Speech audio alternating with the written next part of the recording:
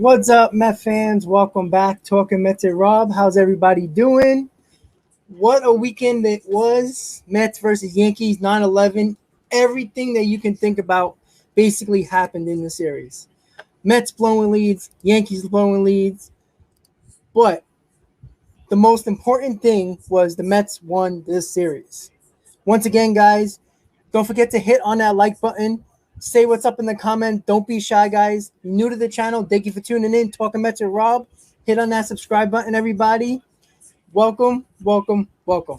So the Mets obviously face the Cardinals tonight, 3-game series. It's actually one of the biggest series of the year. Obviously, the Cardinals are right ahead of us in the wild card standings. Division is not looking too good for us, but the St. Louis Cardinals are right ahead of us, and they're in our way. So the best thing the Mets can do is either take 2 out of 3, but it's better to sweep. We need all the games we can with 19 games to go. So say what's up in the chat, guys. Let me know how everybody's doing, how excited you were about the actual Subway Series. It was an epic performance by none other than the Jersey guy behind me, Francisco Lindor. Finally had a signature Met moment. We talked about this all year. He needed a moment just like Carlos Beltran did. When the Mets got him in about 15 years ago, when he first came up his first year, he struggled, got booed, had a moment early on in the season, the second year of his Mets career, and what did he do? He went on to have one of the best. He was basically a base center fielder in Mets history. That's what we want to see from Francisco Lindor. Absolutely amazing. I was so shocked that Francisco Lindor did what he did. Like, the reaction on my face when he hit that third home run, I was absolutely shocked. Because I thought after Stanton hit that home run, I thought the Mets were done. Honestly, I thought the Mets were done. I didn't care who was coming up, who was coming in the game. It didn't matter. But Francisco Lindor showed up, did what he had to do, gets paid to do things like that, to put the team on his shoulder and win this ball game for the New York Mets. This was his signature moment. What's up, Gaming Bros? Jose, Ghostway, Hector, Nelson. How's everybody doing, guys? It was just an amazing performance by Francisco Lindor, the first ever player to hit 3 home runs in a Subway Series. Obviously, it's going on since 95, 96. When the Subway Series started, it was absolutely amazing by Francisco Lindor. Mr. Cool, thank you so much. Hayden, he always supports my channel as much as I can with his. So I really appreciate it, guys. So again, going over the Yankee and Mets series, both teams are terrible. Let's be honest. Nobody can keep a lead.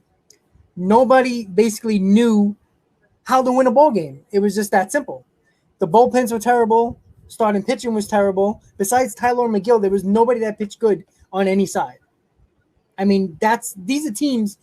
The Yankees are actually closer to the playoff spot than the Mets, but these are teams that are striving to make the playoffs, and they can't actually do nothing.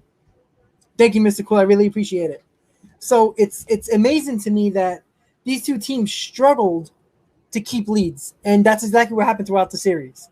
It just shows you these teams are not that good. But at the end of the day, all you need is the opportunity to make the playoffs because we see anything can happen. So recapping game 1, Tyler McGill, 10 strikeouts, career high, pitched the game of his life. The Mets basically demolished the Yankees, with a 10-run performance, beating the Yankees by 7 runs. So that was the easy game there. September 11th, and I do have to say, the ceremony before the game was absolutely amazing. I was at that game. It was emotional. It was packed.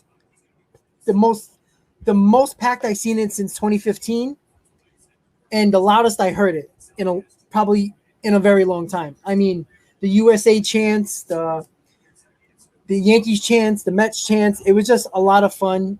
A whole bunch of good things that came around everything involved with the ceremony with 9/11. The players coming together for that moment and standing shoulder to shoulder before the game. It was just really nice. America the Beautiful national anthem was all really, really good. Everybody behaved themselves for the most part before 2 idiots ran on to the field. But with the second game, game 2, once again, the New York Mets could not hold the lead. It was just that simple.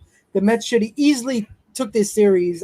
They had leads throughout the whole game. They were dominant, mostly offensively. They had the chance to actually sweep a series against the Yankees and help them out in the division and the wild card. But again, you can't get everything you wish for. Yankees got the big run that they needed, and they lost. So game 1, Tyler McGill star of the game. And game 2, basically, I can't really give anybody the star of the game for game 2 because everybody was just bad, and it was just a matter of who was going to make the big mistake. Baez made the big mistake, right? On that double play ball. He easily had a double play ball that he makes 99 times out of 100. That one time he did not make it. It's just baseball, right? When Voit hit that double play ball, I thought it was going to be an easy double play. But typical Mets, they made an error. Baez actually made 2 errors in the series that really cost this Mets team. But again, nobody played good defense. Nobody pitched well. Basically offense basically took over these games, and that's a little shocking because you usually see a lot of 1-run, 2-run games that are low scoring. But hey, what can you do, right? So going into game 3, both teams got a victory in the series so far. Rubber match, Sunday Night Baseball, ESPN. It was terrible the fact that ESPN had to get the game because it would have been really interesting to hear the Yankees broadcast and the SNY broadcast calling this game on Sunday because everything happened.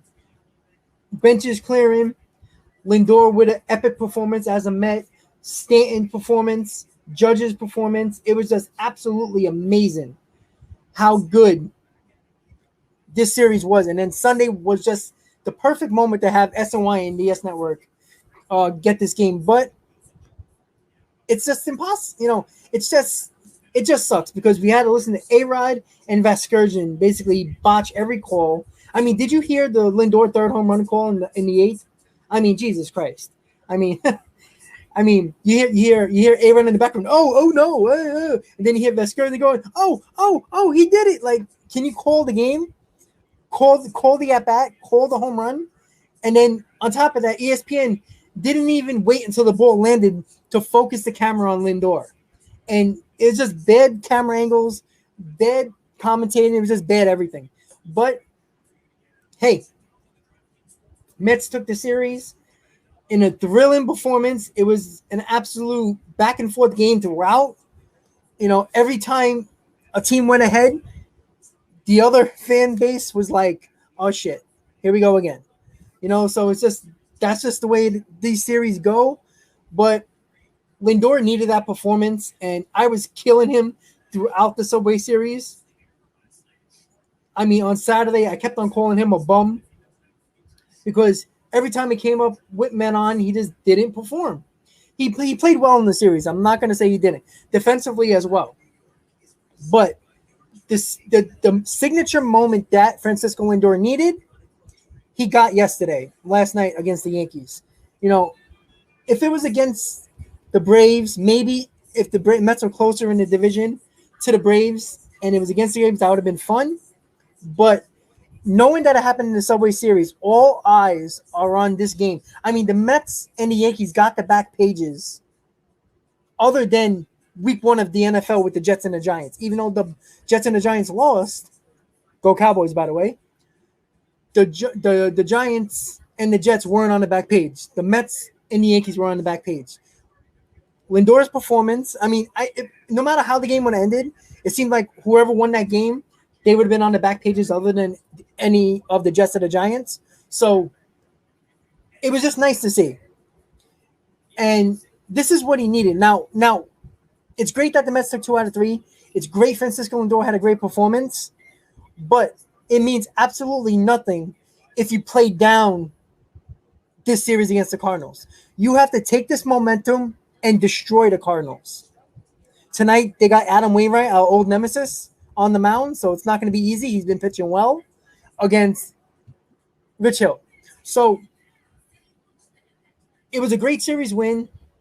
The Mets needed it. Obviously, the Yankees also needed it. That's why it was a big series for both teams, and whoever basically came out on top still kept their chances most part alive. Like the Mets needed to take 2 out of 3 at the very least to stay alive in any situation they had. So that's good. But they have to perform well. Lindor has to continue this hot streak and do what he did in this Yankee series and yesterday. No, I'm not saying to hit 3 home runs every game, but he needs to be clutch. When he's up with men on, he's got to drive him in. That's what he has to do. All these guys, even James McCann with the big home run on Saturday, it's the same thing. You have to continue the momentum and keep on going. That's what the Mets have to do. One more thing. With the whole Lindor and the whistling and the Stanton, that was, to me, I think it's the game within the game, so to speak. Basically, I don't consider what Lindor accused the Yankees of cheating. Lindor did take it personal. Fine. What I always thought, if the pitcher on the opposite side is tipping pitches, you tell all your everybody in your lineup, hey, look, he slows down his motion. He puts his arm angle in a certain way when he's throwing a certain pitch. If you tell the batter that and he goes to the plate looking for that, fine. But when you blatantly whistle when Taijuan Walker is either setting up or whatever's tipping his pitch, and you whistle to alert the batter, that's considered cheating. Because if you guys remember in 2019, the Yankees accused, Aaron Judge specifically, accused the Astros of whistling before Yankee threw a pitch. So the accuser doesn't like to be accused on the same issue that the Astros were supposedly accused of. Now, remember, this was after the video and the trash can controversy and scenario. So all eyes are on the Astros. So if the Yankees are going to accuse the Astros of whistling before the pitch of one of the Yankee pitchers, then you can't complain when somebody else accuses the Yankees. Remember, the Yankees is not the first time. The Yankees are being investigated when the Yankees faced the Red Sox, when the Yankees kept saying that baseball needs to investigate when they heard whistling come from the Yankees dugout before a Boston pitcher threw a pitch. So it's the same issue. So the Yankees are being investigated about that. So at the end of the day, you just have to accept the fact that if the Yankees are cheating, that they should be consequences. But again, nobody really knows. I was at the game on Saturday, so there was no way you can hear whistling from where I was or anywhere you were sitting. Maybe if you were near the dugout sitting, maybe. But at the end of the day, this is not the first time the Yankees were accused of doing this. And the Yankees already lied when they were asked about it. Oh, they were just trying to fire up a team. Who whistles to fire up a team? Like, this ain't college. This ain't high school. You know what I'm saying? So I don't know. I don't consider it cheating, but it's clearly frowned upon by a lot of teams because the Red Sox said it about the Yankees, which caused MLB to investigate, which they still are investigating the Yankees about. And then they do it again, supposedly. And it was just obvious. As soon as VR went to the mound and told Walker what he was doing, the Yankees couldn't get another hit off of him. So clearly the Yankees saw something.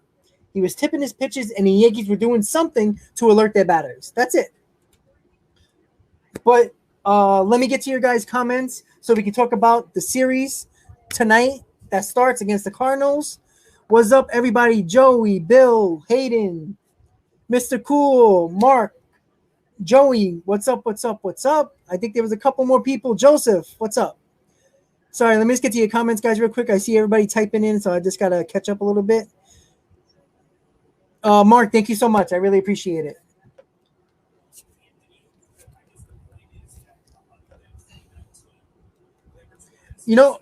Cool. You know what?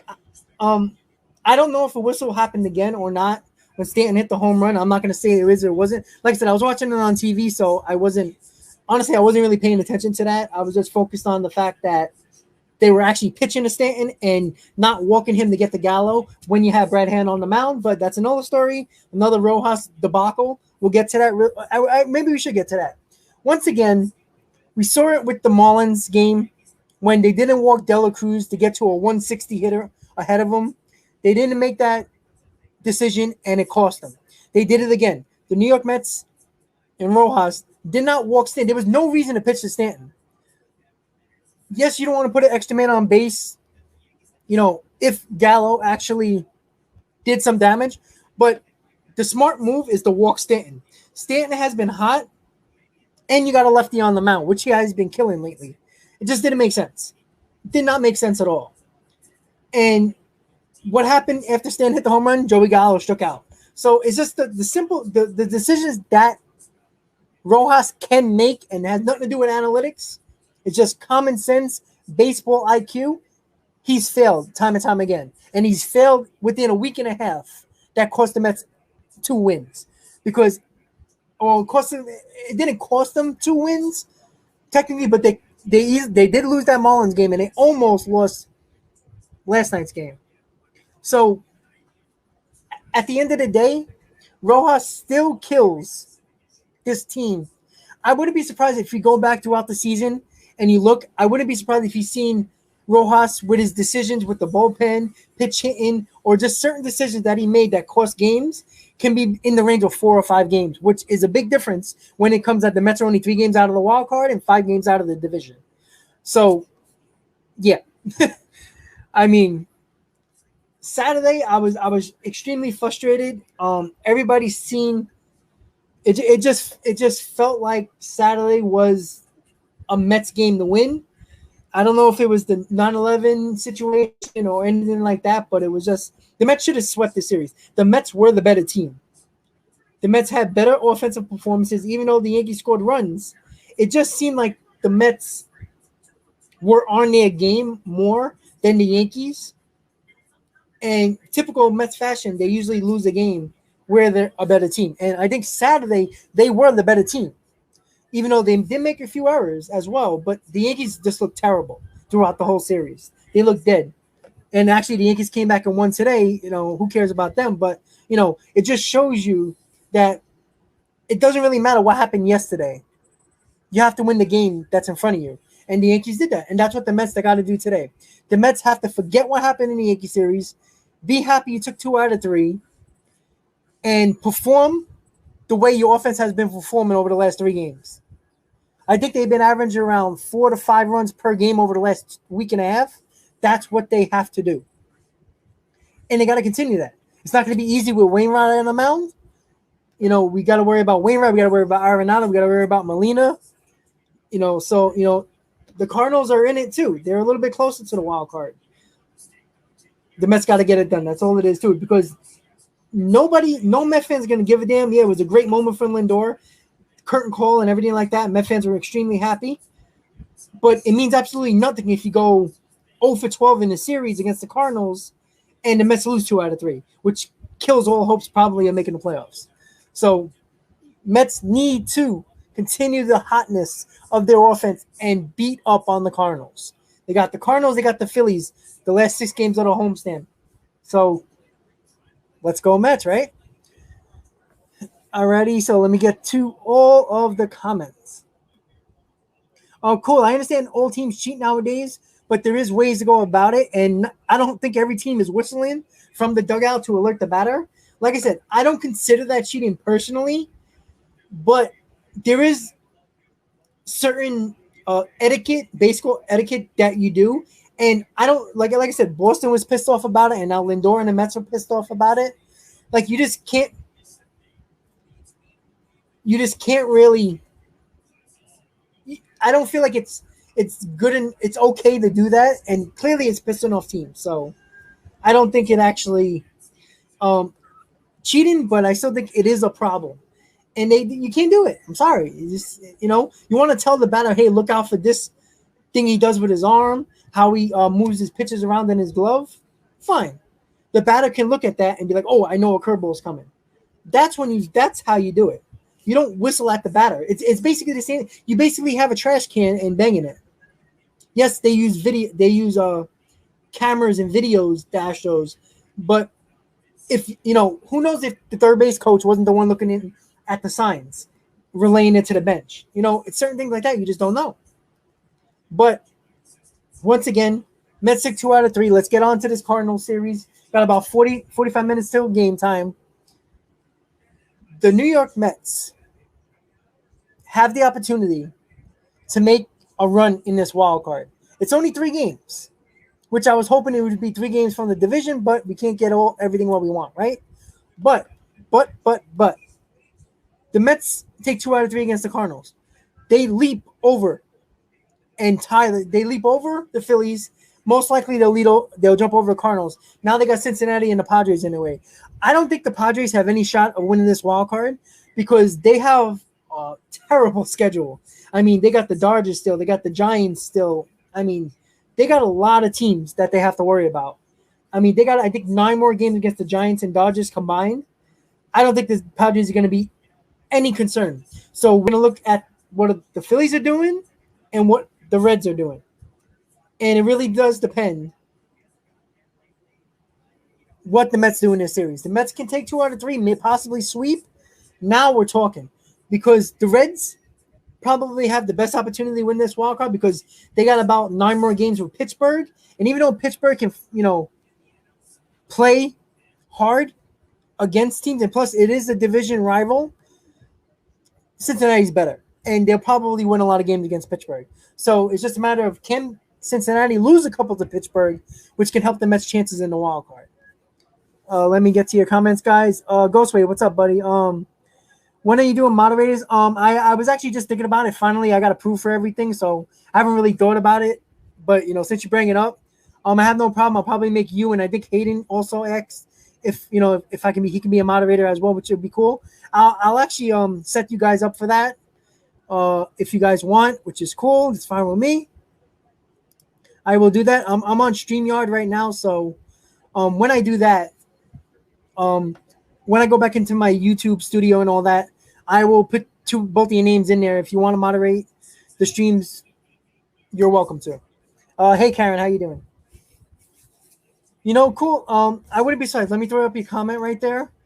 Yeah, I wouldn't go as far as 7. You might be right, but I would say about 4 or 5 at the least he cost based on his decisions. So, at the end of the day, Rojas is gone. Even if the Mets make a play, honestly, the Mets have to go on a major run to the World Series and win it for, I think, Rojas to actually be the manager of this team next year. So, I think Sandy Alderson's out no matter what happens, but I think Rojas is gone, so I don't think we have to worry about him after that. So I'm not sure. I was trying to set it up before I did the stream. I'm still learning a lot of this stuff, but I believe my super chat is set up. You guys can tell me because I am on StreamYard and it's a little different setup. You guys can tell me if it's available. I don't know. Let me know. Again, no obligation to do anything. I'm just letting you guys know to see if everything's set up because I am new to this whole monetary stuff. And I'm trying to set everything up on the go here. Most of my day was looking at YouTube videos on how to do everything when you get monetized because I don't know, So if you guys can tell me in the comments. Oh, okay, it does work. Look at that. Okay, so perfect. Travis, thank you so much. So it works, guys. So once again, thank you, Travis. I really appreciate it. Oh, yeah, Travis, absolutely. Absolutely. You do go live every day. All right, cool. I'm going to look into that. Thank you so much for the donation. I really appreciate it. I guess it works. Cool. I really appreciate that, Travis. And you always got to support the fellow Met fan, especially when they're on YouTube. I try to do my best. I'm really close with Hayden. Everybody knows that. We do streams together. Hopefully we can do a couple more streams before the season ends, which would be great. But thank you so much. I really appreciate it. Let's get to another question. Hector. Travis, I'm going to leave you up there for supporting me. Thank you so much. Let's see. This is a very interesting question. This is from Hector. Since Rojas was the second choice, do you think he really wanted to manage the team? I think if you have an opportunity to actually manage a Major League Baseball team, there's not a lot of them. There's 30, right? Or 31, whatever it is. Listen. I think he wanted to manage his team. Like I said, I always liked the people who came up from the bottom of an organization and worked their way up. I really like that. Bill, thank you so much. I'm going to get to your question really quickly. Let me finish Hector's. I think he wanted to manage. He worked his way up from the minor league system, which I love, by the way. The Braves did that with Snicker.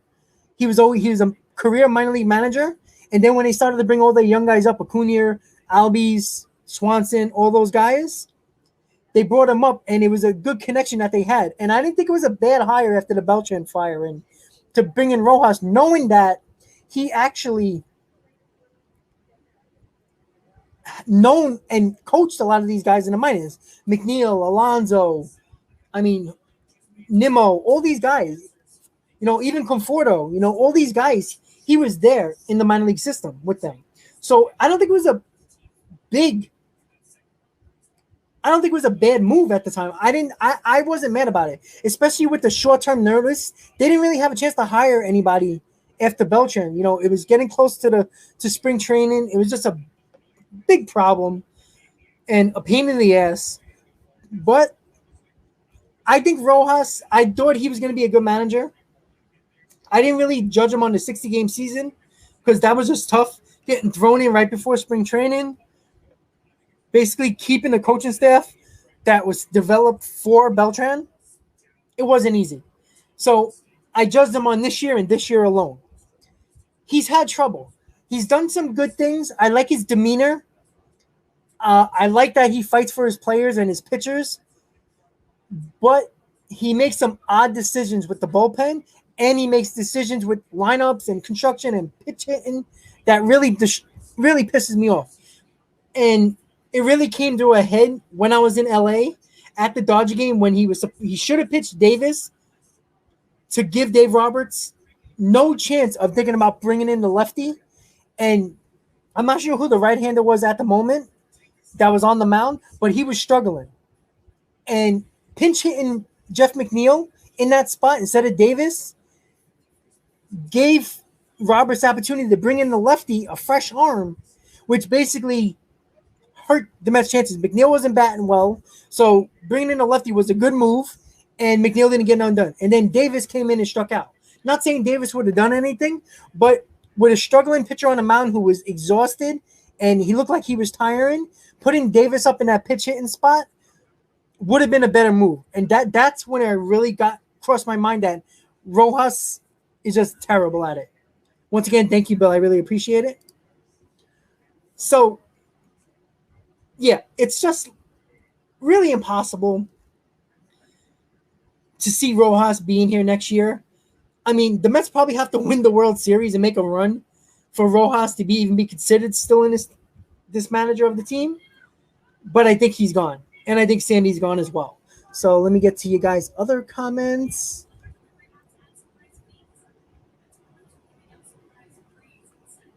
Oh, that's awesome, Hayden. Cool. Well, maybe, hey, Travis, you know what? Maybe we can hook up one day and do a live feed during a game. How about me, you, and Hayden? Why not, right? Getting more people together on streams is a lot of fun, actually. It could be terrible as well if the Mets are getting their ass kicked, but that's okay. Bill, let's get to Hill versus Wainwright. Who will win the battle of the old timers? You know what? Rich Hill's been pitching good, but Wainwright is better. The Mets always have trouble with Wainwright, but we do have to see if the Mets can finally hit Wainwright because the guy's 40 years old. Could we please hit him? He's been pitching well, but can we hit him, please? Well, you'll know right away. I think you'll know right away. Like the same thing when I say with Diaz. When you see the first pitch, you probably know when Diaz has it or he doesn't have it. Yesterday, I think he got a little bit lucky because Stanton swung at a ball that would have probably hit him in the face if he didn't move, and he popped it up to Lindor. So, you just see how it is. Wainwright, you see how he is in the first inning. He's Rich Hill struggles sometimes in the first inning, which most pitchers do. But you'll know if Wainwright is on in the first inning, we're in trouble.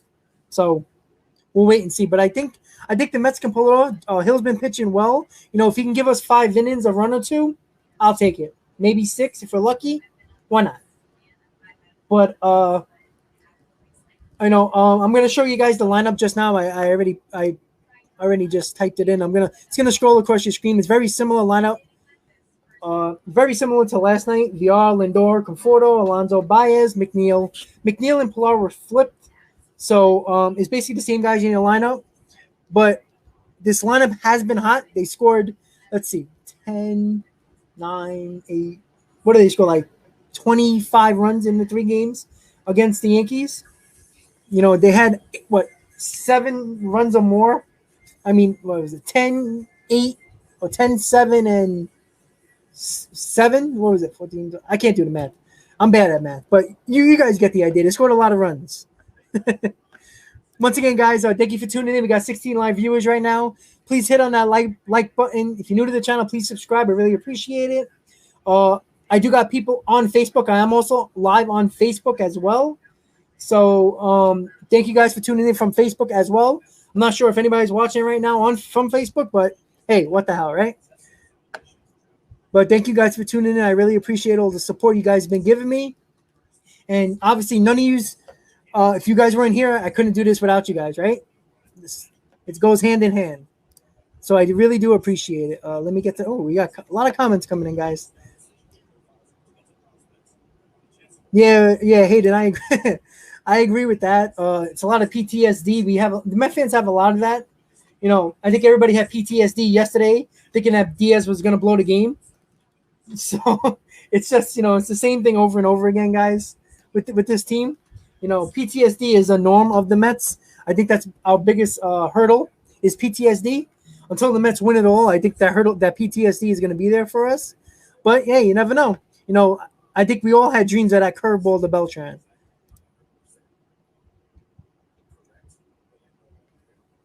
Yeah, you know what? I just think, Beltran had a relationship with him. And I forgot what it was, the African American guy. I forgot his name.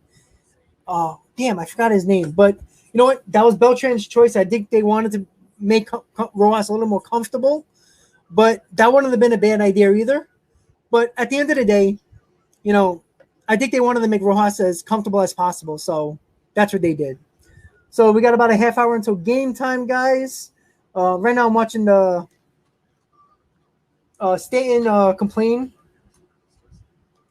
about Lindor. Were you guys whistling to tip pitches yesterday with Walker on them? No. So I'm not sure who asked the question, but they asked Stanton. Did you guys whistle from the dugout and so knowing that Walker was tipping pitches? And he hesitated and said no, just like Gallo did. So I think they were doing something. And like I said, they don't have to admit it. I don't think they should. But again, guys, I mean, cool spin. It's your lucky day. I'm here all night throughout the entire game. So you got to deal with my face for all these hours. So hopefully you can last. So I'm going to be with you guys throughout the game. All right. Karen, 100% agree. That's the guy I want. Buck Showalter, I think he's the perfect guy for this scenario. I'm sick and tired of these first-time managers that keep on falling apart, don't have the experience. We need an experienced guy for this team. I think it's, if you're expecting this team to do good and make a run for the playoffs, possibly World Series champs, you need a guy that can be a leader. Rojas is not a leader. He's a guy who gets every decision from the analytical department, and when the Mets give him an opportunity to make decisions with pinch hitting and bullpen, he screws it up. And I don't think the Mets need a guy learning on the job. They need a guy that knows what the hell he's doing. Karen, I agree with you. I 100% agree with you. All right, so Travis, Hayden is down. I guess Hayden got my info, so if you want to all get together and talk about it, you can message me on Instagram, Hayden, or Twitter, wherever you want to do, and we'll get it together and we'll pick a game or just go live and talk Mets. Whatever you guys want to do, let me know. I'm definitely down for that. Everybody's a Francisco Lindor fan now. Listen, it doesn't excuse his terrible start. basically the whole season. But it shows this is what I have to say, and I thought about this, and I said it on Twitter yesterday after the home run. So when the Mets signed Lindor, and when I noticed what Lindor was throughout the whole year up until this Yankee series, Lindor always was the one, cracking jokes with the other team, smiling, being happy, go lucky with the other team. He did not do that in this Yankee series at all. He played with a chip on his shoulder. He played angry. And Friday, he wasn't that good offensively, but Saturday and Sunday, he was. And Lindor played with an edge. I don't know if it was the whole whistling thing that got him so pissed off. He was focused. And it shows you what a guy can do like Lindor when he's focused and playing angry. If Francisco Lindor plays angry like McNeil plays angry, Lindor would be the best player in baseball. You saw that he was agitated what the Yankees were doing or not doing, but he felt like they were doing it. He had a chip on his shoulder and he was pissed off. Lindor needs to play with his chip on his shoulder. He needs to pitch. He needs to play angry because that's the performance you can get. I'm not saying 3 home runs every game, but the big time guy who, oh, by the way, also hit a home run in the playoffs in the ALDS in Game 2 when he was with Cleveland against the Yankees, against the guy he hit the home run, the third home run against last night, Chad Green. So, once again, he hit a home run against Chad Green. So, I expected Lindor to be a really good player for us. Nobody's going to live up to a contract that he got, so I'm not looking into that. But he needs to be the guy with a chip on his shoulder. And when he plays with that type of pissed off chip on his shoulder mentality, that's the player we can get. And that's what we need. So I think Lindor, I just really hope he keeps this momentum going with this team against the Cardinals. Because if he goes 0 for 4 tonight with 3 strikeouts, Mets lose, we're back to square one all over again, right? He needs to play with an edge on his shoulder, chip on his shoulder. That's what I think. Hayden pooped himself when Lindor won the game. I don't know, but honestly, I was in this seat right here watching the game, and I swear to you guys, I did not think Lindor was gonna hit that home run in the 8th. I thought he was gonna maybe walk, maybe ground out, slow grounder to somebody. I did not think he was gonna come through. When he hit that home run, I didn't even scream and go crazy. I was like, I swear to God, I said, holy blank. That's what I said. And it started with an S. That's what I said. That's what I said. It's absolutely amazing. That's all I said. I had my hand over my mouth like, oh my God, he actually did it. Because there was so many moments, like Pete Alonso on Saturday. I swear to you, I was at that game when he hit that ball, and his reaction when he hit that ball, I thought it was gone.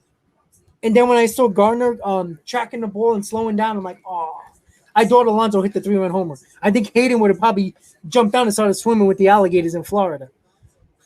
But that's what I thought. And I was shocked. I could not believe, guys. I couldn't believe it.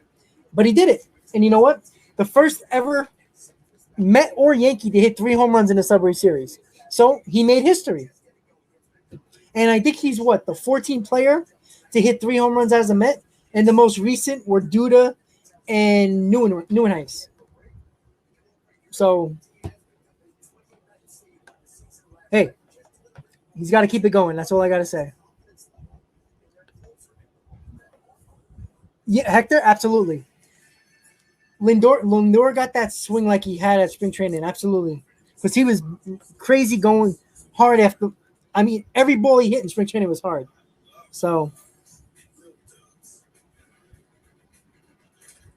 sorry. I got a reply on Twitter by a Yankee fan. Oh, I don't know if anybody knows this. Maybe you might know. You know Caroline Jastrzemski? John Jastrzemski's sister? who was on WFAN radio. Me and her had a back and forth yesterday on Twitter. She said something about when with the whole with Saturday with Sunday when Garner had the thumbs down and Stanton was coming around the bases and chatting, and she said something like somebody was a punk or something like that. I forgot what it was. And oh no, when Cole jumped over, it was a video of Cole jumping over the banister and going like this and to Lindor and Baez. And my comment to her was, wow, that looks like some sticky stuff there. That's all I said. It was a little, jab at Cole. But, I mean, Cole looks healthy. He should have pitched, right? Maybe the Yankees would have won if Cole pitched on Sunday, right? So, and she was the one, I don't know, you guys probably seen it, when she says, Stanton, sit on my face. She said that with a lot of players. That was big all over social media. That's her. And she came back and she goes, oh, nice comment, bro. And then I was going to say, why don't you let Stanton sit on your face? Maybe it'll make you feel better. That's what I said. So, we had a little back and forth, but that was my own personal fun that I had on Twitter. But yeah, Lindor, big game, love it, but he's got to continue it. He's got to put this team on his shoulder. Ouija, what's up? What's up? Let's see if I missed anybody. Raven, yeah, I agree. It is sad. Like, I mean, when I was at the game on Saturday and they had the rosters of the Mets and the Yankees, not one player was hitting 300. The closest player to 300 was Aaron Judge, and I was 294 at the time. No, not one batter on the Mets or the Yankees have a 300 average in the starting lineup. That's just terrible. And it just shows how bad baseball has been with that.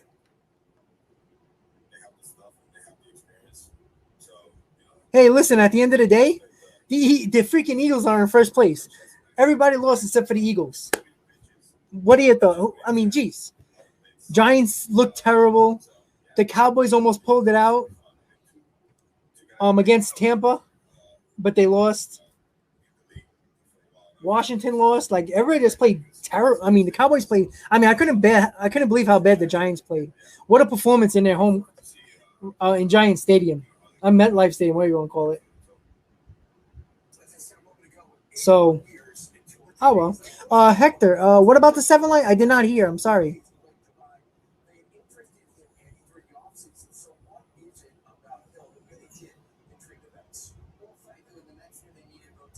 That could be a possibility. Hector, when you do come back, I don't know what you were talking about with the 7 line. I don't know what they said. Because I did listen to Orange and Blue thing. Maybe I missed it. But, oh yeah, about A-Rod. Oh yeah. He did lie on TV saying that when Piazza hit that home run, he was watching it on his couch. But somebody did the research, and he was actually playing as a Mariner in Seattle or Texas, if I'm not mistaken. Either Seattle, he was playing a game at that time, at that moment. So we couldn't watch it. So he lied on TV, which is not surprising because he lied about steroids on WFAN to Mike Francesa. So, yo, Hayden, it was a long game. I wasn't the only one, I'm telling you. I was doing my scorecard, so I was awake, which I have here today, by the way. Got ready to go. So I was doing my scorecard because I really wanted to do the scorecard at the game on 9/11, but I was taking so many pictures and it was just too much. It was packed. It was a lot of people. But when I was doing, like, I was literally like, holy, I couldn't, like, I was so pissed off because Stanton tied the game. I thought we were going to lose, and it was just going to be the end of the Mets season, and just pissed me off. I mean, it definitely woke me up. I was up an extra hour and a half listening to the post game of the Mets and the Yankees, seeing what the players had to say about the whistling and everything like that. And I kept on WFAN. Usually I like to keep on WFAN with Alexa. Okay, Alexa didn't go on. Usually I leave it on while I'm asleep or while I'm dozing off to sleep so I can listen to the radio while I fall asleep. So I was listening to that. So it was just a fun time. Like, hey, we got that moment that we were waiting for, the Beltran type of moment. That's what we got. The sad thing was, and I don't think I said it, maybe I did, the worst thing that happened was ESPN called the game last night. How epic of a call Gary Cohen would have when Lindor hit that third home run. I mean, I wish SNY would just pay Gary Cohen to do calls, do big calls like that. Just pay him, even if he's at home watching the game. He should just call the game and just tape it. And if big moments happen like that, I would love to hear Gary Cohen's call. But unfortunately, we didn't get that. No, Koosman, absolutely. Like I said it on Twitter, Randazzo's call was very well done. He explained what was happening. He was excited. He was pumped. You heard the crowd noise in the background. It was a really good call. But nobody can beat the Howie Rose call. Who knows what he would have said? You know, not Lindor's home run wasn't exactly Wilmer Flores moment, but if it had that feeling, that vibe a little bit, Mets are down and out when Stan hit the home run to tie the game. The Mets are out of it. The same thing with the Mets against Washington. You didn't feel like the Mets are going to pull that game out, but they did with Flores' home run. With the Howie Rose call and the Gary Cohen call, Wayne Randazzo has done a good job. I like Wayne Randazzo. He got that old school voice when he commentates the game. I like him.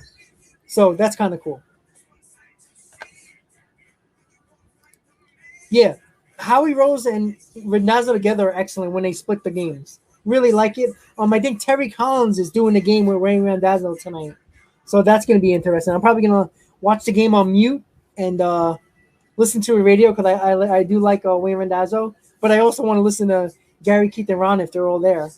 So SNY showing Noah Syndergaard threw a light bullpen session today and is scheduled to face live batters later this week. So he might come back with like 5 or 6 games to go. Maybe we're still on the hunt. You never know.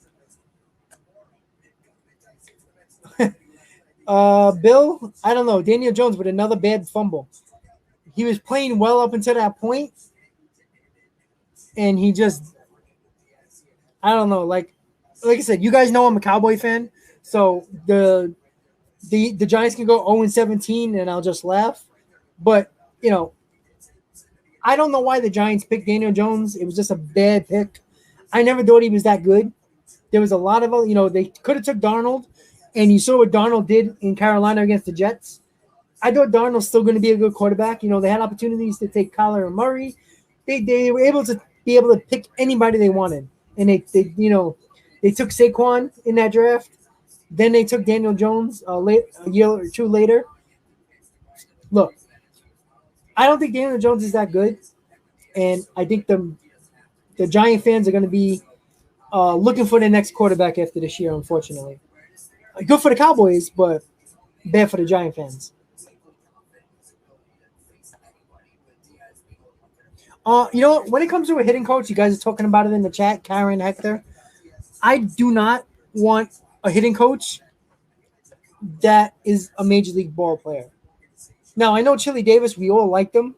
We thought he was good with the team. I think that was a formality, to be honest with you. I think I don't think it's that big of a deal.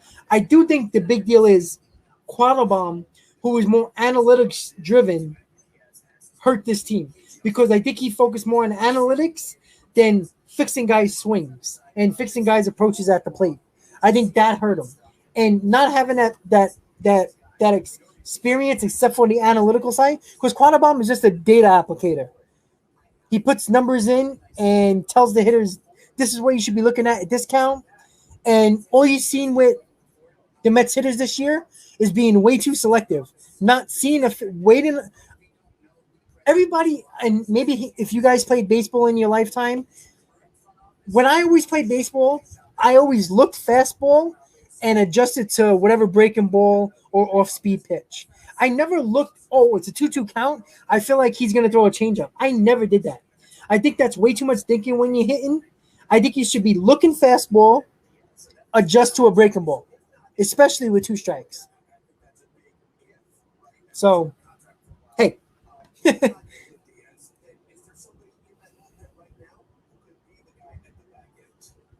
Alrighty.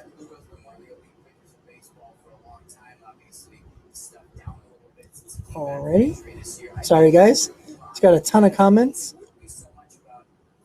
I'm live on Facebook also, so I guess people are actually watching and looking. Just give me 1 second, guys. I'm sorry.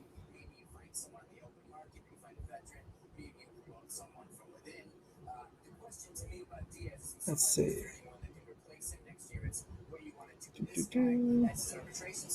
Alrighty. Sorry, guys. Just checking something out.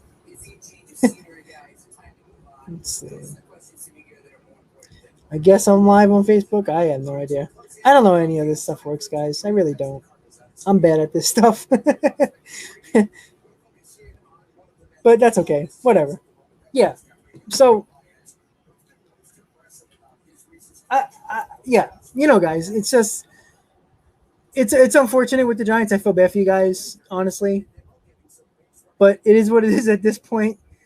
I mean, we'll see if Nimble's running the bases, by the way, so maybe he might be back in the game maybe a few days. I think Cam Newton's done, honestly, Bill, in my opinion. But, yeah, I don't like Cam Newton. I think he had one good year, and that was a Super Bowl year, and after he got killed against the Broncos, he was never the same guy.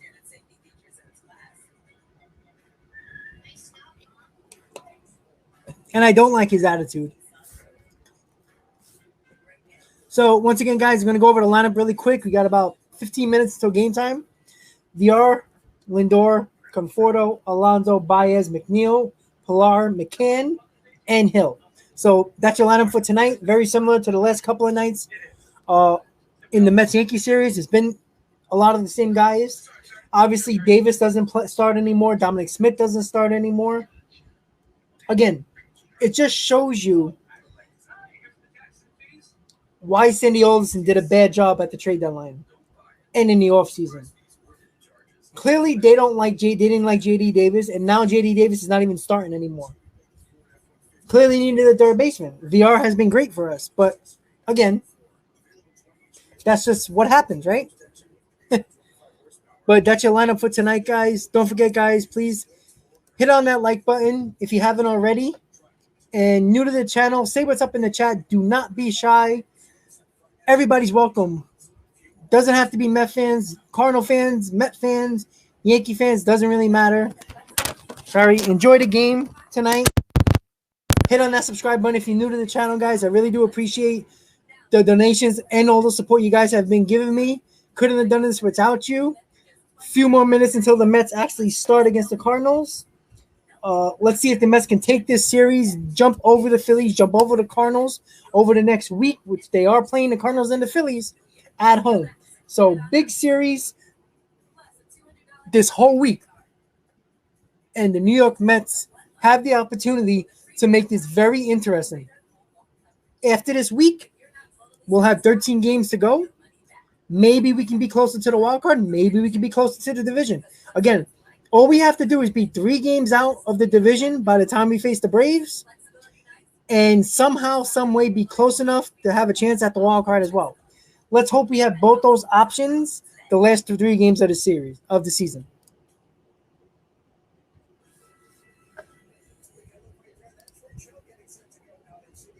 That's right, LFGM. Let's go, Mets, baby. We need a nice performance from Rich Hill tonight, formerly known as Dick Mountain.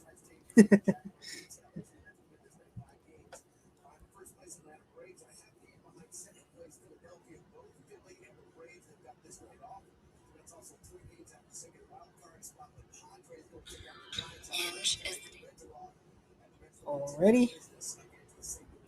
Sorry, I'm just checking something on my YouTube really quick. I see the ads. Interesting. I never had that before. It's very interesting, actually. I'm just not used to it, guys. I really do appreciate all the support that you guys gave me, because I'm just shocked.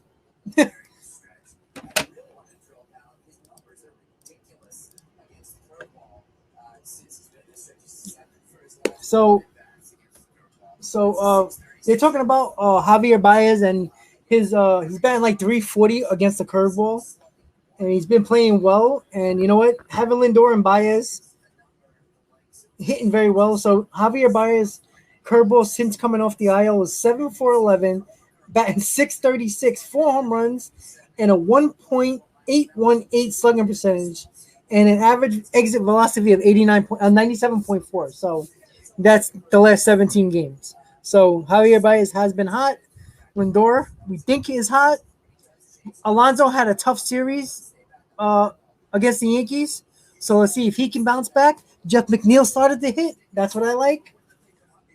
VR has been playing well. So a lot of the guys have been playing well, and it's very nice to see. But don't worry, guys. When the game starts, I will have MLB.com ready so you guys can watch the game day feed while we talk about the game and everything else you guys want to talk about.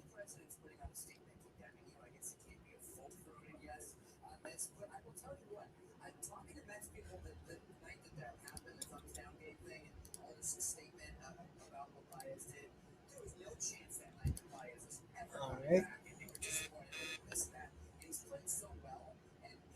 Alrighty, guys, just give me a second. I'm just gonna set up MLB.com. So when the game starts, you guys are able to see it. All right, here we go. Oops.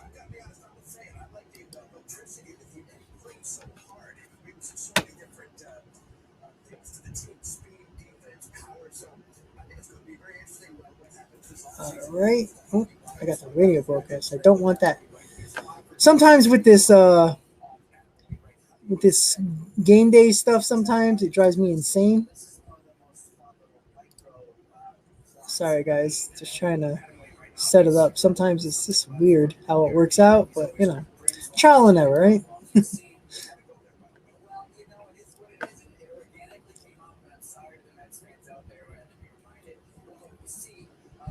All right, that looks better.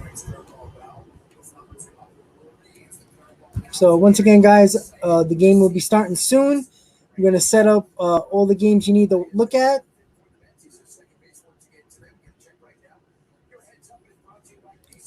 Alrighty, there we go. So I'm going to set it up just now so we can get it ready to go when the game starts.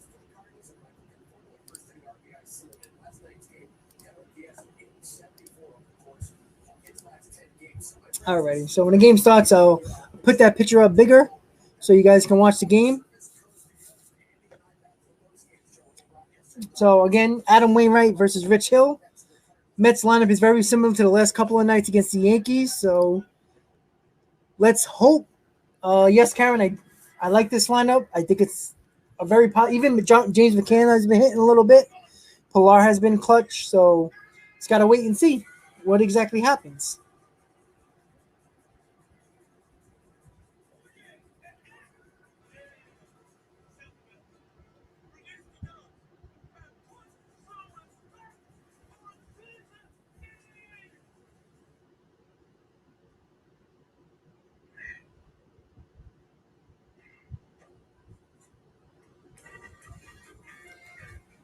All right.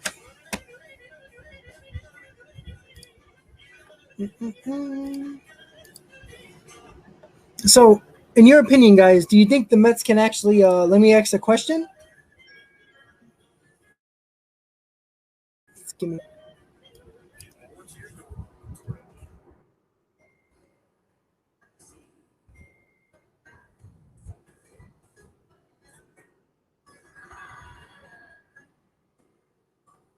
All right, I'm gonna put this question up. I'm gonna say it as well. All right, guys, do you think the Mets can make the playoffs, and why? This is what I'm gonna ask you guys before the game starts. Do you think the Mets? Now, obviously, mathematically, they still have a chance. But what do you believe? Do you actually believe the Mets can still have a chance and make the playoffs? Just your own opinion, based on how they're playing, about other teams that have tough schedules. The Mets have a tough schedule, but in your opinion, not just mathematically, but in your heart of heart, do you think the Mets can still make the playoffs? And do you think they can catch the wild card or catch the division? Let me know your thoughts in the comments, and we can discuss it before the game starts in about 10 minutes. So, in my opinion, Hayden, and he's calling Alonso home run tonight. Well, hopefully it's a big home run that gives us the lead. And you do just say that every night. Hey, listen, if you do say that every night, you will be right on some days. That's what's important. But so to answer my own question, do you think the Mets can make the playoffs? I say yes, but I do have that feeling that it's only going to be a wild card. And only because I think the Braves are just going to win a little bit too much. I did do a video about what I still think 86 wins is going to win either the division or get a wild card spot. And I think the Braves are going to be just over that. And I did a video about how every team that has a chance to win the NL East and win a second wild card spot, how each one of them, and broke it down what they need to get to 86 wins. If you haven't checked out that video, please do.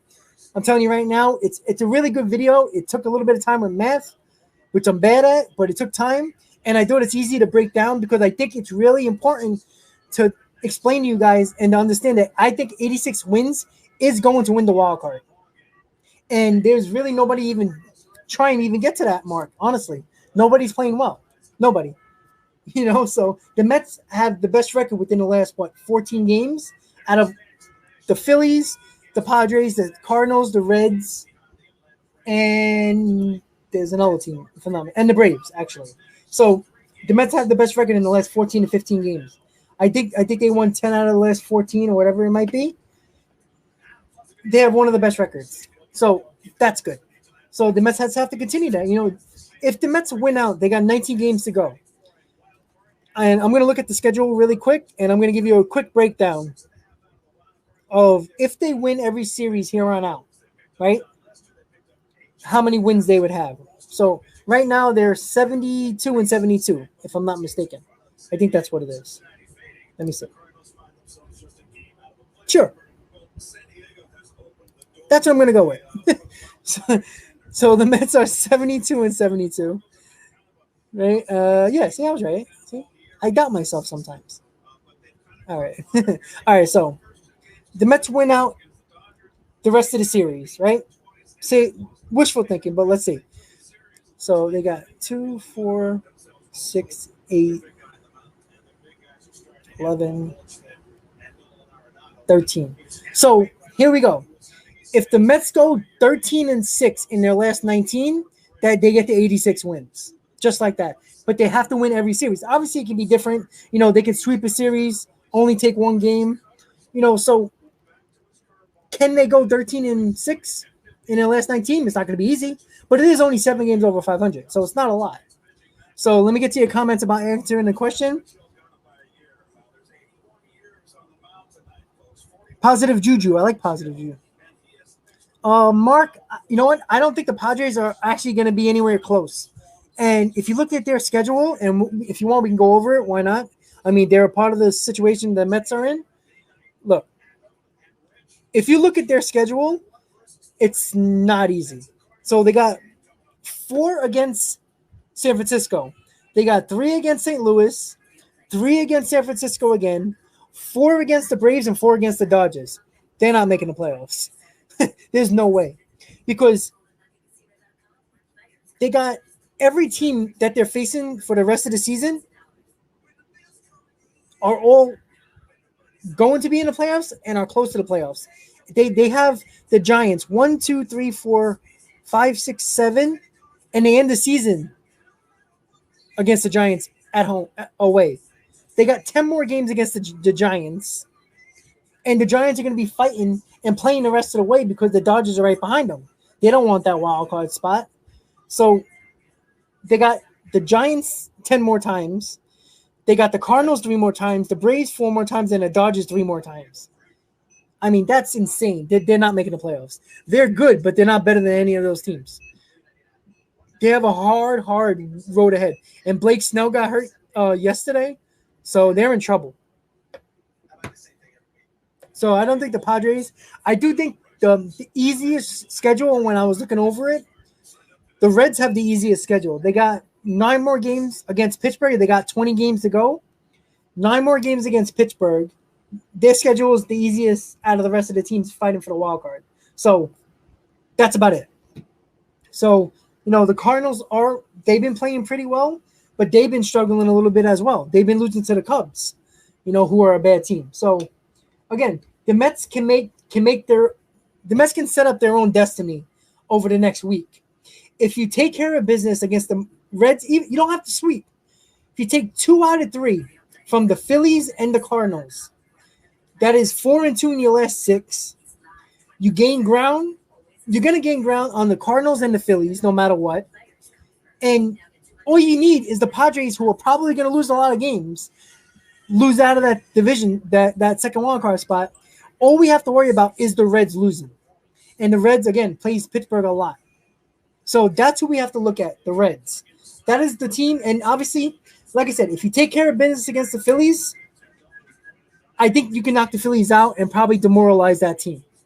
Because the only guy that's been hitting on that team is Harper. Nobody's been hitting on that team. Harper's been tearing it up for the past month and a half.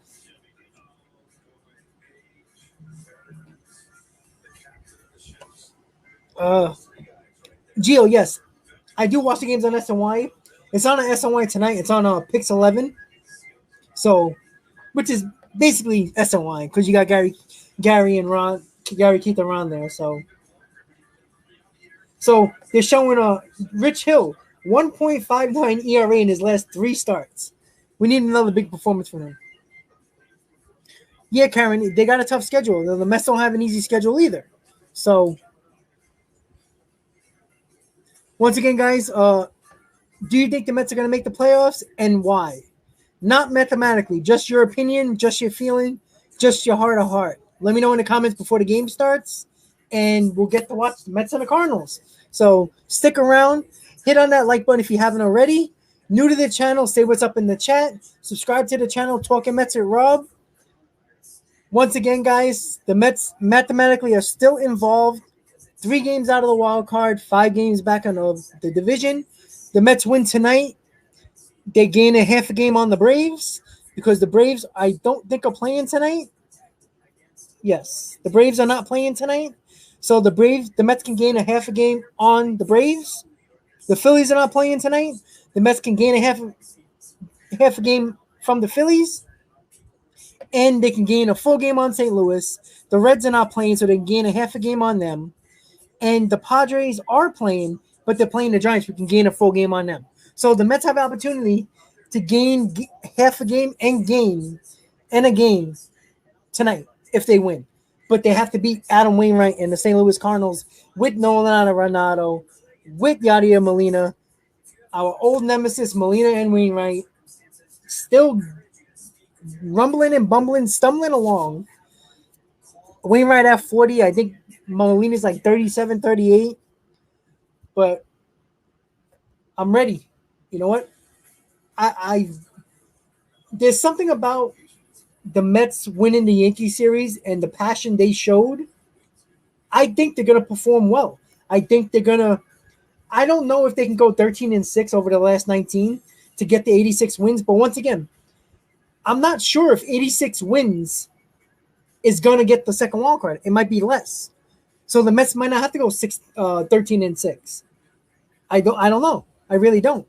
Because like I said, I think the Reds are the biggest threat because of their schedule.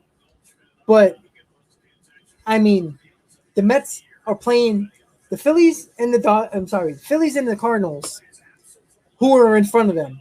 They're to jump over teams. It's in their own hands, and they're at home. They're playing the Phillies and Cardinals at home, so that's important to realize too. So, all right, guys. So the managers are coming out, talking to the umpires. We are gonna have the Mets versus Cardinals right here. Talking Mets and Rob. Don't leave. Stick around. Let's enjoy the game together. We will have some fun tonight, hopefully. Obviously, it's a lot more fun when the Mets win, but it's always good when you have reactions from me, from anybody else, with the comments. If the Mets lose, like I said, it's always sombering after a Subway Series when you have 35,000 fans in the stadium and it gets down to like 20. That just happens. So that's why, the Mets have to stay up. They have to motivate themselves right now because it's not a packed house. It's a Monday night. It's a school night. School just started back in New York. So, these are not games that are going to draw big crowds because, well, it's a school night. People work.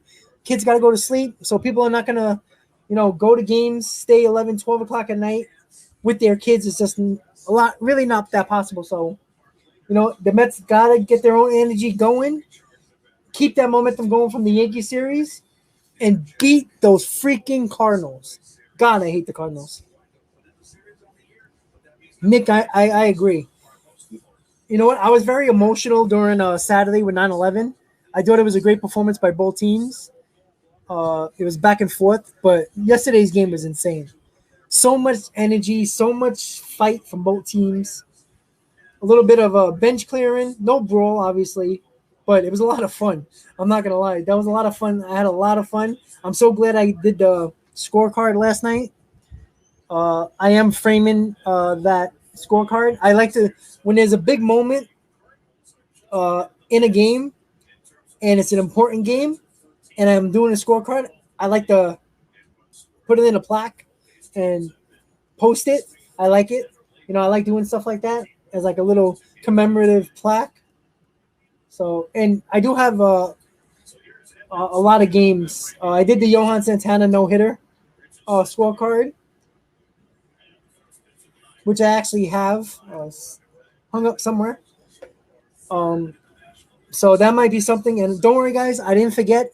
I will be doing a giveaway for hitting 1,000 subscribers. So it's just a matter of me putting all the pieces together because I think I'm going to do a double giveaway for that. So more people have an opportunity to win. So, Cool Spin won, Hayden won. The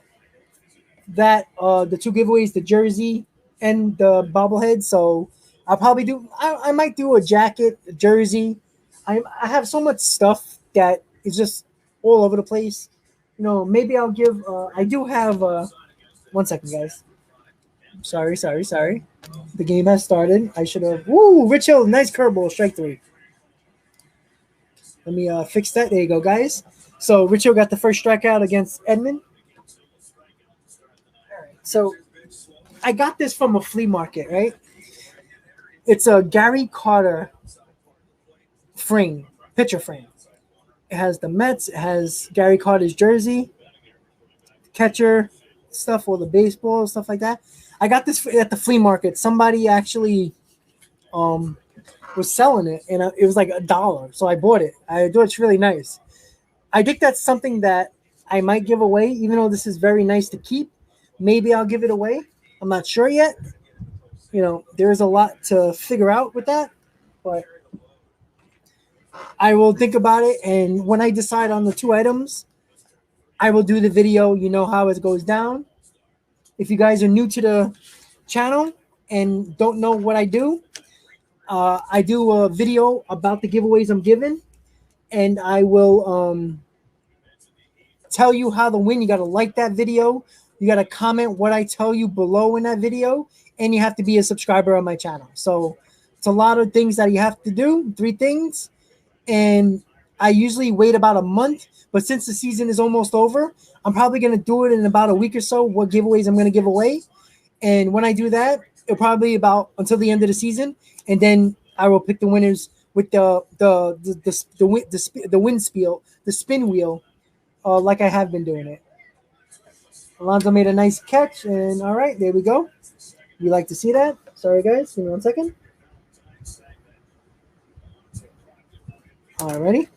So that was a nice play by Alonso. Sorry, I'm doing my scorecard, so don't mind me.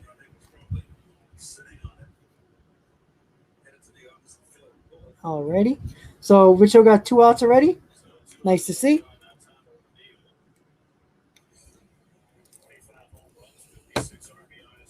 So Richell's looks like he got his good stuff tonight, so that's good to know. He's throwing hard too. He's throwing 89. Nice to see. Nice. Let me check the comments. Oh, I'm sorry. Well, at least you get live updates from game day at the very least. Let me see. Dan. Sorry. Dan. Can they get back Syndergaard to be closer for the rest of the year? They might. It's possible. He's throwing the live batters sometime this week, so maybe he'll be back with like 10 games to go. Maybe if we're lucky, he will be in the bullpen closer. Maybe you never know. You just never know. But if you can get him back in the last few games, it might be important games. You just never know. All right, Nick. No problem.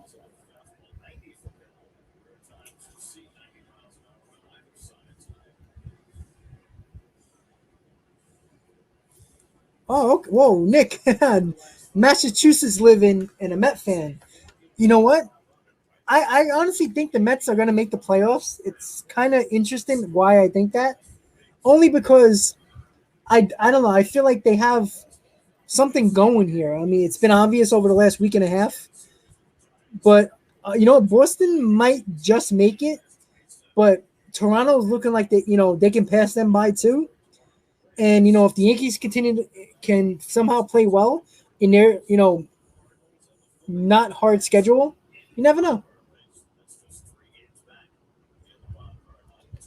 But I think it's going to be Boston and Toronto that make the playoffs. To be honest with you, for the wild card. And Mark, if they make yeah, I agree. I said this earlier. I think the Mets division hopes, even though they only have to be within 3 games when they get to the Brave series at the end of the season, they I think they have a better chance because nobody's been playing well who's fighting for the second wild card spot. So I think the Mets have opportunity there.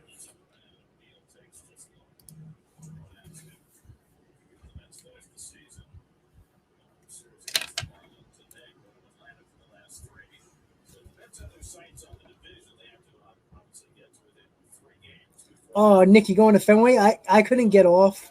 I actually had I bought one of the tickets thinking that I can actually go, but work had other ideas, so I couldn't go. So I had to sell my ticket to another person who needed one, who wanted to go. They couldn't get a ticket, so I wish I was going, Nick. That would have been great. I would have found you somewhere, found you at Fenway. But yeah, it's going to be epic there for sure, especially if the Mets are still in it mathematically. It's going to be a lot of fun for sure. Uh, I went to the last one when they had the Wicked Loyal shirt for the 7 line. That was great. So hopefully you have a good time. Hopefully it's going to mean something to both teams. They're both going to be fine for playoff spots. So hopefully you have fun.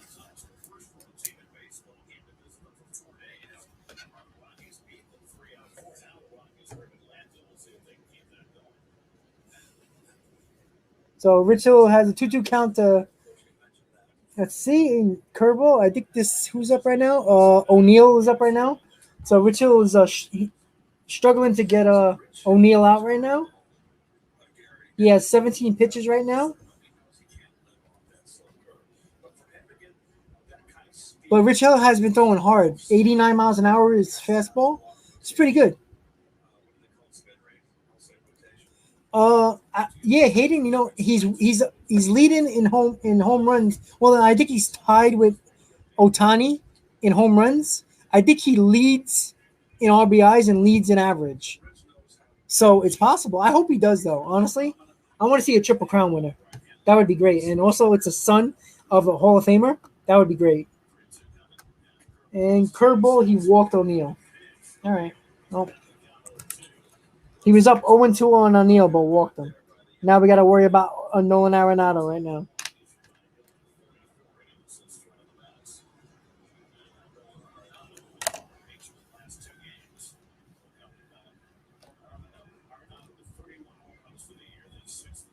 So Arenado got having a great year. 255, 31 home runs, 96 RBIs.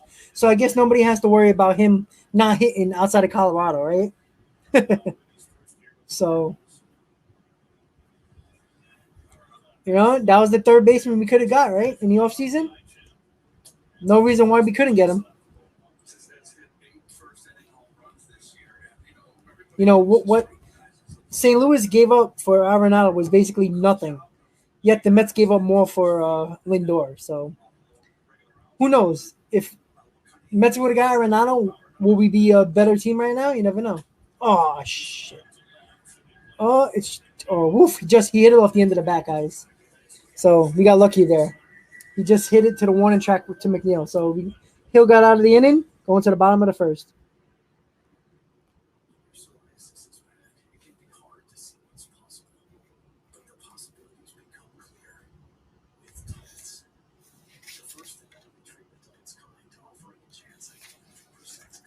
So after one inning, guys, there we go. I don't know if you guys can see it. Let's see. So going to the bottom of the first, guys. See if the Mets can go hit Wainwright, which we never do, but you never know.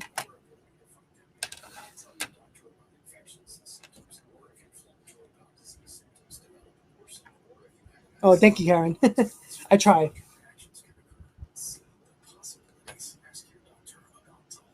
The Braves are playing the Rockies, if I'm not mistaken. I think that's who they're playing. And the Rockies have been beating up teams that we need. Let's see. I think they are playing the Braves play tomorrow. Yeah, the Braves are playing the Rockies in Atlanta. I think they're playing them 4 games. Let me see.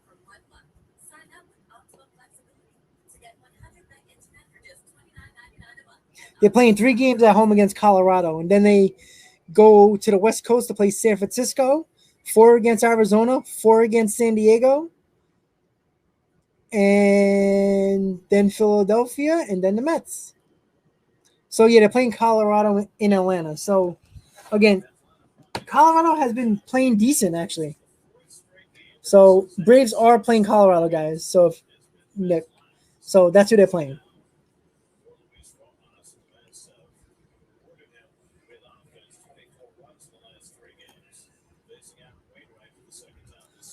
All right, so again, Wainwright on the mound for the Cardinals. Yeah, Nick, absolutely. The Mets do have a shot. Like I said, the Mets have, I think, the third hardest schedule, the remaining schedule, over the rest of the teams that they're trying to chase. I think the hardest schedule is the Padres and the Phillies, and then the Mets. So, and again, Cincinnati has the easiest schedule out of all the teams. So, something to look at. Yeah, 8-time Gold Glove. That's insane. If you guys remember, or you might not remember, I did a video in the offseason about the Mets trying to get Harrison Bader, the center fielder for the Cardinals. And it was kind of interesting, actually, because I thought Nimmo wasn't going to be that good, and he shut me up, which I'm fine with. But I like Bader, honestly. And that's a base hit down the line. Can VR go too? He stays at first with a base hit for VR. Staying hot. That's what I like to see, guys. First pitch. And Francisco Lindor is getting a standing ovation from the Met fans. Nice. That's what I like to see. Come on, Frankie. Here we go. Score early against him. Because when Wainwright gets into his grooves, oh boy. I don't think Arenado is going to opt out, honestly. It's a lot of money on his contract. I don't think he's going to get more than what he got. So I think he's going to stay with the Cardinals. I mean, there's no better place than playing for the Cardinals. Like, you don't get booed ever. The fans cheer for you, so I think he's going to stay in St. Louis, Gio.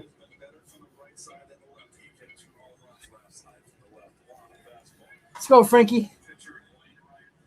Got another superstar performance? Why not? Let's go.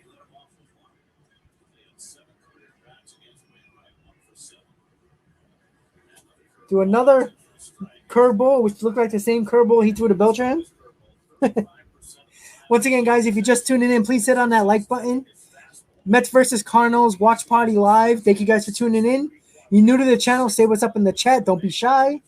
Talking Mets and Rob. Hit on that subscribe button, everybody. Lindor is up with VR on the first with nobody out in the bottom of the first. Wainwright on the mound for the Cardinals.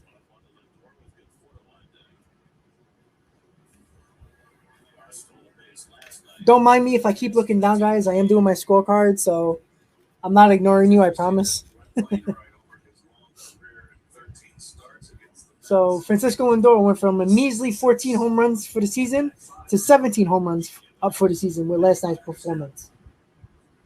And Lindor hits a pop up the left field, and it looks like it's a can of corn for a kneel, and 1 out.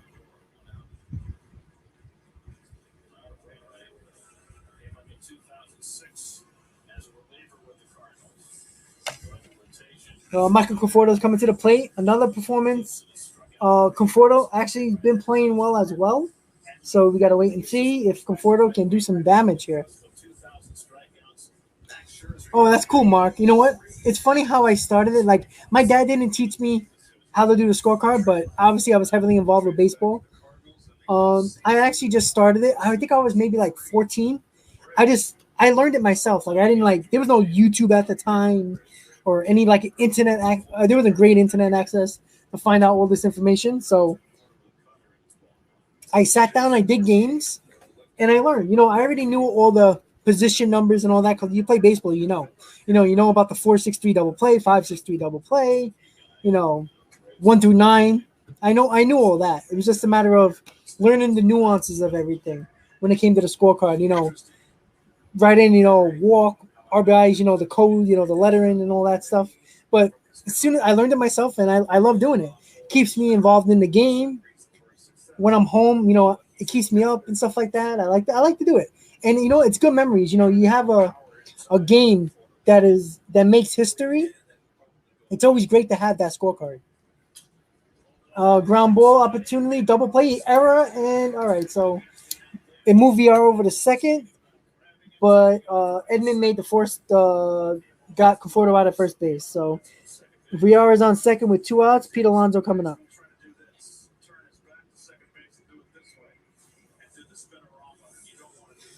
Let's see if Hayden's wish comes through and Alonso hits a home run tonight. That would be nice, right? 2-run homer in the bottom of the first, take the lead against Wainwright. Once again, guys, Super Chat is up. It's actually working. I'm shocked that it's working. Once again, it's all because of you guys, and I really appreciate it. Pete Alonso is at the plate with VR on second with 2 outs to see if Pete Alonso can drive him in.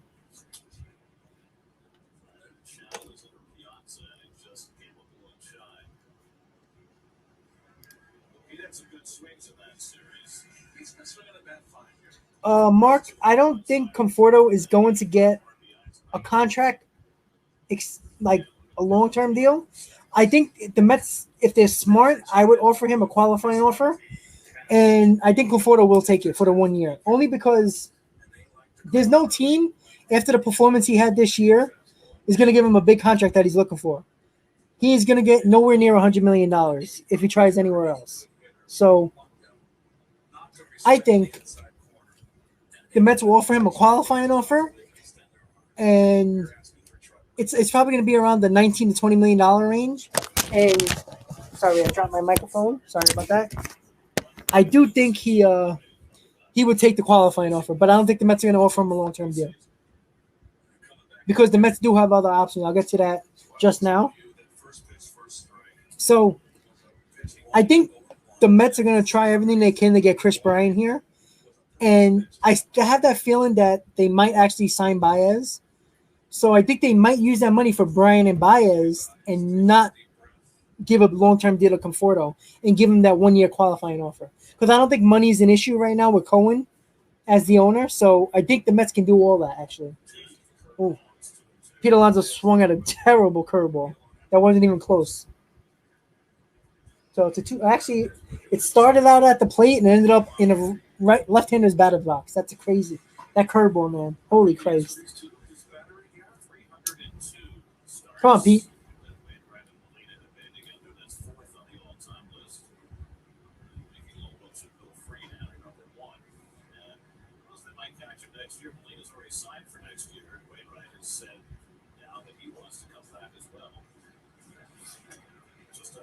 And Alonso takes a ball just outside to make a full count. VR is going to be running on the pitch, so any base hit will probably score VR. So let's go, Pete. I think the Mets probably will offer Stroman such as like a. I think they'll give him. They can give him like a 5-year, 80, 90 to $100 million deal. Honestly, and I do think the Mets are going to offer Syndergaard the 1-year qualifying offer. And Pete Alonso walks. Good at bat. And here comes Javier Baez to the plate with 2 men on. So yeah, I think Syndergaard is also going to get a 1-year deal. Again, nobody's going to risk a big contract for Syndergaard because of the injuries. Because remember, it wasn't just the Tommy John situation. It was a shoulder. It was an oblique. It was a lat. He had a lot of these injuries over the last couple of years, and it's going to be hard to give somebody like that, even though he has a great arm, a big contract, not knowing what he's going to be when he comes back. So I think the Mets offer him a 1-year contract, 1-year qualifying offer, and I think Syndergaard's going to take it. He wants to be here. And like I said, none of these guys are going to pass up $19 million for 1 year. A show-me type of deal to show that they can be healthy and perform well. I think Conforto and Syndergaard will take a qualifying offer, no doubt. Nimmo was running the bases. Nimmo might come back soon. Let's hope. We need him. Nimmo, adding Nimmo to this lineup. I do like PR. Sorry, I dropped my mic again. Pilar in center field is nice, but putting Nimmo in the top of this lineup and then moving VR and then Conforto and Lindor, all those guys back, just extends the lineup even more. It makes it more dangerous. But he should be coming back soon. Baez takes a ball, 2-1. But I think Nimmo can come back. I think he's eligible to come off the IL in 2 days, so maybe he'll be ready to go. But we have to wait and see on that one. Come on, Javi.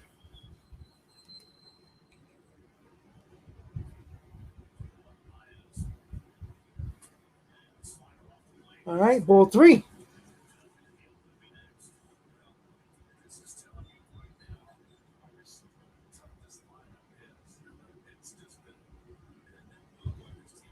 Once again, guys, if you're just tuning in, please hit on that like button. Mets versus Cardinals Watch Party Live. Talking Mets and Rob here. Javi Baez with 2 outs, 3-1 count. Guy on first and second. And Javi swings at a curveball, full count. Well, that's what you're getting from Wainwright. You're getting that curveball. And like we said earlier before the game started, Javi Baez has been batting .646 on curveballs since he came back from the IL, which is 17 games. So obviously Alonso and VR is going to be running on the pitch on a full count, 2 outs. See if Javi can drive them both in. And Javi Baez walked, bases loaded. So Jeff McNeil's coming to the plate. So Jeff McNeil has been having a lot better at bats over the last week or so. And it'd be nice to have Jeff McNeil starting to heat up a little bit too, because it only makes this job much better. I think you guys can agree on that. Once again, guys, please hit on that like button. 18 viewers. I really appreciate all the support, guys. Stick around. Mets versus Cardinals. Root on our Mets. See if you can make that playoff push with 19 games to go. 251 average, 6 home runs, 33 RBIs for McNeil. Obviously, not a good year, but all that matters now is in the stretch. In the stretch run. And McNeil takes a curveball for a strike. Hayden, yes, we have. This is when we talk about PTSD moments. Let's go. Can Jeff McNeil launch one to the Coca-Cola corner? We shall see. And strike 2 on a changeup low. 0-2 to McNeil.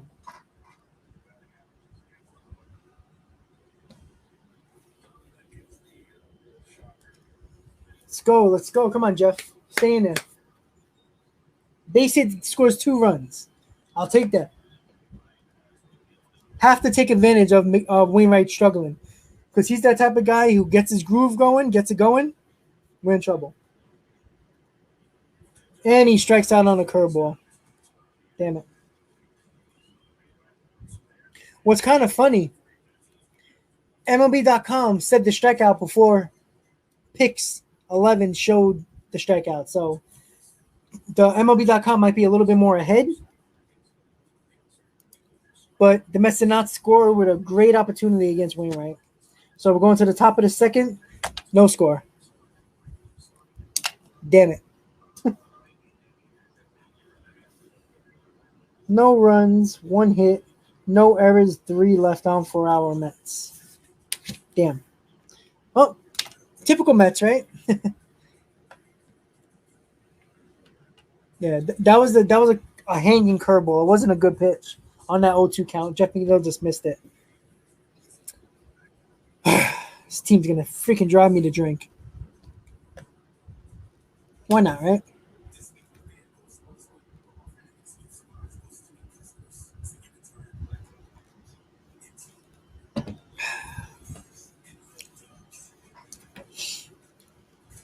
All right.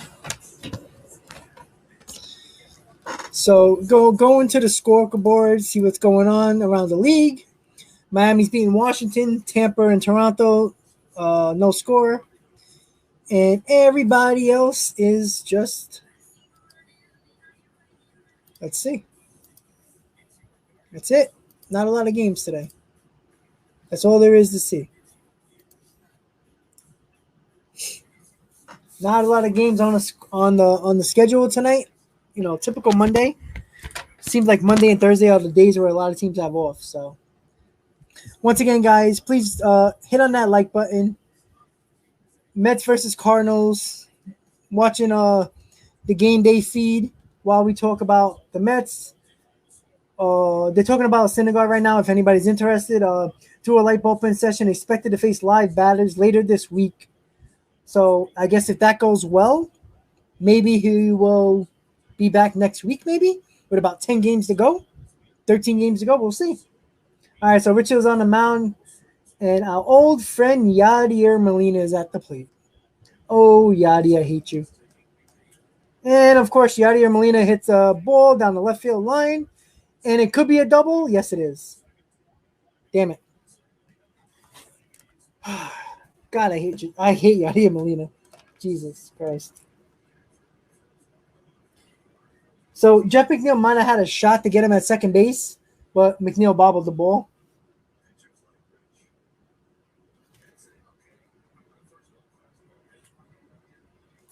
All right, let's see if Rich Hill can bear down and not let this one score.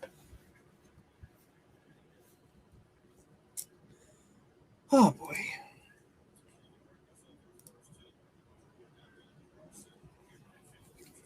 All right, Dylan Carlson is up with nobody out. Yadier Molina on second base. See if Rich Hill can get it done. He had a very good first inning with a strikeout. Just had one man on, so he had a good first inning.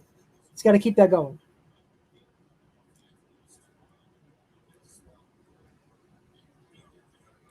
It's always tough, too, you know, when the Mets had an opportunity and then they come back and the team gets a run. Sucks. But like I said, the Cardinals have been playing well. That's why you have to take advantage of situations like we had in the first inning.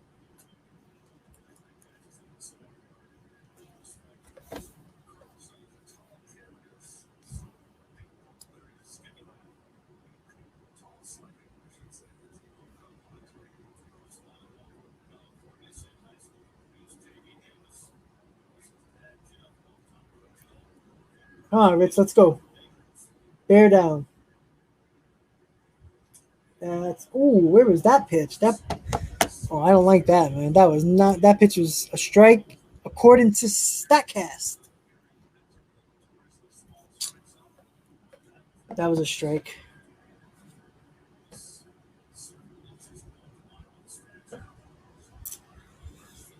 Come on, Rich. Curveball. It looks like it's going to bloop, and the run's going to score. Damn it. Damn it. Typical Mets. Don't score, and then the team scores right after the next inning. God damn it.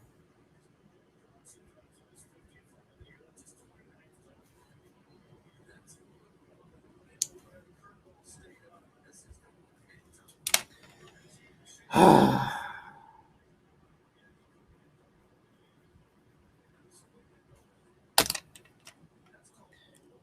boy, guys. I don't know. I don't know. I don't know. Here we go again.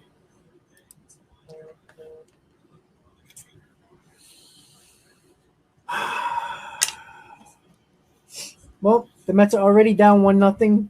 Guy on second. Nobody out.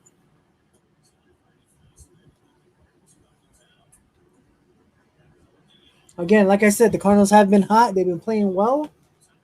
Mets have to take advantage of this. Have to just. Oh, God. It's frustrating. Ball going to go foul. Out of play.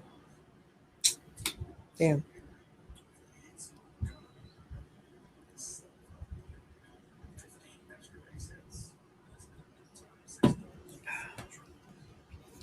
Sells, you're welcome here. Cardinals took the lead. What can I say? Don't forget, Sells, hit on that like button, please. If you want to subscribe to the Mets channel, why not? Everybody's welcome here. But thank you for tuning in, Sells. Your Cardinals, you know what? They're in it. Anything can happen. Nobody's really has put a chokehold on this second wild card spot, so it's anybody's spot to win. I know, Gaming Bros. I know you're a Cards fan. I know. It's all right. I appreciate you. You already know that.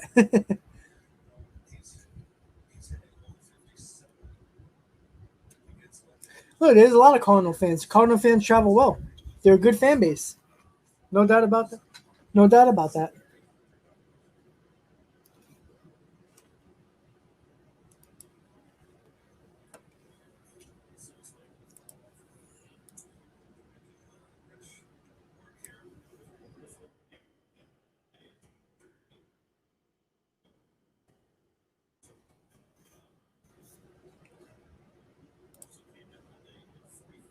Thanks, Sales. I really appreciate it.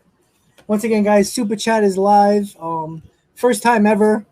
I actually am able to do Super Chat, so it's kind of cool, actually.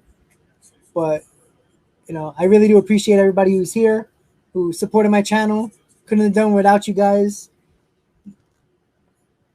You guys made me get monetized, so it's all because of you guys supporting the channel. So I really do appreciate it. So Richo got a 1-2 count to Sosa. Let's see if he can get him out. Fastball, ground ball. VR looks the guy second, and he gets him out at first base. 1 out. All right. The runner does not advance. That's what we like to see. 1 down.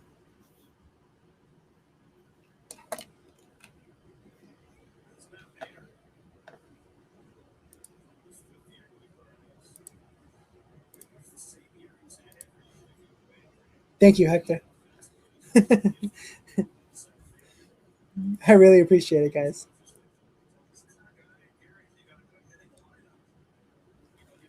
Let's go, guys. So Harrison Bader is up. Actually, one of the guys I actually wanted the Mets to get because I didn't trust Nimmo. I thought it would have been a good idea to get Bader. I like him defensively. Not great offensively, but Nimmo has shut me up this year, so I can't complain about that. So once again, guys, don't mind me if you're just tuning in. Me looking down, I am doing my scorecard, so going back and forth with you guys, so don't think I'm trying to ignore you.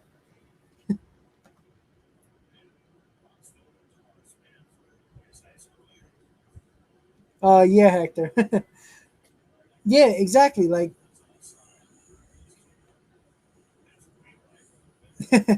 yeah, I did. Yeah, Hector, I did hit the home run. Yeah, I remember. Yeah, Victory Field, I did. Yeah, I did. I didn't hit a lot of home runs, but once in a blue moon, I did. I hit like 5 home runs in my high school career. I was never a power hitter. I was more of a gap to gap hitter. But yeah, I did hit the home run at Victory Field, and Victory Field is not a short field either.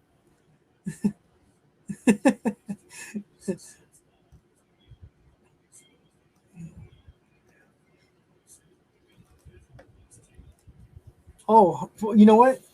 Hold on, guys. Pop up in the infield. It's the infield fly. It could be 2 outs. 2 outs, guys. There we go.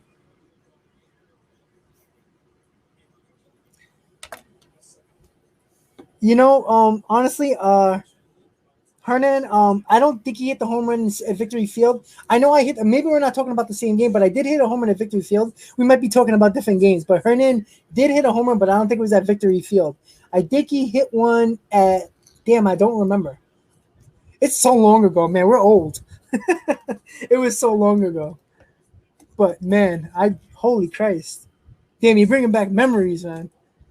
Makes me want to go out and play. Oh, those cement fields, jeez.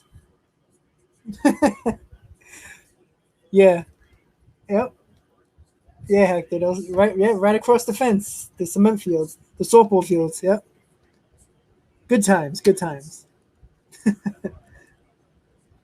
Damn, that was like what 20 years ago, 20, 18, 19 years ago.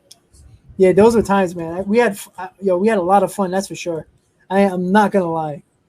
That was some fun times. Unfortunately, my senior year, we lost. We lost in freaking Stuyvesant High School in the playoffs my senior year. We had to play at Newtown High School by Queen Center Mall. Yeah, Robin Mendez, yo, that was my boy right there. Yep, those were the days. Yo, you hated him? You know what's funny? I don't know if you remember this, but he started to date that girl, and that's when like his baseball career went down. I love the kid, but he was so good when I first joined the team, and then he dated. I forgot her name, but he dated this Spanish girl, and I don't know. She messed him up because he was never the same player again. He used to be our shortstop, and then he basically stopped playing. Yeah, kind of Victory Field in Queens. Yep, right on Myrtle.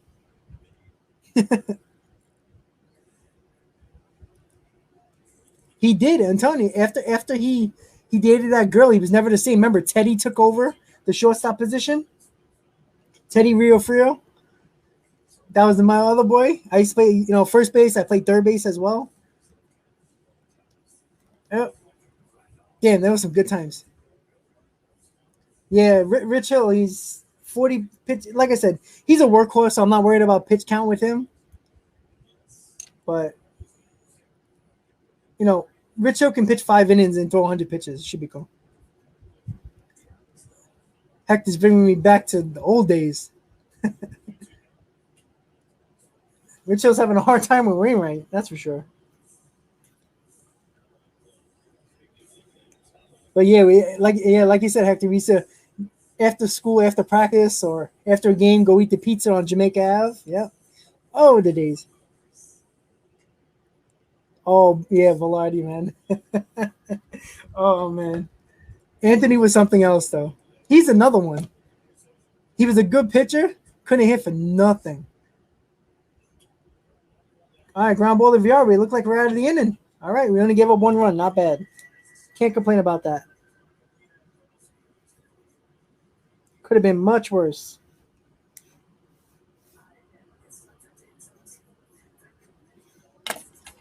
Good pitching by Hill. Not so bad at all.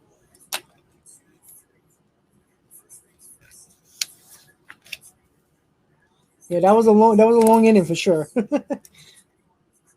But nothing longer was the Mets and Yankees games. I tell you that. All right, so the Mets only gave up one run, so not bad. It could have been a lot worse the way it started with two doubles in a row. So Richard bared down and only gave up the one run.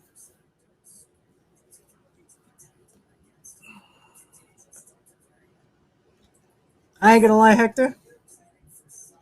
Those were like the best times in my life. I'm not even gonna lie. So much fun at Richmond Hill, man. So much fun.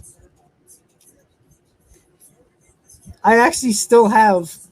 I don't know where it is. I think I have the shirt. The Richmond Hill Lions baseball shirt, the gray one, with the steroid-looking lion. If I could find it, I show you guys. That's like hold on one second, guys. Let me see.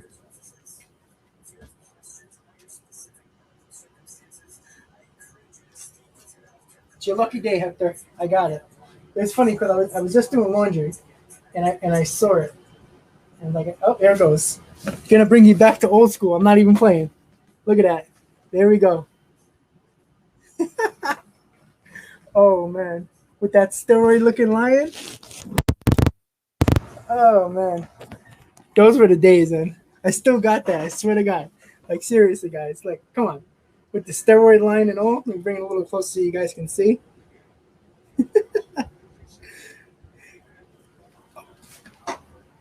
Yo, I'm telling you, I still got the jacket as well. The baseball jacket, the black one. For real, man. I lost the. I think my ex girlfriend has the black Richmond Hill shirt that she always wore, and then the I think we had a maroon one that was ugly as hell. I lost that one. I don't know where the hell that one went. But yeah, man, those are the days. Oh, yeah, that was the funniest thing. When you Hector, you remember Stazone, right? The one the our boy who passed away. I don't know if you were at the funeral, but we all wore the baseball jackets because his mother wanted us to wear them as like a team. But and that was like what 10 years ago, maybe. No, probably about 8 years ago. Well, it may have been maybe only 6 or 7 years ago. But yes, the zone who passed away, who went to high school with us.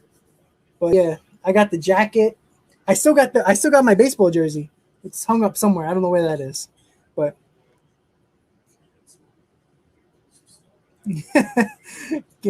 what this? Oh, you know what? Maybe next stream I'll hang up my high school jersey and my the this shirt. I should do that.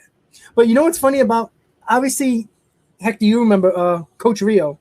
He was a big Yankee fan, so our jersey looked like the road Yankee jersey a little bit. You know, we didn't have like we had the R8 on the what was it the left side of the chest for the Richmond Hill.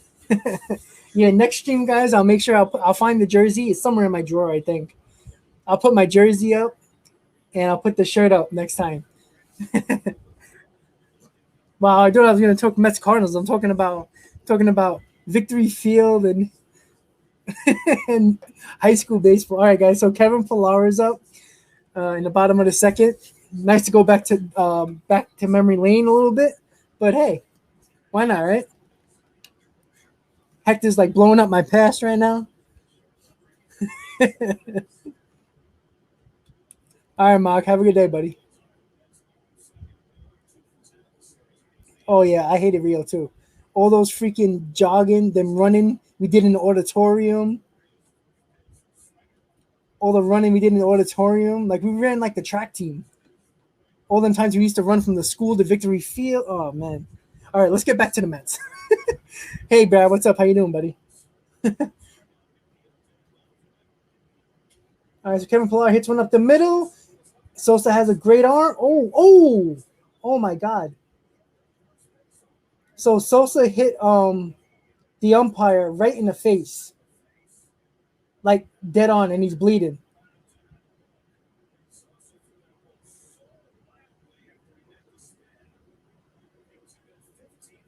Ouch.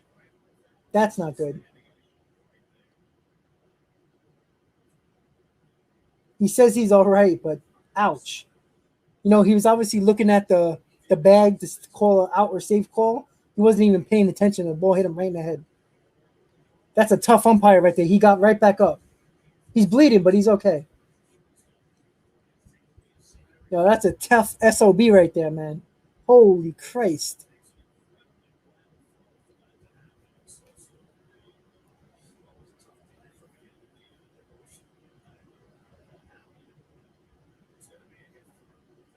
Well, it is a hit for Kevin Pillar, but oh boy.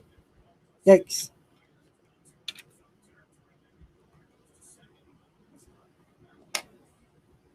But thank God the umpire is okay. He's up on his feet. He's bleeding, but he's okay.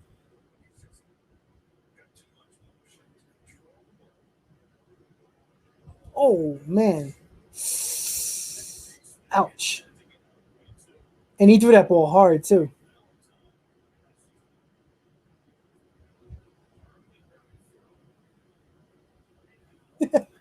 He's smiling, too, the umpire, but hopefully he's okay.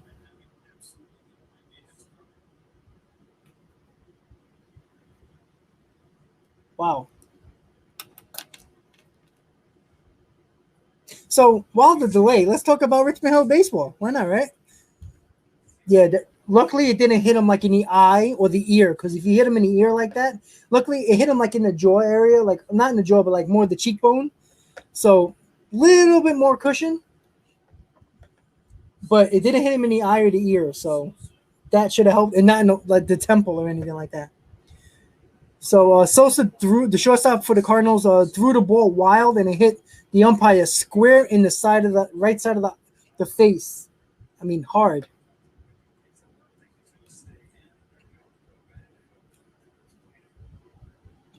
Yeah, 24 people. Thank you guys for tuning in. Hit on that subscribe button. Hit on that like button, guys. A little bit of delay in the game. Sosa, the shortstop for the Cardinals, tried to throw out Pilar at first base, but he threw it wild, and it hit the first base umpire right in the head. He is bleeding. He looks okay. He's on his feet, so that's why there's a delay. Oh, Jason Martinez. Oh, Lord. Oh, that was my catcher though. With his deep ass voice at like 15 years old. Oh man, Martinez. I gotta say, nobody ran on Martinez. He had a gun for an arm. But yeah, he did always listen to Martinez though. But he was the captain though, so.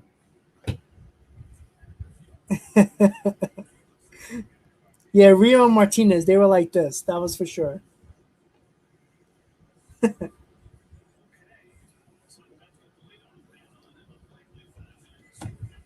Woo! Look at that mark. He got a nice mark on his face, nice and swollen. But he's staying in the game. All right, so James McCann is up with no outs. Got Pilar on first, so we'll see if James McCann can continue to be hot.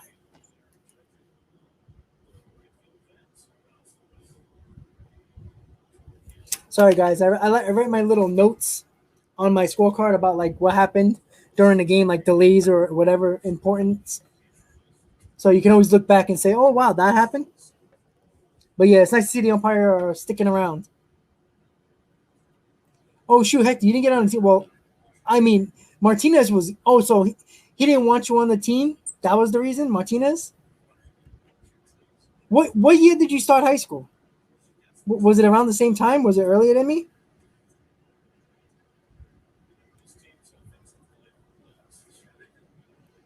Oh wow, I didn't know that part. I mean, I knew what was funny. I had a lot of my freshman year. Unfortunately, I had a health issue that the doctors didn't allow me to pass my physical. So I would have been on the team freshman year. So that would have sucked. That sucked. Oh, James McCann hit it deep to left. Oh, wow. You hit it off the end of the bat. Sorry, guys. I got a little excited there. It looked like McCann, when he first hit it, looked like it was a shot, but he hit it off the end of the bat. So he hit it to the left fielder. And even Garen Cohen got a little confused. Oh, yeah. Sorry, guys. Oh, yeah. I started in 2001, too. Okay, so yeah, there you go. And I graduated in 2005. Okay, cool. So we started the same year. Yeah, so my freshman year, I had a health issue, so I couldn't do anything. And, I knew a lot of the, Mendez, Martinez, um, Baez, all those guys. And Rich Hill is into a double play. So a 5-4-3 double play to end the inning. And we're going to the top of the third. Cardinals lead 1-0. Damn.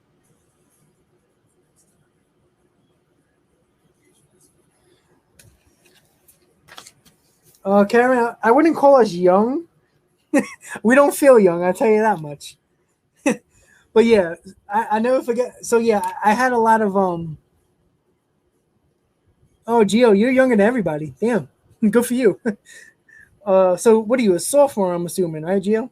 So yeah, so I had a lot of classes with Mendez and Baez and Velarde, uh, Hernan, all those guys. We had a lot of the same classes together, and that's how I knew those guys. And when I was finally able to get past that health condition nonsense, past my physical my sophomore year, honestly, everybody. I used to practice. I used to play with the guys during the summer at Victory and all the other places. And I didn't play in summer leagues, but I always practiced with them during the summer.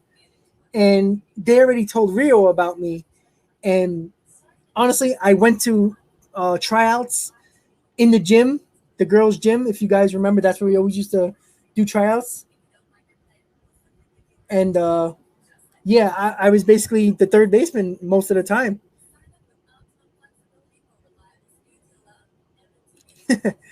Yeah, Eric. Yeah. Eric, I forgot his last name. Eric Avelia, I think his name was, right? Yeah, I remember him because he was a year younger than us, I think. Hayden and I was not David Wright.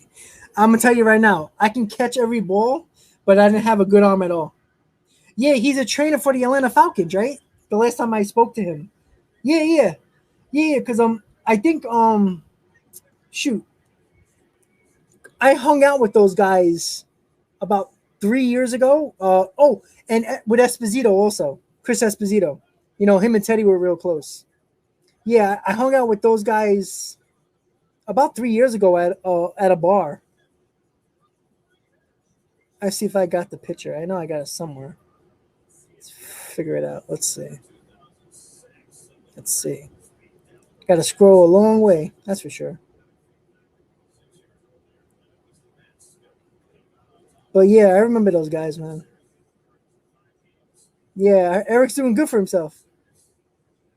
Yeah, heck, see, Eric used to be my backup. Oh, he's with Georgia now. Oh, that's awesome. Cool.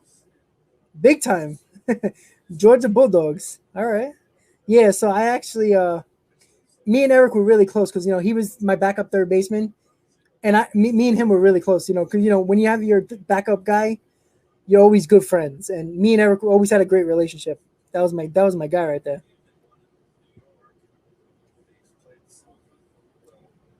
Damn, I can't find the picture. I'm trying to find it. When I know I went to the bar with these guys about a couple of years ago. It's a long way. Excuse me. All right, so we're going to the top of the third. St. Louis still leads 1-0. Yeah, it's a long way down. Let's see. Boy, it was way back, wasn't it? Jeez. Oh, I got it. Here we go.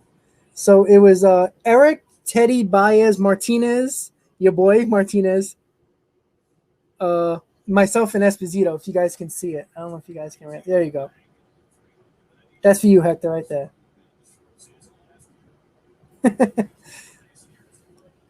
Oh, Fernando, look who it is. And we look like we got a double off the wall.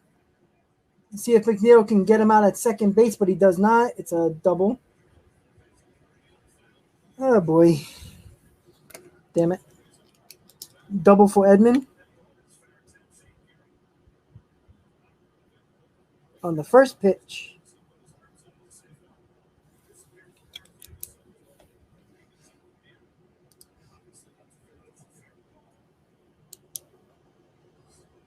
Yeah, Hector. So the umpire actually called that foul, but it was clearly fair. Hayden, no, I haven't gone to a Long Island Ducks game yet. I always wanted to, though. And Goldsmith hits a base hit up the middle, which is going to score Edmund. 2-0 Cardinals. Well, that was quick. Damn. Like I said, it's a problem. Cardinals are good.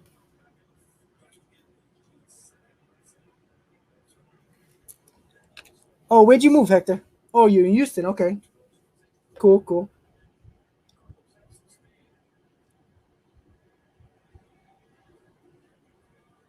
Oh, yeah, for real. I'm probably going to, I try to get a lot of the stadiums off my bucket list. So I was supposed to head down to Houston a couple of years ago when they had that hurricane.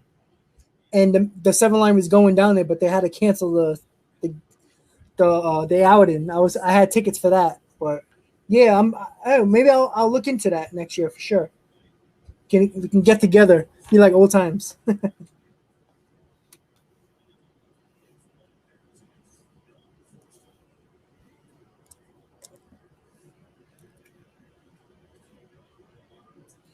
Oh yeah, definitely. They have to get that Astro game for sure. I actually think they put the schedule up already. I think it is Houston. I think it's Anaheim. I think that's the two stadiums they're going to next year. So, Gaming Bros, I know your cards are winning. I know. You get a golf clap.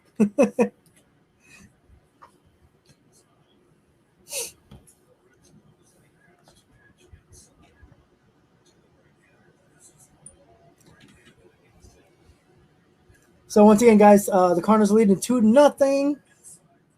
Uh, Goldschmidt hit a base hit to bring in Edman for the second run. So and looks like it pop up the right field, and Conforto got the first out of the game. Oh, of the inning, sorry. One down. Once again, guys, if you're just tuning in, please hit on that like button. New to the channel, say what's up in the chat. Do not be shy. Hit on that subscribe button. Talking Mets and Rob here, watching Mets and Cardinals with Met fans and, a couple of Cardinal fans trickled in. So let's see if the Mets can come back and win this ball game, because they got to come back, because they're not going to win otherwise. So Arenado's at the plate right now.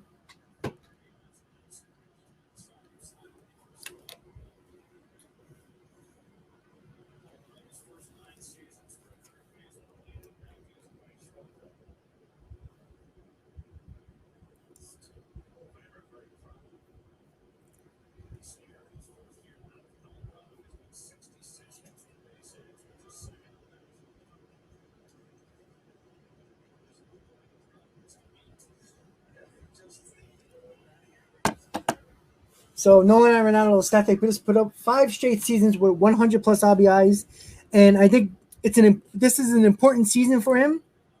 He has 96 RBIs, so he's shown that he can actually play and perform well offensively outside of Coors Field. And Rich Hill just make Arenado look stupid on a curveball with a strikeout. It was a terrible swing, actually. So 2 outs, guys.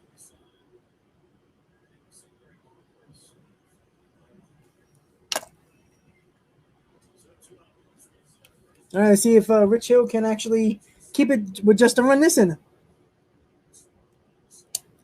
Okay, so it is a Wednesday. So I don't know if the 7 line's going to do it, because it might be it's going to be hard for them, because I don't think they like to do weekday games away unless it's like close, like Washington or Boston. But I'm going to check it out actually, because I don't think they're going to do it on a weekday, honestly. But I could be wrong. But let's hope. But that doesn't mean I still can't come to Houston and check out Tropicana Field. I'm not sure. I'm sorry. Whatever the hell they call it. Minute Maid. Something with orange.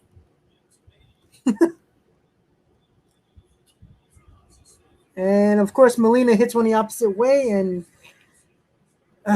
Lord. And Goldschmidt goes to third. Yadier Molina is 2 for 2. Are we shocked? We're not.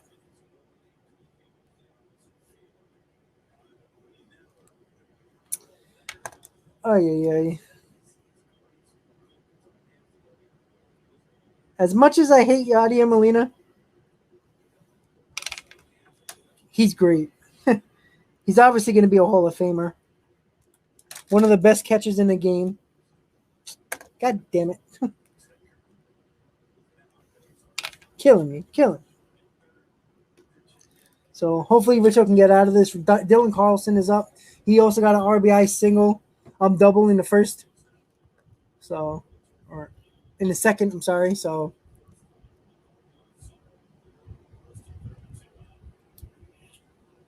and first pitch, swinging foul ball. Yeah, it is a 2-game set. Yeah, I was just looking at the schedule just now.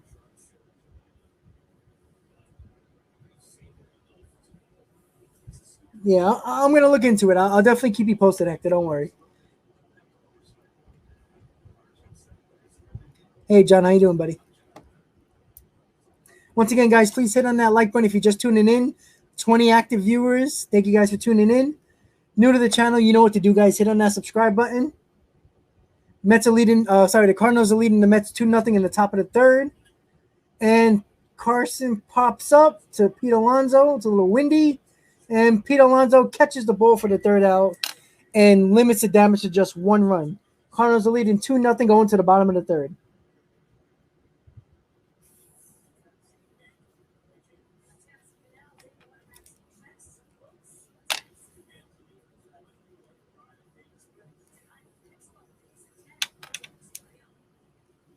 Don't mind me, guys. Obviously, again, if you're just tuning in, I'm doing my scorecard, so I'm not looking down to ignore you guys.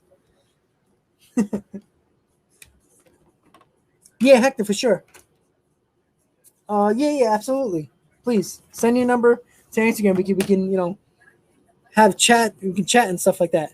We won't bore people with our high school days.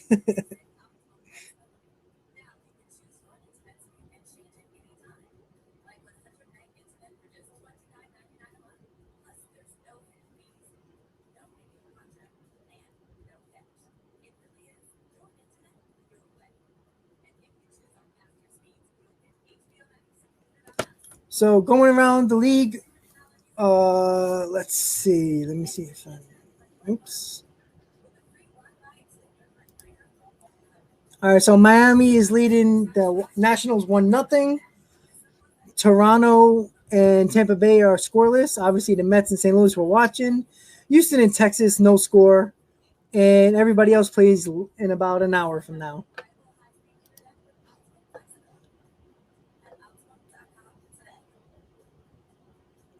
Yeah, Alonso, he's very sketchy when he catches the ball. He gets it done, but he doesn't look pretty doing it.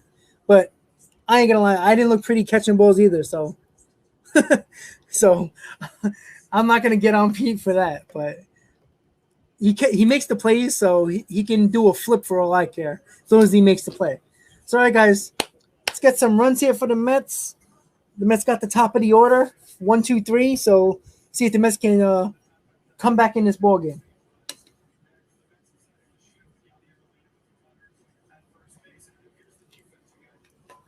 Yeah, talking about the shift on the Mets broadcast and why in your right mind would you shift against Yadi Molina when he's known for going the other way, especially with 2 strikes. Even though that wasn't 2 strikes at bat, he's just a smart hitter and making a shift, put it on a shift makes no sense against Molina.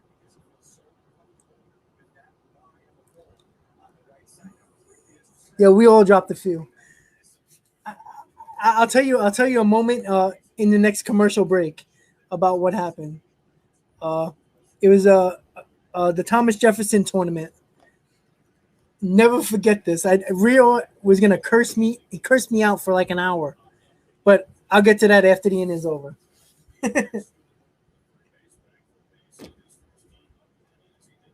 That's right. LFGM guys, let's get some runs. You can't get Wainwright into this groove. That's for damn sure. Come on, Jonathan. Jonathan's 1 for 1. He hit a single in the first.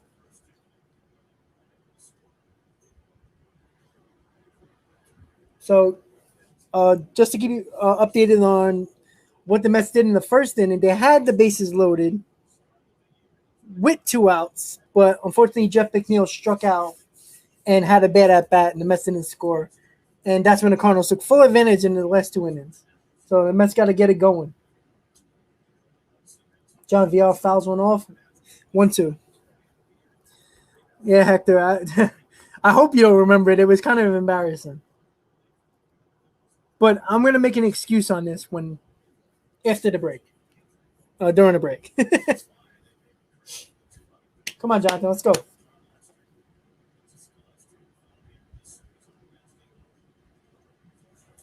And VR takes a ball 2-2.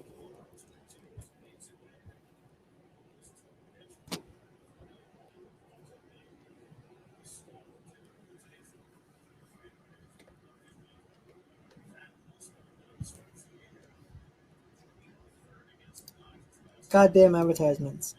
I don't think I should actually say that right on YouTube, but you know, MLB.com with these advertisements just pop up out of nowhere. So it's a 3-2 count to VR. Putting together a good at bat. See if he can get on base for the big time Francisco Lindor.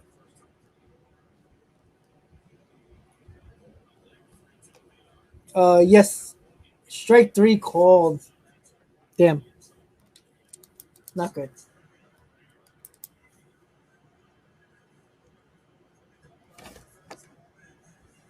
Yeah, Hayden, we did go to high school together. We unfortunately didn't play together because of an unfortunate event that we will not speak again because Hector is mad at Jason. But when it comes to Hector, when you talk about a VR, the problem with that is I think VR wants to start, and I don't think the Mets can promise him that because I think they're going to go after Bryant. So I think we might lose VR to another team to give him a starting role and a bigger deal. Kind of sucks for us because VR's been one of our best players on this roster. But you know what? If the Mets feel comfortable putting them at third every day, why not? I give him a 3-year deal. I like him.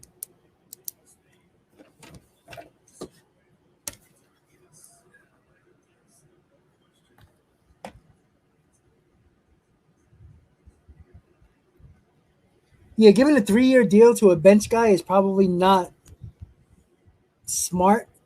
But, I mean, if somehow the Mets don't get Bryant and Francisco Lindor a base hit between first and second with one man out. All right, Frankie. Michael Conforto coming to the plate with one out. All right, so, yeah.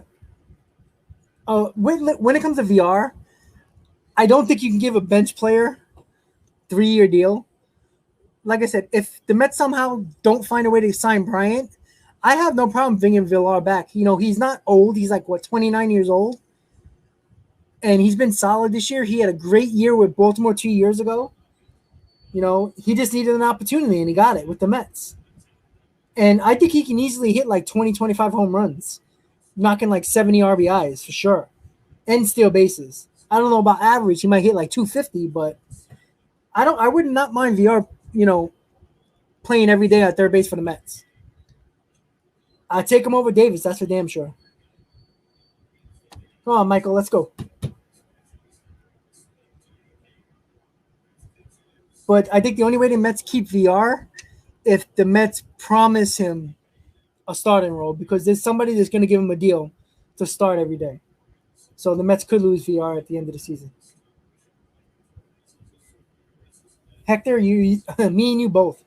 I've been saying this since the offseason. Since the day I started this channel, I said the Mets got to get rid of J.D. Davis. You want to put him on the bench? Fine. Pinch hitter, spot starts. I wanted Chris Bryant from day one. I can't stand J.D. Davis. You know what, Hayden? That would be nice, but who the hell wants Dominic Smith? He hasn't played well. And, he might be a valuable guy if somebody's looking for a first baseman, but the Mets had the opportunity to send McNeil, Smith, and what was it? Mauricio for Berrios to the Twins, but they didn't do that, which I don't mind them not doing that, but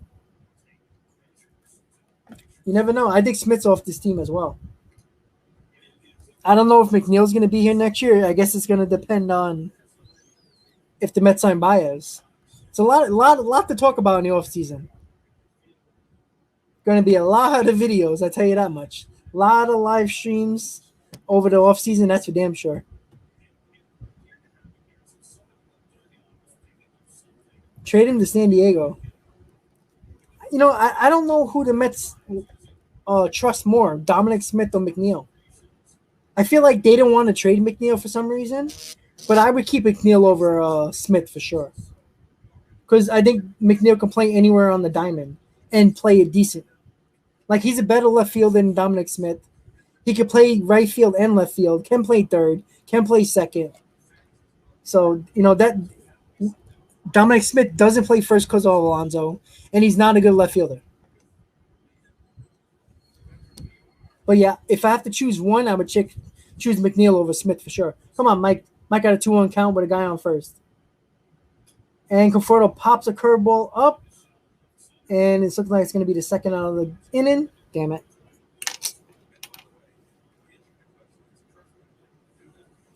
All right, Pete, let's see what you got.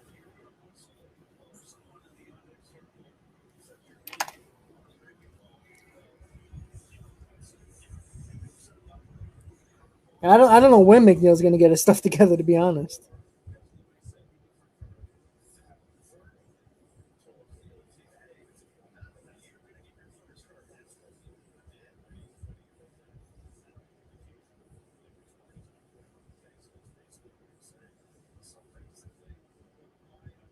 Oh, boy.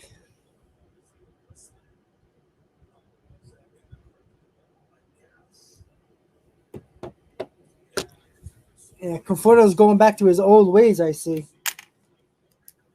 Not getting solid contact. Not looking decent at the plate. Hayden, I take that right now. Honestly, I'll take one in the gap and bring home Lindor, but I'll take a home run, that's for sure. Alonso hasn't been, he had a bad series against the Yankees. He needs to get back to his hot streak that he had before that series. Oh, that freaking Wainwright curveball. That ball started over Alonso's head in the middle of the plate and dropped right down for a strike. That curveball is amazing. I wouldn't steal. I don't know. He might get thrown out. Were you out of here behind the plate? Oh, call that a ball? I'll take it. You'll see this on this pitch right here. Look at that. It was right down the middle. Called it a ball. Gio, I think the Mets are going to let Conforto walk. That's why I think it's important for the Mets to go get Bryant. Because you could sign Bryant and put him in right field every day. That wouldn't be an issue. And then you can decide what you want to do with third base. McNeil, VR, you have options. Alonso with the curveball, just foul. Oof. He hits a bullet down the line, but foul. That was a shot. They're showing Lindor running the bases yesterday after he hit the home run. And then Stanton hit the home run, talk all that crap to Lindor. I got to say, that was fun yesterday. No.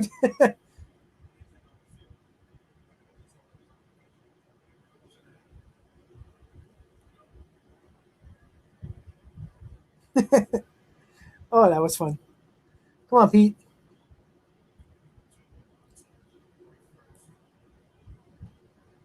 Lindor was on that curveball on that last pitch. Got to stay back just a little bit more. He might have hit that ball fair down the line. Driving in Lindor.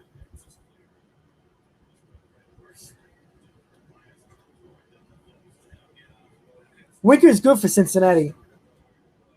Even though he's a Mets fan favorite with the Wave 2 years ago, but he's a good ball player. Come on, Pete. And Pete takes a curveball low for ball 3. Hey, Ryan, what's up, buddy? Thanks for tuning in, man. How you doing, man?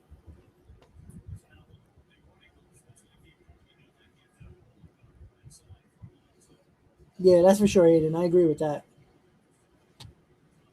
Trying to root on our Mets, Ryan. That's what we're trying to do here.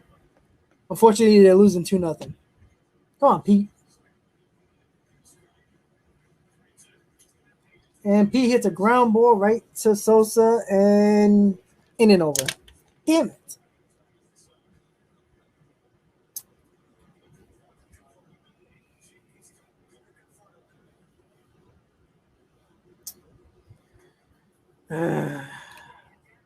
I know it's early in the game, but Wainwright hasn't been sharp, and the Mets need to be taking advantage, man. But they're not.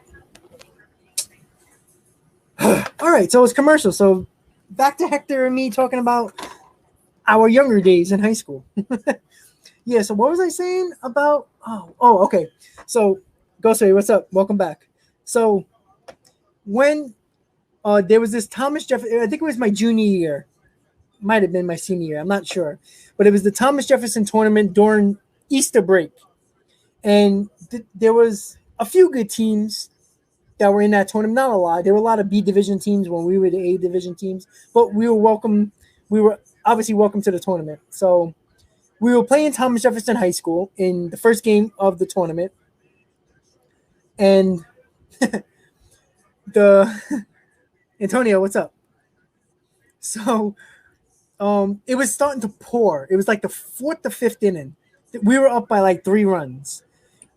It was pouring rain, and they weren't stopping the game because it was like a 2-3 day tournament, 3 or 4 day tournament during winter break, and it was pouring. And this big kid, I think it was the catcher at the. He was really big.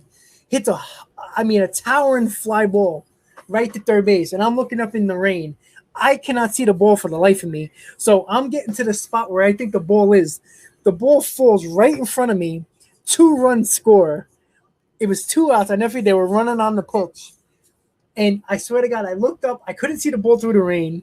I looked. I put my glove up, thinking that the ball was there. It hit right. I swear to God. And it was the dirt was so wet from the rain.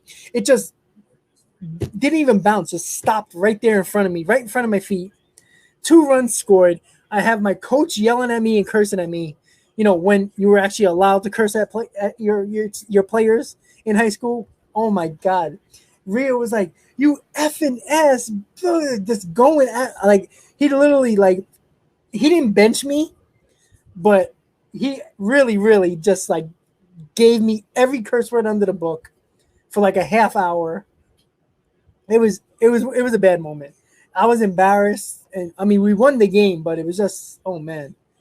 But I never forget that. I did get 2 RBIs in that game, so I helped out a little bit, but it was embarrassing, you know. Those pop-ups, I tell you. Oh, nice pitch by Rich Hill, struck him out. Nice.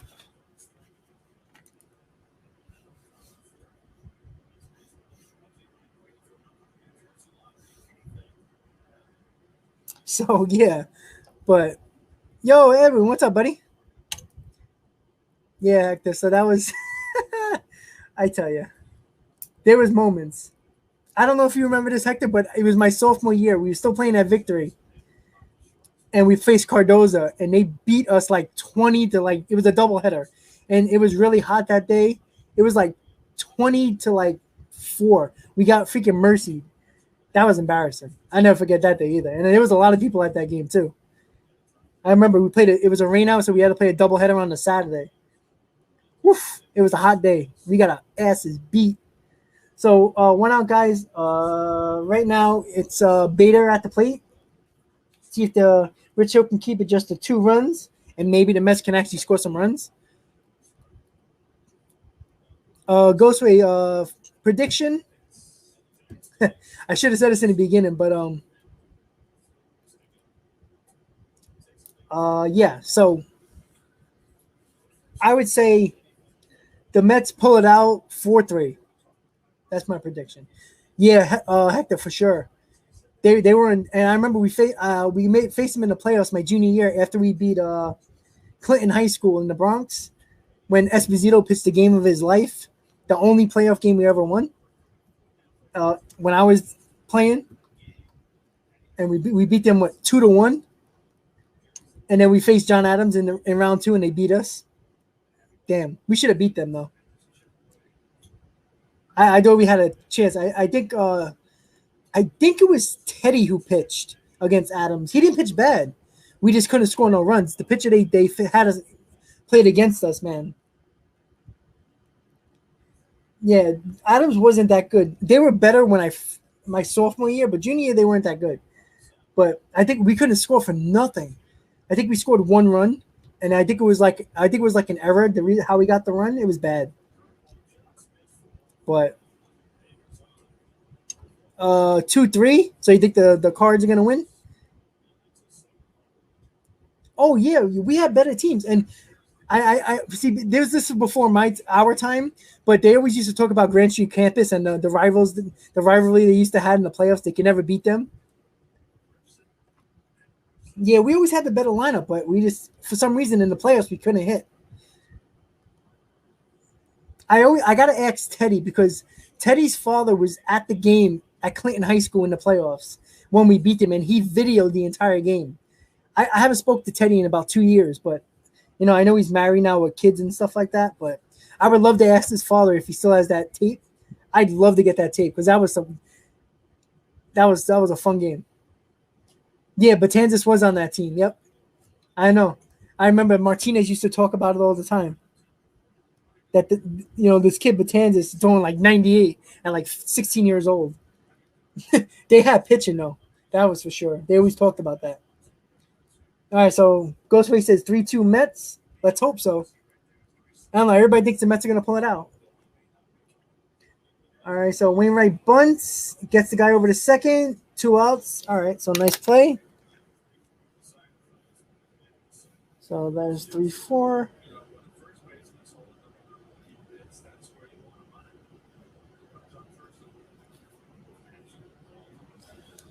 So 2 outs with a guy on second and see if the Mets can actually get out of this.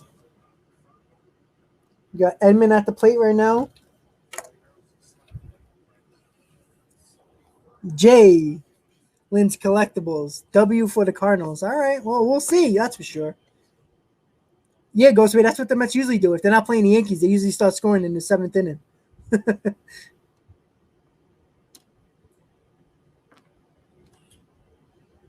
Oh, you know what? You're right, Hector. Yeah. That's right. Oh, man. I do remember that, though. I remember he was one of the top prospects. That's crazy. Imagine facing Dylan Betanzas. Oh, my God. In high school, he was already like 6'2", 6'3" in high school, throwing like 96. Nobody threw 96 in high school. Maybe it was like, maybe you get a guy who throws 90. But, oh, man. All right. Line right to Lindor and then over. Woof.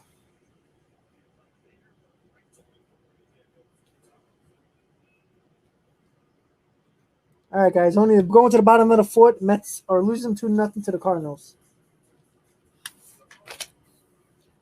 Mets got Baez, McNeil, Pilar coming up.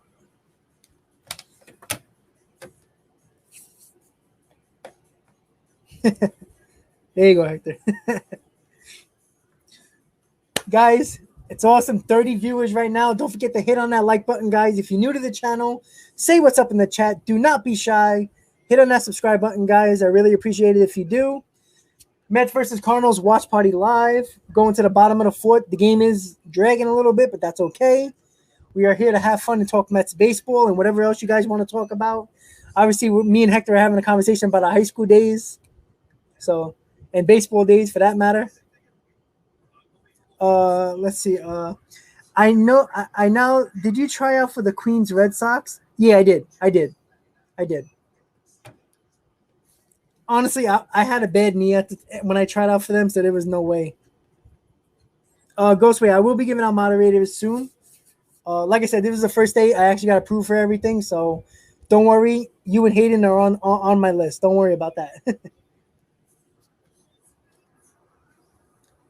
Hey, Jax, how you doing? Thank you for tuning in. Yeah, for sure. You know what? I hope I'm saying your name right. Jakes. I'm sorry if I messed up your name. I don't mean to. But yeah, the Cardinals, you know what? They're in it. That's for sure. You know what? They haven't been scoring runs, but you are playing the Mets, so don't be shocked if you do. And the bullpen, everybody's bullpen sucks, to be honest with you. That's for sure.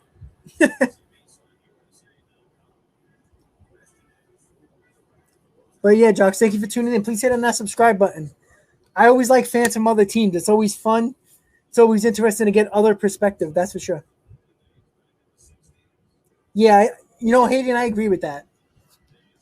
I like Alonso batting third. I don't know why. I just feel like he just does better there.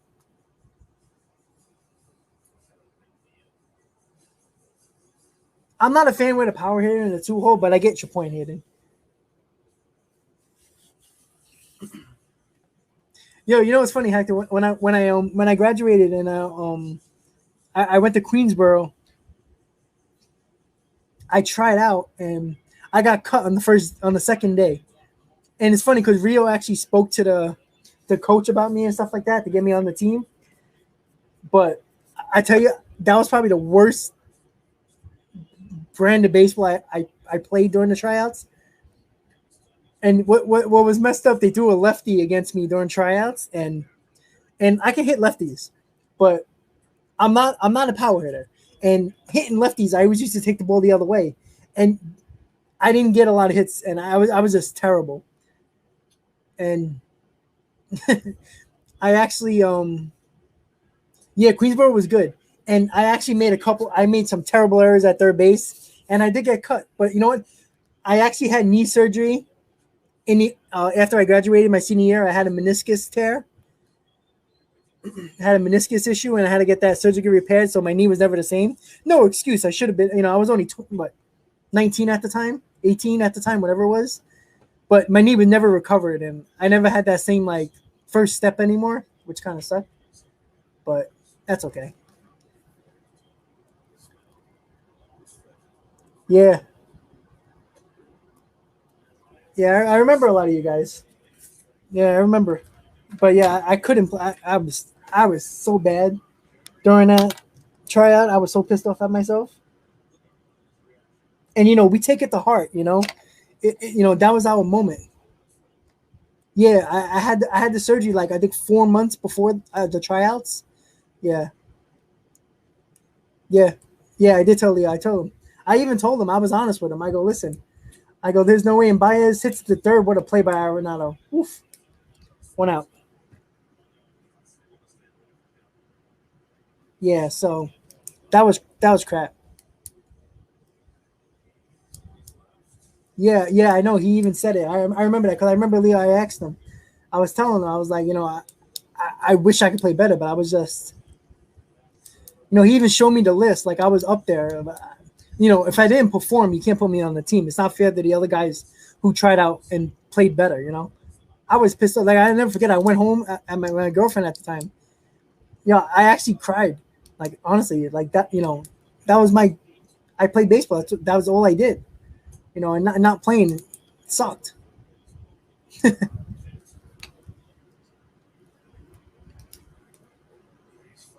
I even told I respected it. Yeah, that was one thing I did. I did hit fastballs. That was for sure. Yeah, that was funny too because they were talking about a couple of the guys on the team. They were saying they had no left. You had some big power righty guys, but you had no left. Like I said, I was a number two hitter. I was a guy needed a bunt to get a runner over. You needed a base hit here and there. A slap hitter that got the gap hitter. I could have done that. Yeah, I remember. Yeah, that was the worst thing too. I was like, damn. I really wanted to play. I really wanted to play, but you know what? They told me they were like, "Yo, you should try on next year." But you know what? My knee never really was the same again. Like I had problems, like just running. So I mean, I could have tried out again. Maybe I would have made it. Maybe I would have played better. But hey, what can you do, right? I never get mad at cutting me because at the end of the day, there was some people who tried out that day were really damn good and they deserved it. So that's how it goes. All right, guys. So McNeil got a 2-2 count, one out, bottom of the foot. Cards lead 2-0.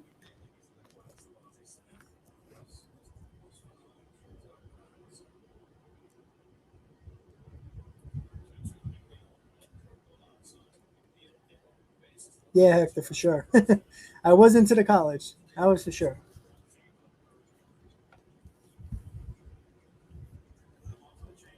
Yeah, that's one thing I regret. What I should have done, I should have rested my knee.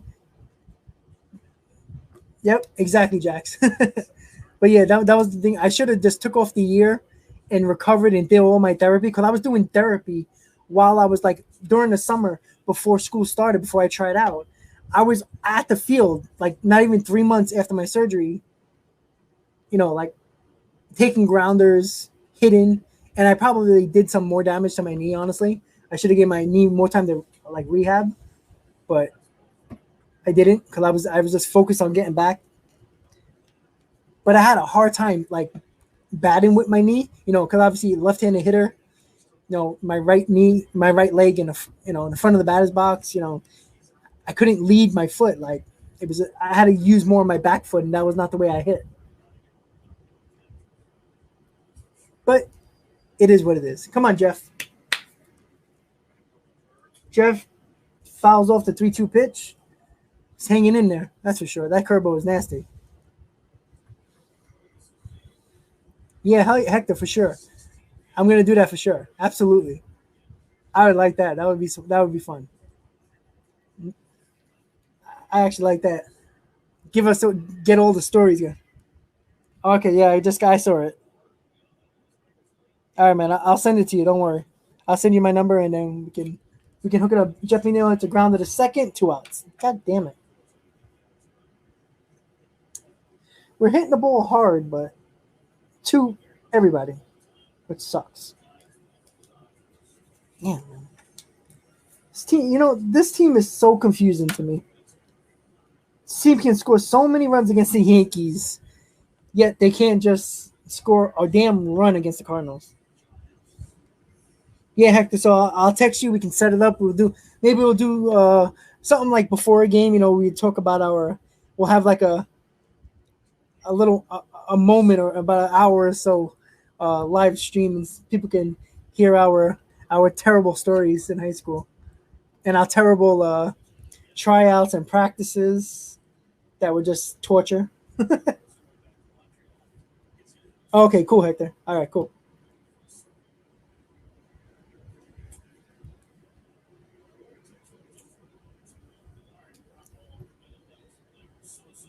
That's exactly what we're gonna be doing, Hector. Talking all that shit.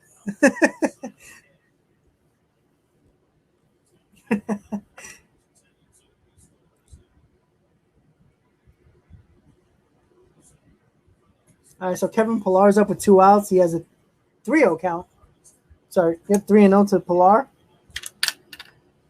James McCann is up next.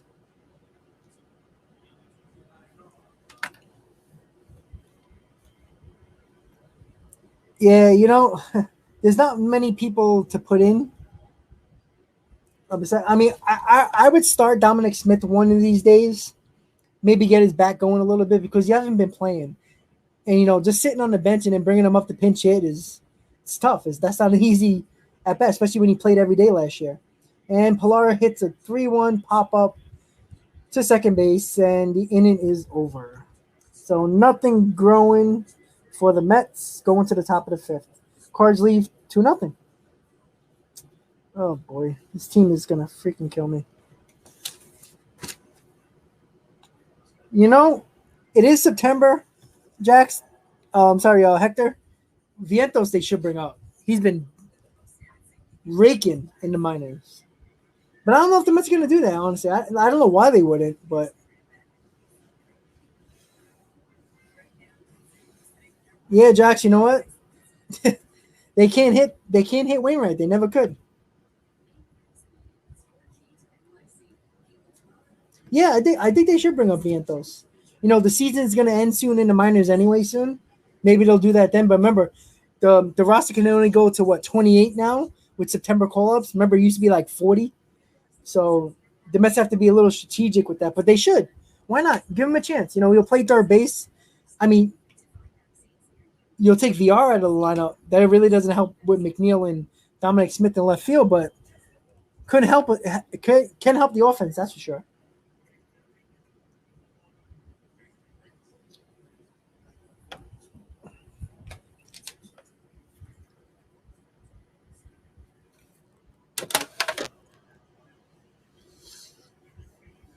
Oh, boy.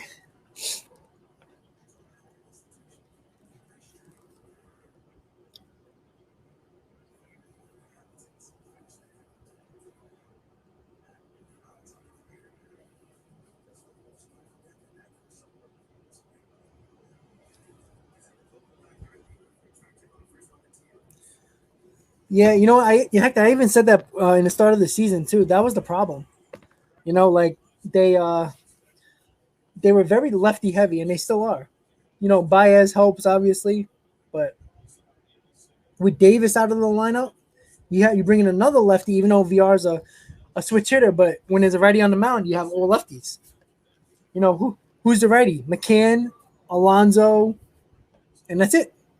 And Baez, obviously, but earlier in the season, we were very lefty dominant. And that was a big problem, and it wasn't the beginning of the year. We couldn't hit lefties. That was a big problem.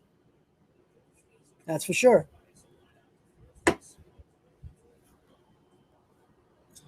Well, Jax, winning in September gets you in the playoffs. That's for sure. But the Reds have an easy go of it. They got a lot of games against Pittsburgh. I think it's like 9. See the Mets are too lefty heavy, and the Yankees for so long were righty heavy, and that was a problem on both teams. Postman hits a shot to left field and gone. God damn it.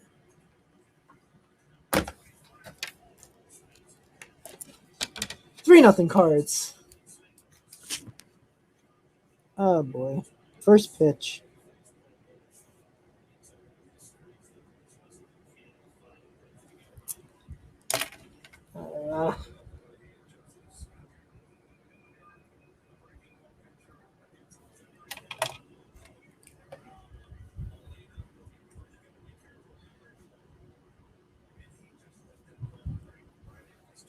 Cardinals are good, man. All right, boy. No problem. So, top of the 5th, Paul Goldschmidt just hit a solo home run, giving the 3-0 lead to the Cardinals. It's not looking good for the Mets right now. The Mets got to find a way to score some runs. That's what's hurting them right now. You can't complain about 3 runs, 5 innings from Hill. I don't know what you're going to expect, Yeah, Jocks. They're actually right behind the Cardinals, actually. They're only 3 games out of the wild card. So that's why this series for the Cards and the Mets are really big. The Cardinals can bury the Mets and end their season. So, it's not over yet, but the Mets can gain some ground. But obviously the Cardinals, they're playing better right now. It's just that simple.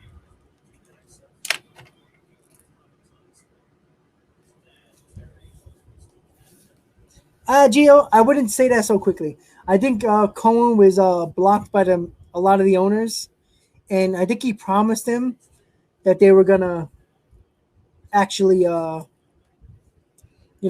go crazy, and that's the only way he was gonna get the votes to be the owner. So, he'll just struck out O'Neill for the first out.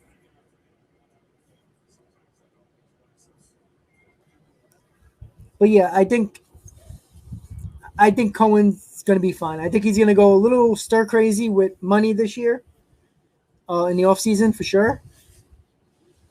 I think we'll be okay. I think we're going to be okay. I think we're going to make some big changes, and we're going to get some big pieces for sure. Don't give up on Cohen yet, Gio. Sledge, what's up, buddy? And ground ball. Oh, sorry, it wasn't a ground ball. It was hit to Lindor. It looked like it was a ground ball, but Lindor scooped it for the second out.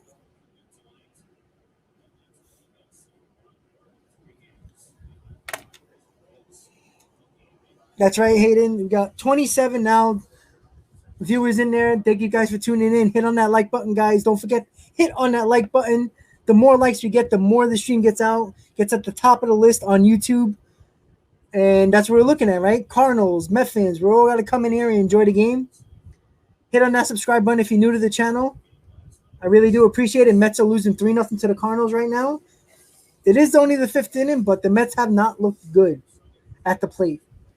Except for the first inning when they had bases loaded. The only opportunity they really had. But they're not scoring. Brad, I was talking about this in the beginning of the game, of the stream. What the Mets couldn't do is lose that momentum and that energy that they had during the Yankee series, and they had to bring it into this series. Because I said, it's all nice and great when the Mets take 2 out of 3 against the Yankees and score all these runs, but it means absolutely nothing if you don't show up for this Cardinal series. It just doesn't help, and there is no excuse. But, it is the Mets, and this is what they do. And I'm not sure who said it, but I think somebody said that the Mets in the 7th inning, they're going to start scoring runs. That's probably what they're going to do.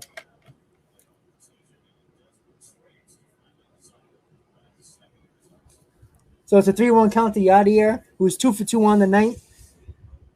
The Met killer of all Met killers. And Molina pops it up. 3-2 count to Molina. 33 viewers. What's up, guys? Thank you guys for tuning in. Once again, guys, hit on that like button. Top of the 5th, Mets are losing 3-0 to the Cardinals. Say what's up in the chat if you're new to the channel. Subscribe to my channel, Talkin' Mets with Rob. I really do appreciate it. Stick around for it's looking like it's going to be about a 4-hour game. The way this game is going, little pop up on the infield, it's going to drop. Oh, Pete Alonso got it. Ended the inning, so Cardinals put up another run to make it 3-0. Going to the bottom of the 5th. The Mets have 8-9-1. I don't know if Rich Hill is going to come out for the 6th. He might have to put in that pinch hitter to get some runs going. Like I said, you can't expect more from Rich Hill, in my opinion. He scores, he gives up 3 runs in 5 innings. That's perfectly fine. The Mets have to score runs. And like Disco said just now, Hill needs support 100%. 100%. That's what he needs. He's not getting it. That's the problem. And it's typical Mets. But good news is, it is only the 5th inning. And the Mets can come back. You just got to start hitting. Disco, I think I haven't seen you on my channel before. I'm assuming I'm not sure if you knew, but thank you. Please subscribe to the channel. But I do like your point, Disco. Hill's pitching well. If somebody said to you before the game, Rich Hill's going to give you 5 solid innings, 3 runs against the Cardinals, who wouldn't take that? You would think the Mets would be scoring runs. They're not doing it. That's the basically the main focus of this ball game right now. Rich Hill pitching solid. He's not pitching great, but he gave up 2 solo home runs and 2 doubles to give up the 3 runs. They haven't crushed him, and he's been performing. 5 innings, 3 runs. That's all you can expect. And he's probably going to get a pinch hit here, so the Mets can actually get some runs going. Maybe Wainwright's in. Maybe Dominic Smith will get an appearance early on. It sucks to lose a batter on the bench so early in the game, but you have to. You got to score some runs. Not a bad option having Castellanos as a DH option if it happens. Disco, I don't know. The Mets wouldn't do that. And I don't think the Braves are going to get rid of him or going to not sign him. They're going to sign Freeman. There's no doubt about that. I love Freddie Freeman. But, you can put Freeman as like your DH or, put him at first, put Alonso at DH. But the Mets ain't going to do that. No way. That would be interesting, though. I like that, though. That's not a bad call. But I doubt it. Cohen does have the money. That's why I'm expecting him to do big things this year or this offseason. Making big changes, front office-wise and player acquisition-wise. Chris Bryant, baby.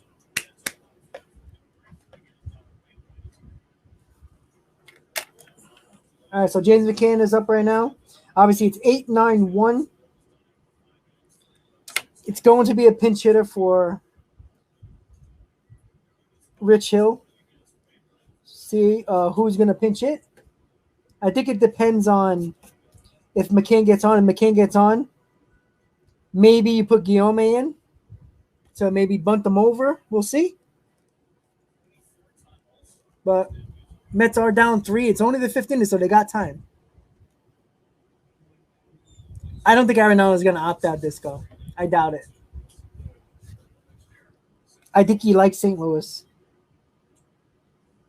Dominic Smith's on deck, so Dom Smith's going to pitch it. No, it'd be nice to have Smith get going a little bit. We need him getting going because he is a big hitter off the bench, and he hasn't been doing nothing after he lost his starting job to McNeil. Davis, the same thing, hasn't been good pinch hitting. Come on, James. James takes the ball outside, 2-2.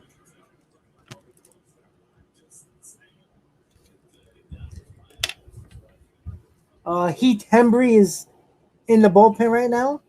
Interesting choice, but it is the fifth inning, going to the top of the sixth, so I can't complain with that. Hembry's been okay. And McCann fouls it off, still 2-2.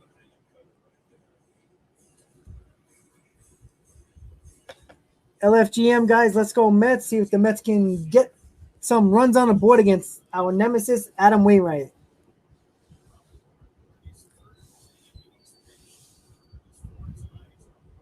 Yeah, Barry, I 100% agree. And McCann, oh, what a catch by Sosa. Sosa, it's a line drive, and Sosa makes a great catch for the first out. Woof.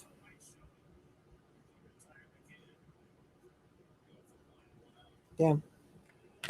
Can't do nothing about that. McCann hits it hard, and Sosa makes a great play. Yeah, Barry, absolutely. That's the problem. What I was just talking about before. The energy and the momentum that the Mets had going through this Yankee series, they had to bring all that energy to the Cardinal series.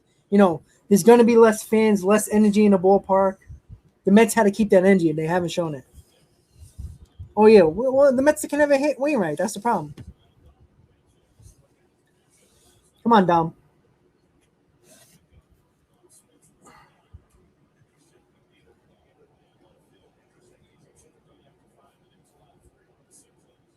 Yeah, Disco, that's exactly what I thought. Hey, it's still rolled to 86. I didn't say they were going to do it. I gave you a reason. I gave you how they can do it, record-wise. 13-6 in their last 19, Fernando. That's what they got to get. But honestly, I don't think any team in this second wild card spot is going to get the 86 wins. They all suck. They all are not playing well. It might be like 85, 84 wins. Oh, Barry, I was there on Saturday. Yeah, I could imagine last night. That was crazy. But it was a fun series, though. That's for sure. One of the best Subway series in a while, for sure. It means something to both teams. Both teams are still technically contending and trying to make the playoffs. So it was just an intense series. And the icing on the cake with the benches clearing, it was great. Dom Smith fouls it off, stays alive in the bat. I don't know, Hayden. It's Dom is very confusing to me. Fernando, if the Mets win every series here on out, they can get to 13 wins by just winning every series. So they don't have to go crazy and sweep series. Dom just took a vicious swing and hit Vladimir Molina in the head, but that's okay. Why not? Like I said, there's a lot of ways the Mets can get to 13 wins. But again, the Cardinals need 12 wins in the next 19 to get to 86. The Reds need 12 wins to get the 11 wins to get the 86. And I don't know if anybody's going to get 86 to win the second wild card. So it might be 84 wins. So it might be a little less for the Mets. And that's a base hit in the gap. Can it go to the wall? Can Dom get the second base? Dom gets the second base with a first one-out double. All right. That's a nice piece of hitting by Dom. Finally. All right, we got top of the order. VR's up. Here we go.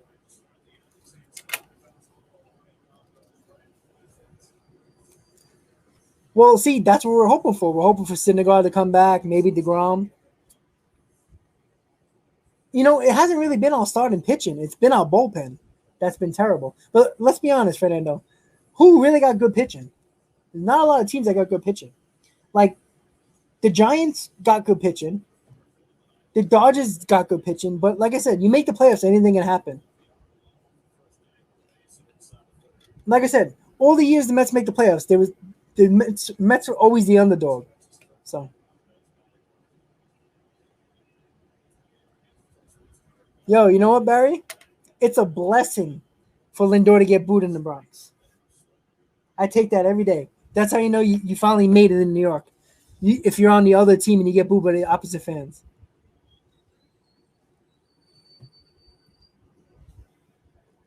I think Syndergaard can actually be a little bit more has more impact than DeGrom over the last couple of games. To be honest, VR takes a vicious swing on a fastball and swings and misses.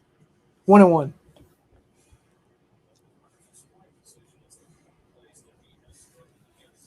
Yeah, I do have to say, Met fans and Yankee fans showed up during that series, and there was a lot of Yankee fans. There's no doubt about that.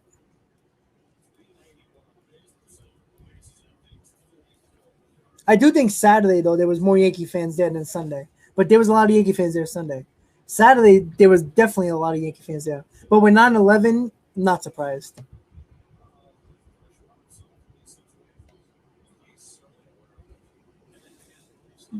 Disco to your lips to God's ears. All right, come on, Jonathan. Top of the order, 1 out. Dom on second base. Mets losing 3-0. This could be the inning to make or break this Mets game right here. That's for damn sure. Come on. Ball two. Yep. Yeah, it definitely was a signature moment. Absolutely, Barry. And he needed. No, it'd have been nice if it was sooner, get him going. But like I said, it was. But you know what? He could make more moments over this next 19 game stretch. Damn it, right to shortstop. God damn it.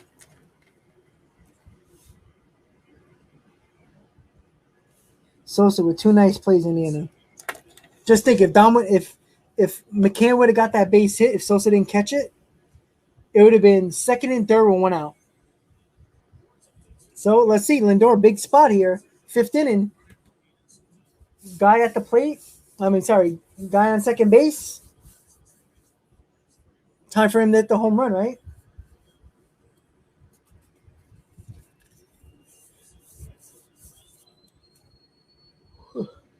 Brad. Nimmo was running the bases today.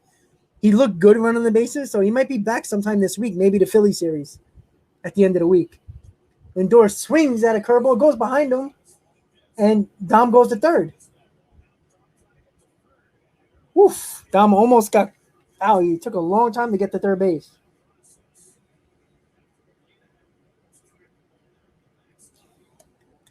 Dom almost got thrown out at third base because he did not know it went past Molina. All right, so a base hit here gets a run in.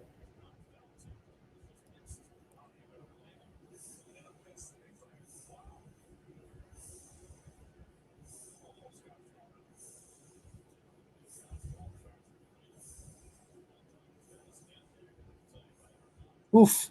Very close, but he was safe. Yeah, Disco, you agree. Took him off. Come on, Frankie. Base hit gets the run home. 0-1 to Lindor. All right, got a timeout. Molina's going to the mound. Nah, Robert, I don't agree with that. Cohen made his money. He makes a hell of a lot more in his hedge fund. Trust me. A few more $1 million in his pocket. Look, he's not a young man.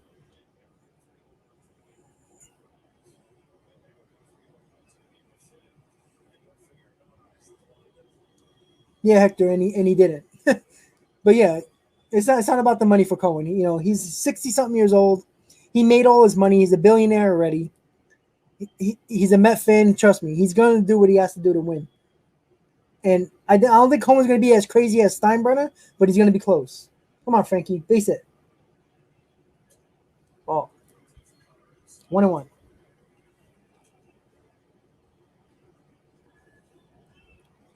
Yachty was never going anywhere near the Mets. He was signing with the Cardinals no matter what. It's just that simple.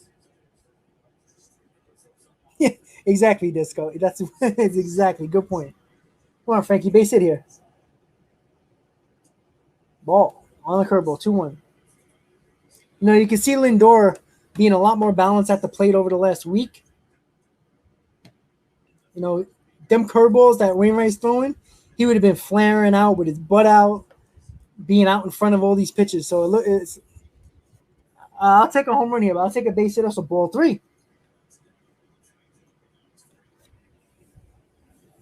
Damn right, hitting 36 in the chat right now. Don't forget, guys, you're tuning in. Hit on that like button. Do not forget to hit on that like button, guys. Right now, Lindor got a 3-1 count. Guy on third, 2 outs. Big spot for Lindor right here. See if he can come through for us.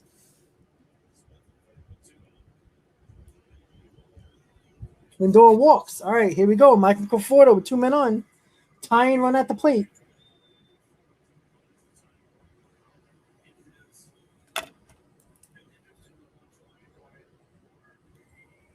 Here we go. Let's go. Big moment here for Michael Conforto. He's been struggling this game. He hasn't been playing that well lately. It's a big moment. Look, Conforto needs a moment now. He needs a big moment. Be nice to hit one in the Coca-Cola corner, tying this game up, boy. Here we go. Hit on that like button. Let's get this stream out to more people, everybody. Let's go. 5th inning. Mets losing 3-0. Tying run at the plate. Conforto is the tying run. Big spot for Conforto right here. Big moment of the game. Wainwright struggling with control. Can Conforto capitalize against Wainwright? Let's see. Here we go.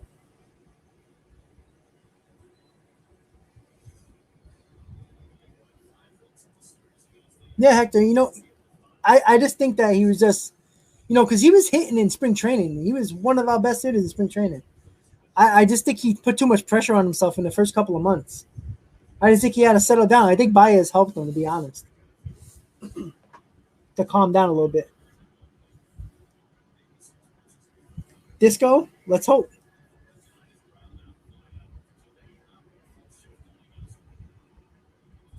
Come on, Michael. Ball 1. Connor, hey, thank you so much.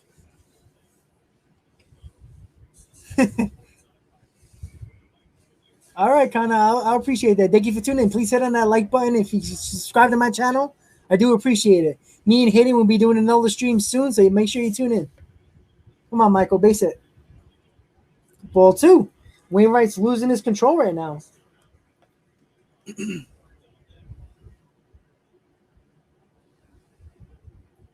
Hector, let's go. I'd do that.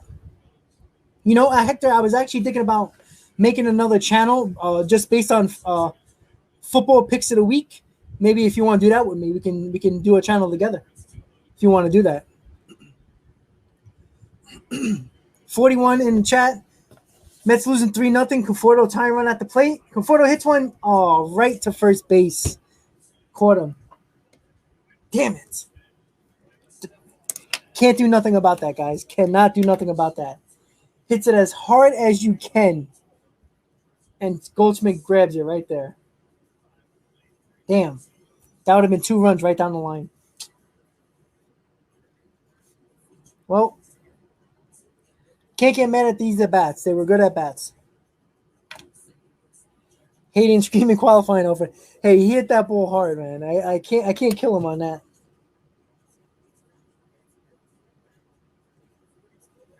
Damn. All right, well.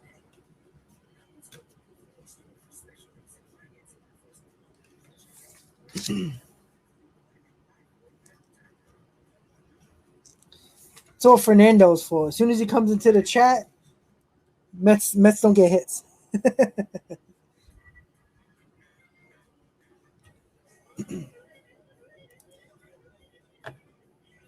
Sorry, guys. I'm just going to check the box score really quick with the Mets.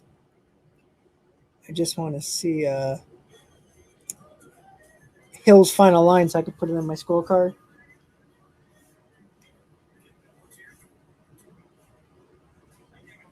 All right. Here we go. And who is pitching for the Mets? Let's see.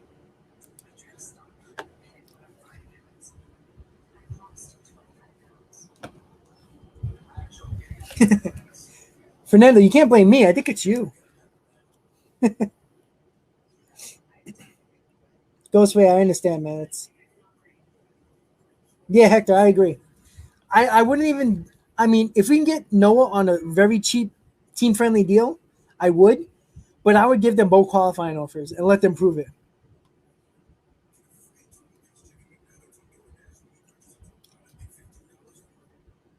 Yeah, Conforto's getting that sexy qualifying offer. That's it.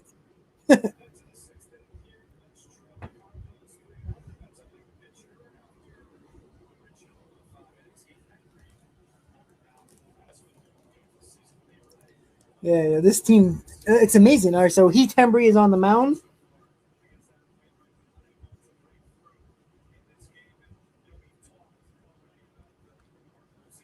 Well, Mets had an opportunity in the fifth, but you know what? They hit balls hard. James McCann hit the ball hard. That was caught by Sosa. If McCann gets on, Dominic Smith hit that double. It would have been second and third, and it would have been bases loaded with one out. With uh, Conforto up, but you know he hit it hard, hit it right at him. So you can't do nothing about that, you know. Yeah, Hector. So I was thinking about starting uh, a football picks channel. I actually did a video about the picks for week 1. I just never did set up the channel. Maybe I'll do that. So if you want to do that with me, we can do it once a week. We'll do it like on a Friday or something like that, like picks of the week for football. We'll pick the games and we'll do our records and stuff like that. It's a pop up down the left field line. It's gonna drop. Nope, McNeil got it. Okay, one out.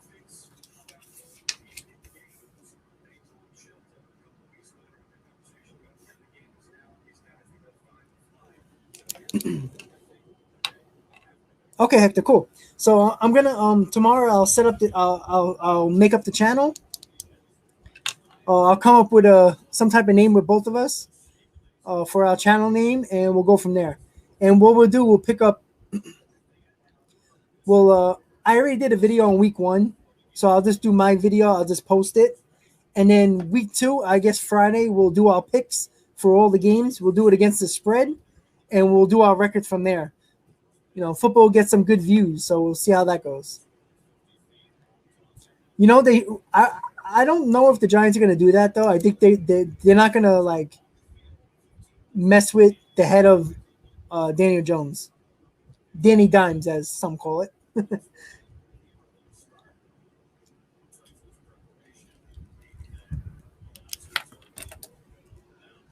All right, man. So when I set up the channel tomorrow, we can pick a day. Maybe Friday we don't have to do a live video. We'll just do on Friday we'll do I don't know, we'll meet on Zoom or StreamYard. I'll give you the link, and then we can just do the picks from there, and then we can I'll upload the video and we'll go from there. And maybe like on a Sunday, we'll go live if you want during like the 4:00 games or something like that, and we'll see. Yeah, Hayden's a Broncos fan. They beat up the Jets though. I mean the Giants. I'm sorry.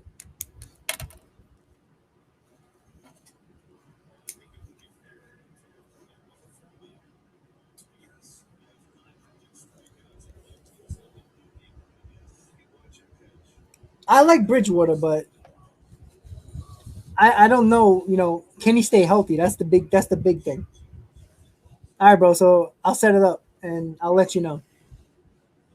And I'll look at the spread for I guess I'll look at like FanDuel. We'll use their spread, or we'll DraftKings, or I'll pick somebody's spread, and we'll go from there.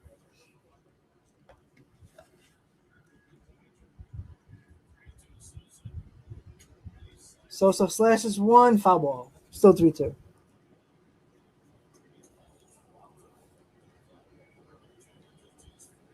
Oh yeah, absolutely, Hector. We'll do that. No problem. We'll set that up for sure. So Toronto's beating Tampa 8-0. Jeez, Toronto's been hot, man. Telling you, I think the Yankees are gonna miss the players just because of Toronto, and I don't. I think Boston's gonna hang on to one of the spots. And Henry and so it's a ground ball to VR. It looks like he can. Oh, and he throws it away, and he's throw it to second. He's gonna get him out. Got him. Got him.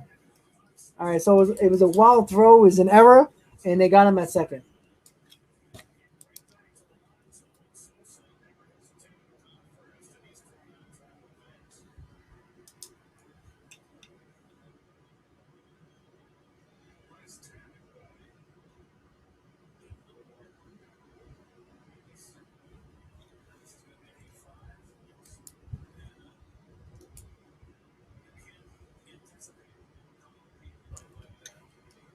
Oh, that was a good play by Lindor.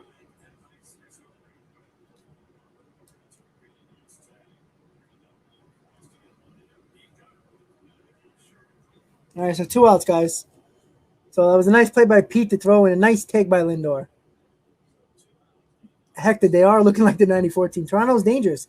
They're pitching, keeping up with their offense, and that's the big key.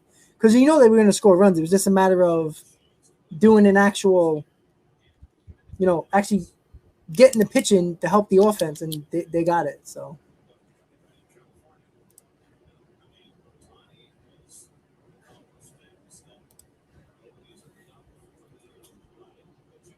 Oh, and Bader just got a base hit. Alonso almost had it, but 2-out single. And I wonder if they're going to keep Wainwright in or they're going to pinch hit.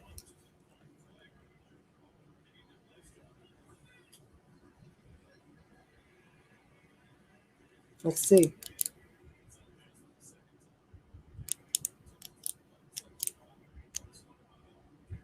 And it's raining at Citi Field. It's only the 6th inning.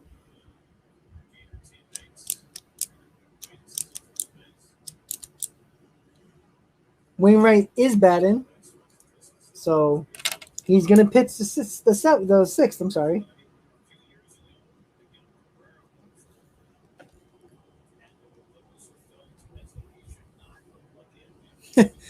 Yeah, Master, I understand. Disco, that would be an interesting World Series for sure.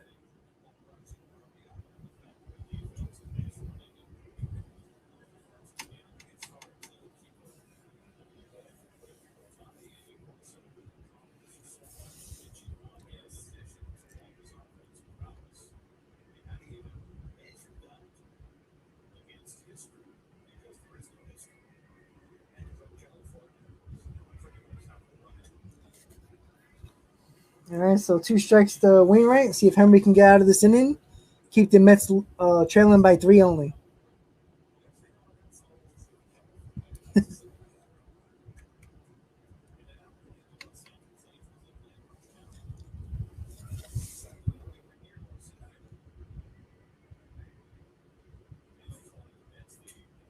And Wainwright gets a base hit on a 1-2 pitch. God damn it. Jesus Christ.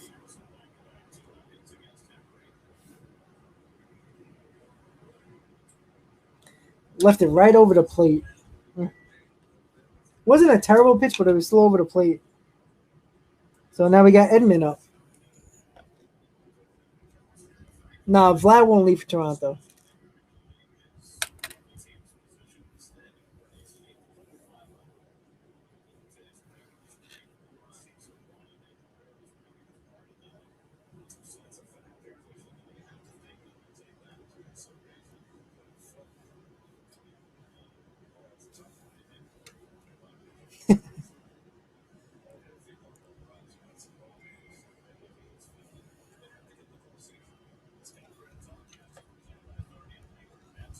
All right, guys, so the Mets got 2 outs. Edman up, the leadoff hitter. Cards got first and second with 2 outs. Wainwright just hit a base hit. Ooh, would you trade? That's an interesting question. Let me throw that up there. Would you trade DeGrom for Vlad Jr. straight up? Oof.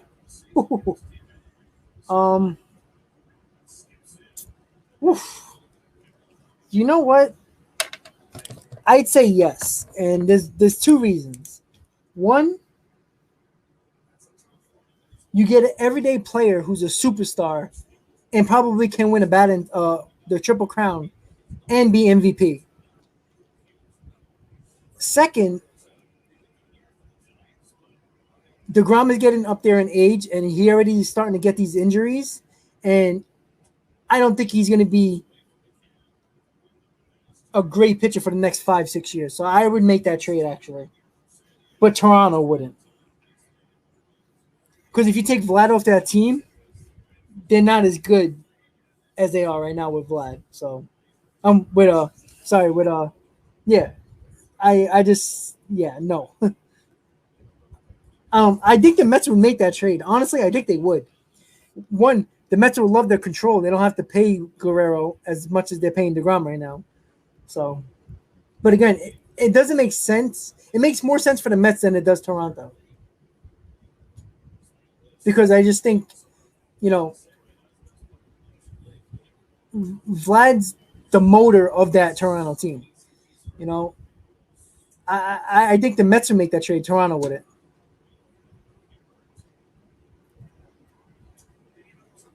Alonso and DeGrom. Now that's way too much.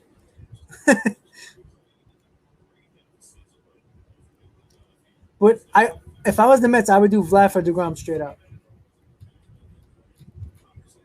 You get in DeGrom out of the league. Now he has to face the Yankees. So, all right, Henry struck out Edmund. So, no damage. Going to the bottom of the sixth, Mets still trail 3-0.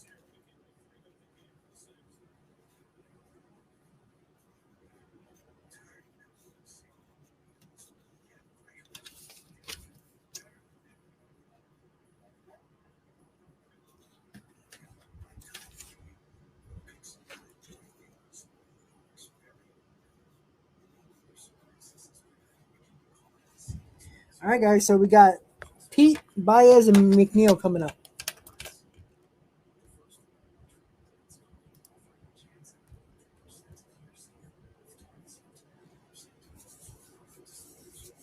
Yo, Hayden loves Alonso, man. Hey, everybody's got that one player.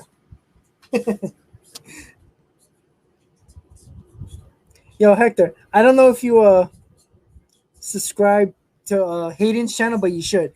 He has one of the most epic reactions in bad Mets moments and good Mets moments. The my favorite one is when Hayden, I don't know what it was. I forgot the reason why he got so pissed off, but he fell back in his. Oh, I think he was cheering actually. He fell back in his chair live, and it was it was just the funniest thing. Yeah, yeah. Jocks, here comes the Mets. I don't know about that. To be honest with you, Mets got to start scoring ones before I feel confident. That's for sure.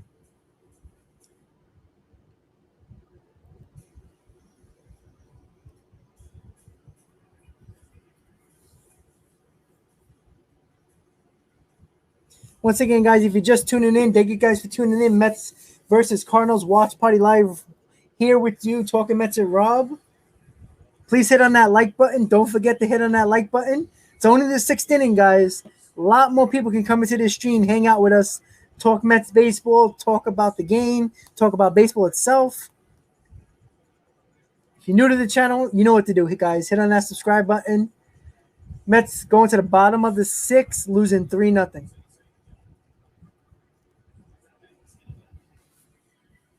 Yeah, that's the Toronto taxes are worse than New York and California taxes combined.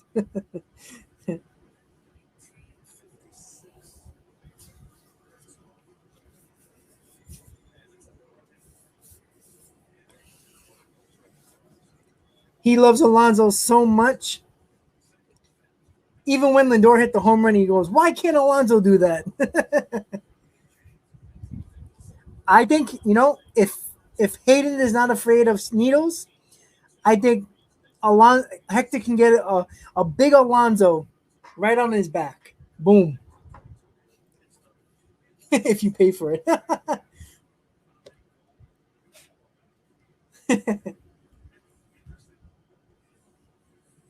Yo. Hey, Hayden, this is what we do. How about this? If me and Hector make it big on our football channel, we get monetized quickly, we'll pay for it. How about that, Hector? You agree?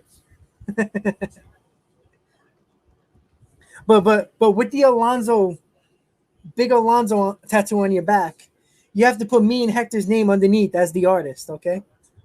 All right. Deal. What do you think, Hayden? Is that a deal?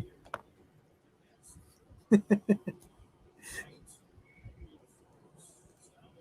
right, guys. Pete Alonso leading off. Bottom of the sixth. Wainwright is still in the game.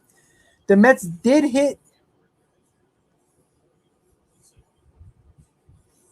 Oh, yeah. It has to go live. Absolutely.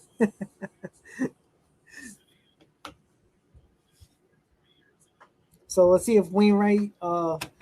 He was struggling last inning. Mets hit the ball hard, but they hit it right at people. So Hayden is praying for Pete to go yard. Unfortunately, it would only be a home run for one run, solo home run, but I take it right now. Get the Mets jump started a little bit.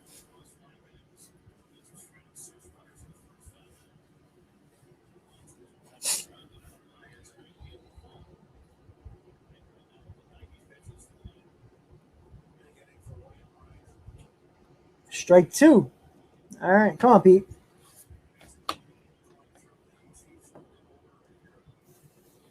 Uh-oh, 205. Mets missed up the parlay. 205, Hill, listen, I don't want you to lose money, but I need my team to win. If I can get both of that to happen, I know it's impossible, but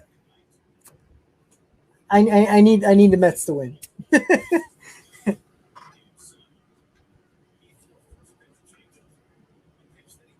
Yo, 205, are you a big parlay guy with football? Betting football? Hayden, Hayden. He just threw a big curveball, the Carlos Beltran curveball, the Pete Alonso. You know what Pete Alonso did? He watched it just like Beltran. Oof. If Pete was looking for that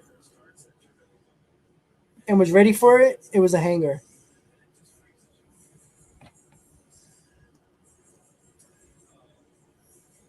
Oh, you need the Mets to win too? Okay. Well, we're on the same page. Okay.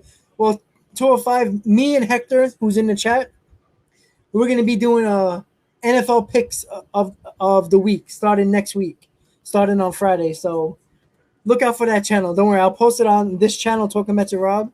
So look out for that, all right? Rob and Hector.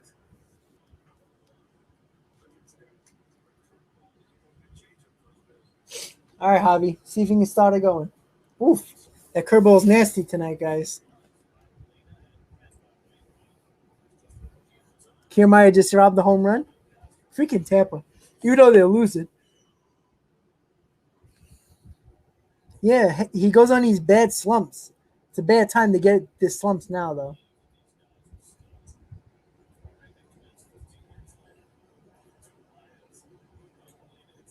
Well, I think he has like 96 right now, so.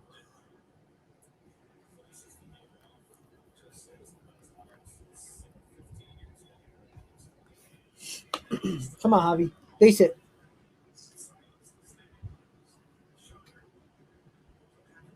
All right, 2-2 count.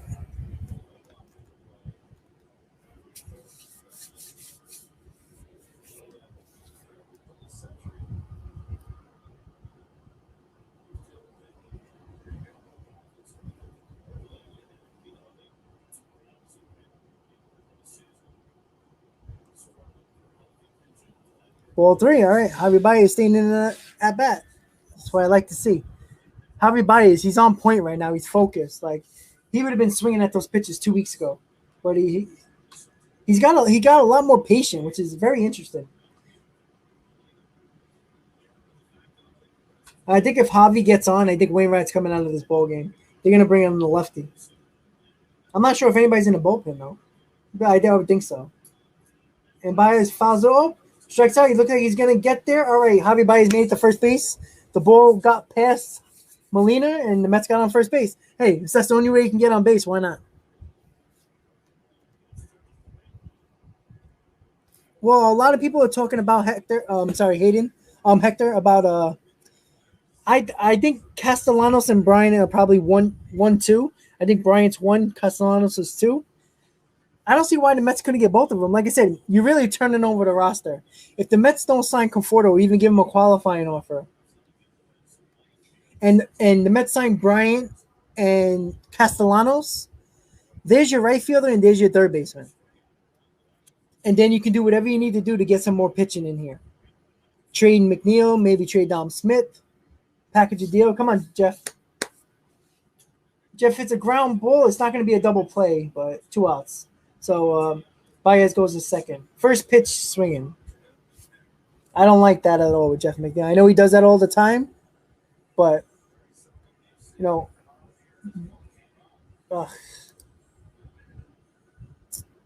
damn it. All right, so we got Pilar up. See what he can do.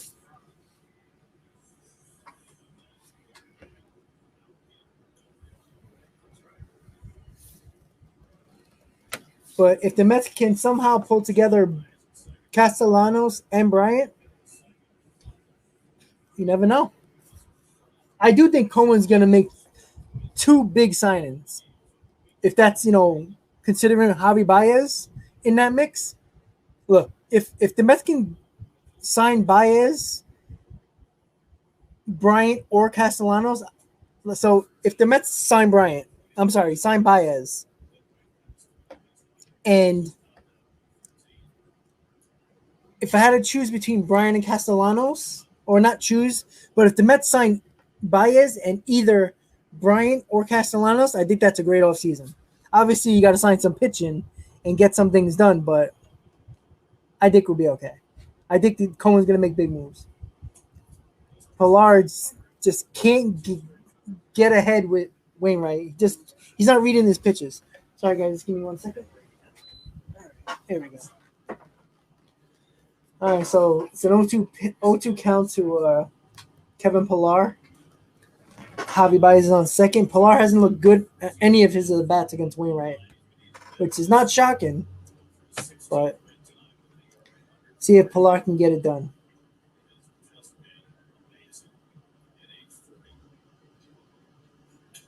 Pilar hits a shot, but it's going to be right to the left fielder, in and over. Jeez. So Wainwright's out of the game now. 6 scoreless innings for Wainwright. What else is new? Mets cannot hit Wainwright again. But, again, I believe, I'm not sure who said it earlier in the chat, but St. Louis bullpen is very bad. So maybe the Mets can take advantage in the 7th, 8th, and 9th with the St. Louis Cardinals bullpen.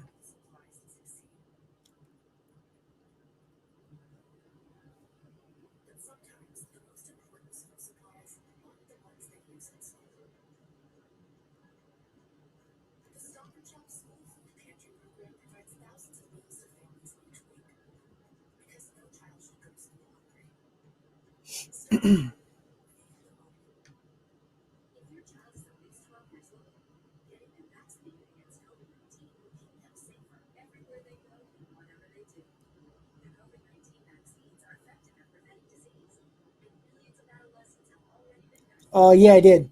Yeah, Hector. We used to do the cleanup of the field. We used to, make up the mound and clean up the field and fix the dirt with the rakes and all that. Damn, man. That freaking field. I tell you. I couldn't wait to play at Bayside and Cardozo with those nice fields. Francis Lewis. Playing at Victory Field, I was just praying the ball did not hit me in the face with a ground ball. Those freaking bad hops at Victory, man. Oh, my God. And it was 100% dirt in the infield, so third base was torture. I swear to God, there was not a game after a game when I went home, I didn't have black and blues on my shoulders, my chest. And it was just bad. Like, it was just that area from home to third was just terrible with the field. No matter how much we raked it before the game, clean it up, just a mess.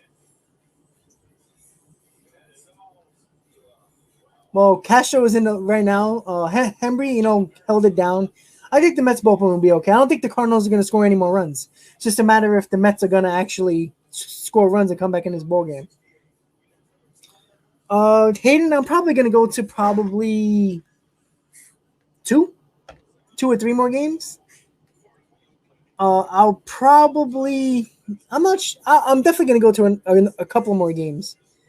I'm gonna look at the schedule right now. I was gonna go tonight, but I decided not to. Maybe I'll go to one of the games during the Philly. Maybe I'll go on Friday.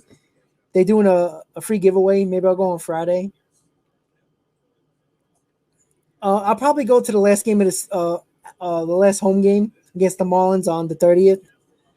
Maybe 2 or 3 more games. Not sure yet, but I'll definitely probably go to 2.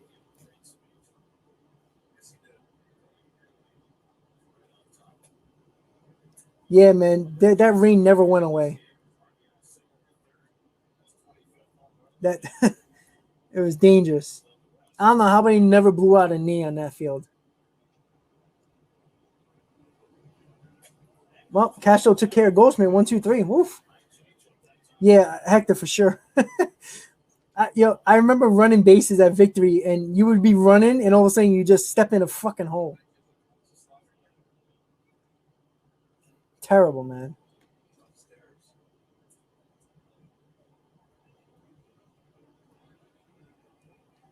Hayden, they're gonna come to Florida. It's gonna be the Mets in Tampa in the World Series. I know, I'm joking, guys. I'm joking. That would be nice, but man, I never forget. I had to get those metal cleats. I couldn't wear those plastic things at Victory for sure. Looks like Castro made a pop up. Is it gonna stay in play? No, it's not out of play. So yeah, yeah, man. Even the grass that was no freaking disaster, if you want to call it grass. So many dirt spots. Yeah, that field was the joke. You know, and when they changed it to turf, we weren't allowed to play on it because it wasn't like PSAL certified. So we had to play all road games, which I was fine with, honestly. It was always cool traveling to Bayside and Cardozo, Francis Lewis, John Bound. Ground ball, looks like Baez can throw it. Ooh, I think he's safe.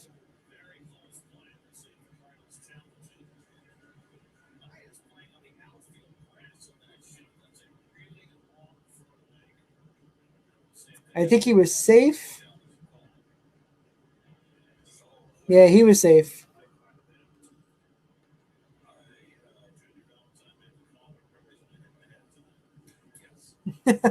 Oh, that's crazy.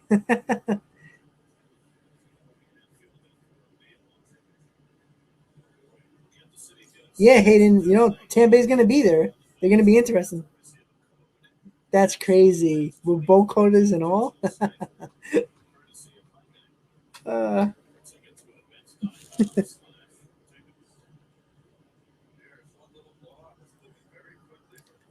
that's crazy. It's a nice field now. I'm not gonna lie. It's pretty nice. You want to get a bad hop, that's for sure. I never forget. During I think we had a scrimmage.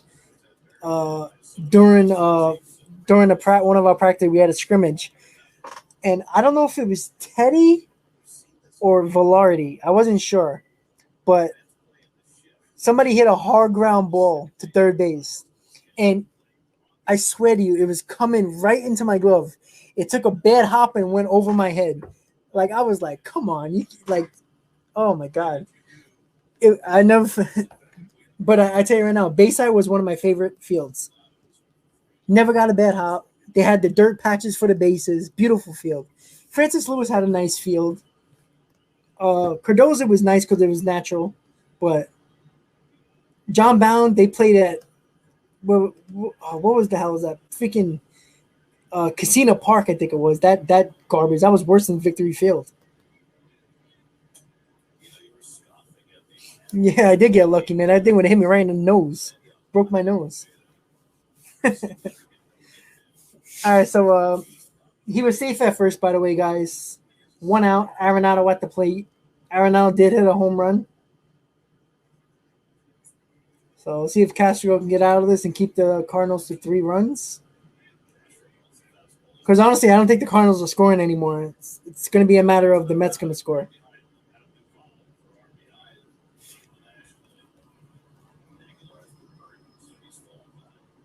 Well, Vladimir Guerrero is leading in home runs now. 45. He's a beast.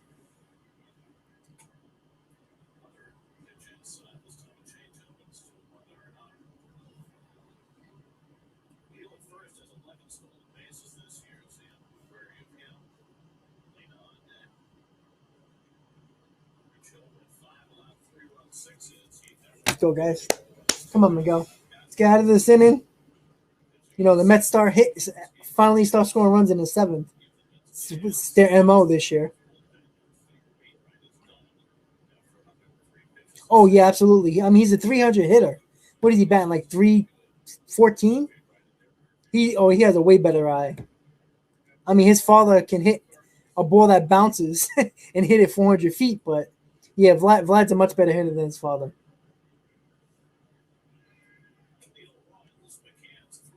Oh, he's out. Oh, all right. So O'Neal so second. I'm not sure if the tag was there, but it was close. Let's see. Yeah, I think it was out. Oh, safe. Let's see. Definitely safe.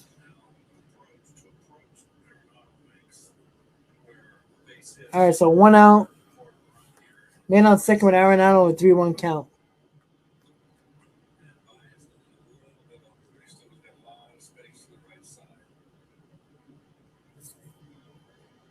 Arenado swings and misses on a high fastball.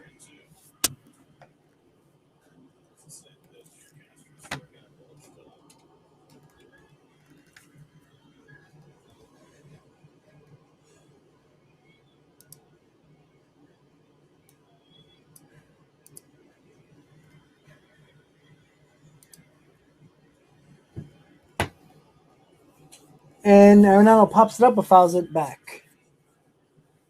Yeah, Jax, he's definitely he's been good. I mean, you know, everybody wondered what he's going to do outside of Coors Field. And, you know, has 97 RBIs.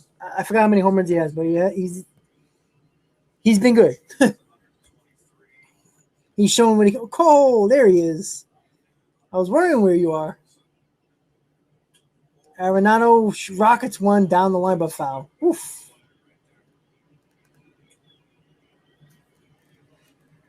Once again, guys, please hit on that like button. Don't forget, guys, the super chat is live and available. I really appreciate it. Nobody's obligated for donations, but just letting you guys know I'm up and running. Finally. Took long enough, but we're there. Thank you guys for tuning in. I do really appreciate it. Hector, yes, he does. He has an opt-out, but I don't think he's opting out. He has a really big contract. Yeah, he does have a really big contract, but he doesn't. I don't think he's leaving St. Louis, and I don't think he's going to get the same amount of money he has right now. Nobody's going to give him more, so I think he's going to stay in staying and strike three, swung and missed. It's a good pitch by Castro. 2 down. So I don't think Arenado's leaving. It's a good spot for him. Who wants to leave St. Louis? Again, the fans don't boo you. You know, there's not much pressure, but he does have an opt out. I think he's making like $28 million a year, so I don't. He's not getting more than that. I mean, people would try to get him, obviously sign him, big deal, but probably not bigger than when he gets. All right, so we got Molina up here. Obviously, he's dangerous, especially a guy in scoring position. You know, Hector, I would. You know, but if he opts out, the Mets better be all over him. I don't care what he wants. What you want, part ownership? We'll give you part ownership.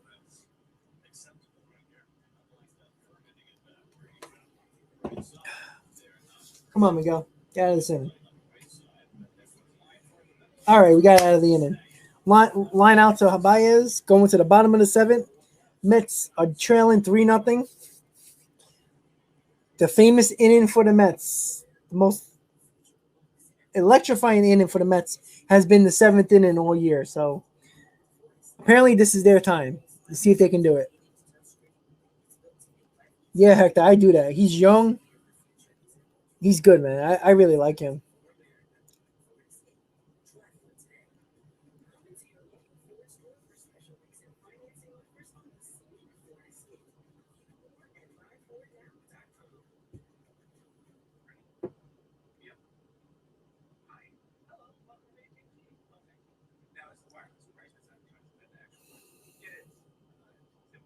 Nah, Disco. Freeman's up there again, up there in age. I'd rather give it to.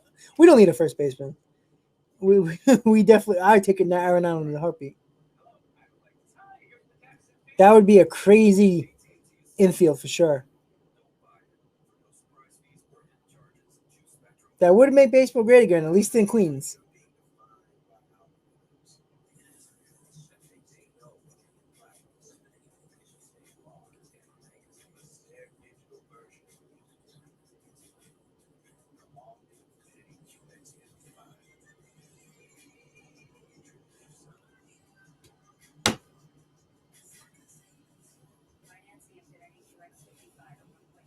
Damn, look, just think of that lineup.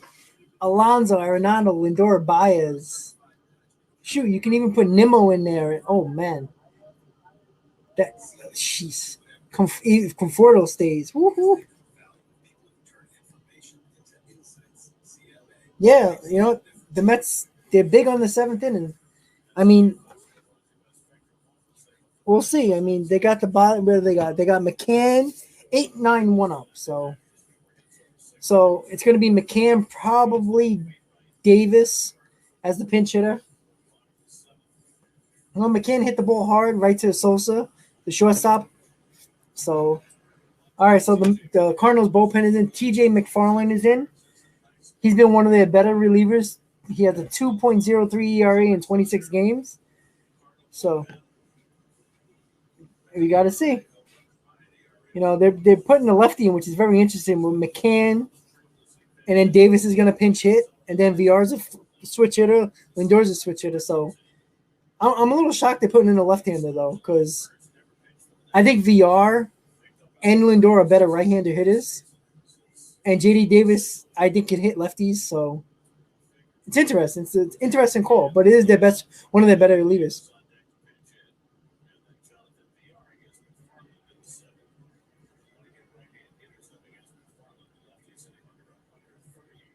Don't worry, Jocks. When Arenado opts out and he comes to the Mets, we'll have a lot to talk about. Ball one to McCann. Yeah, Cole. It's actually raining by me too.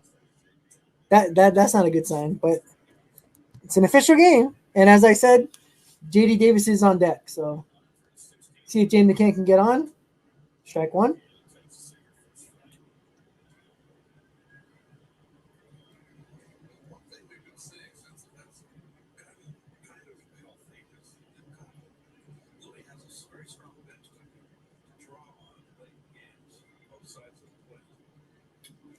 James McCann hits one foul down the right field line.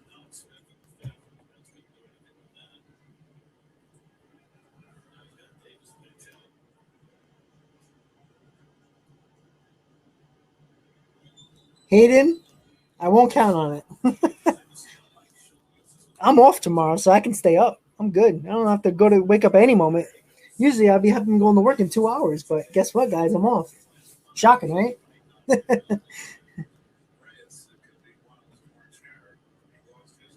Oh well, stay safe, Hector. That coastal area, man. Jeez.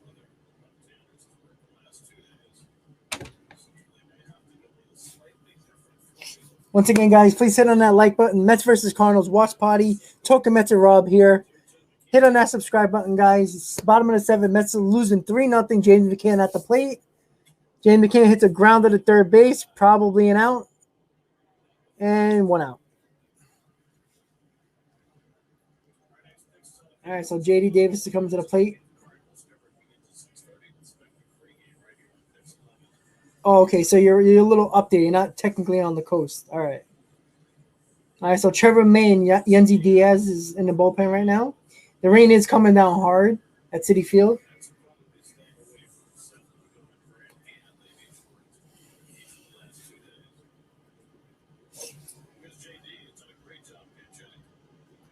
JD Davis pitch hitting. Excuse me. This season, 412 average, 7 for 17, 3 doubles, 2 RBIs. Well, I'll take a home run, but I'll take him getting on base as well.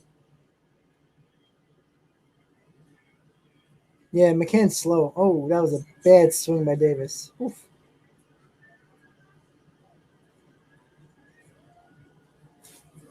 Yeah, I don't think they're gonna cancel this game.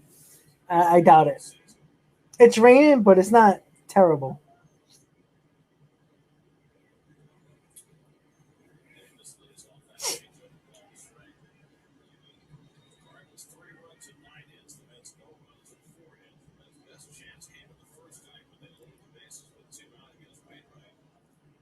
Like I said, get on. We got the top of the order coming up. Got to get it going. Seventh inning has been our inning this year. JD Davis fouls it off. 1-2. I missed that commercial actually, Hector. Rodriguez, Mets will come back. I hope so. Don't forget, guys, please hit on that like button if you haven't already. Hit on that like button, guys. I really do appreciate it. New to the channel, say what's up. Don't be shy. Hit on that subscribe button, guys. See if the Mets can come back and win this ball game. JD Davis takes low 2-2. Yeah, Hayden, we said it. We talked about it. The Mets had a golden opportunity when Wainwright didn't have his. It didn't look like he had it yet, and the Mets waited too long and not good. JD Davis fouls it off, stays alive.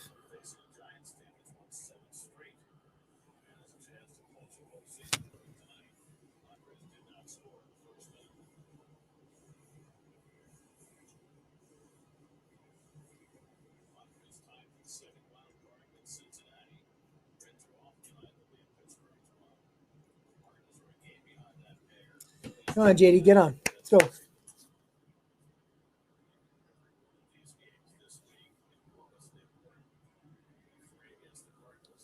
Once again, guys, it's important for the Mets to win series.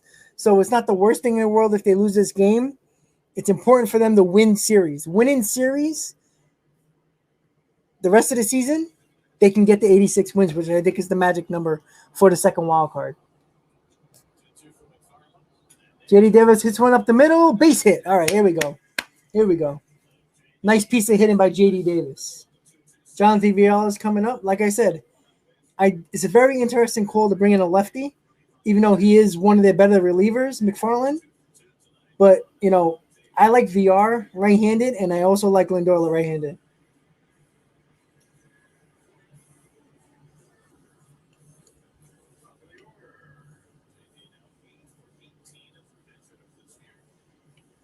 Come on, Jonathan. Stay hot. It's crazy. VR has more home runs than Lindor and most of the players on this Mets team. It's crazy.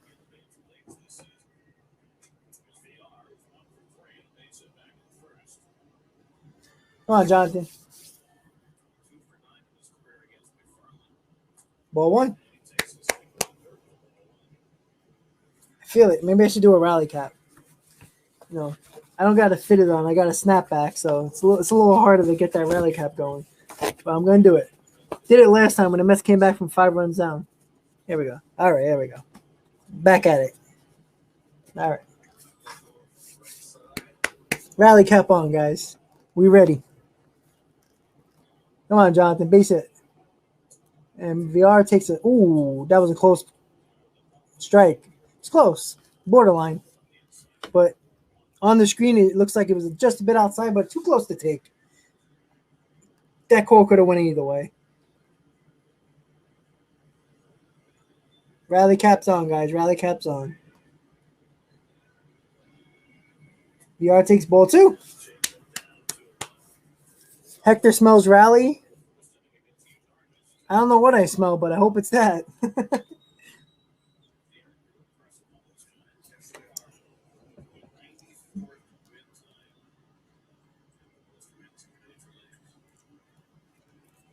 Let's go, Jonathan. 2-1 count. Let's go. Oh, he check swing. He didn't go. 3-1. Here we go.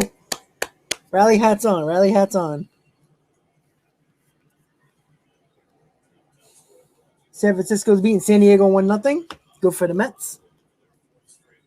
Come on.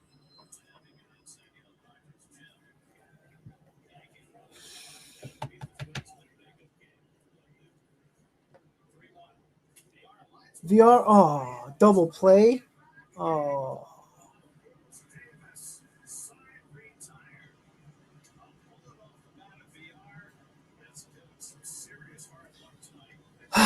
Jonathan VR hits a shot.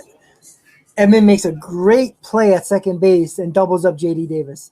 Davis was in a bad spot. I mean, damn. Wow.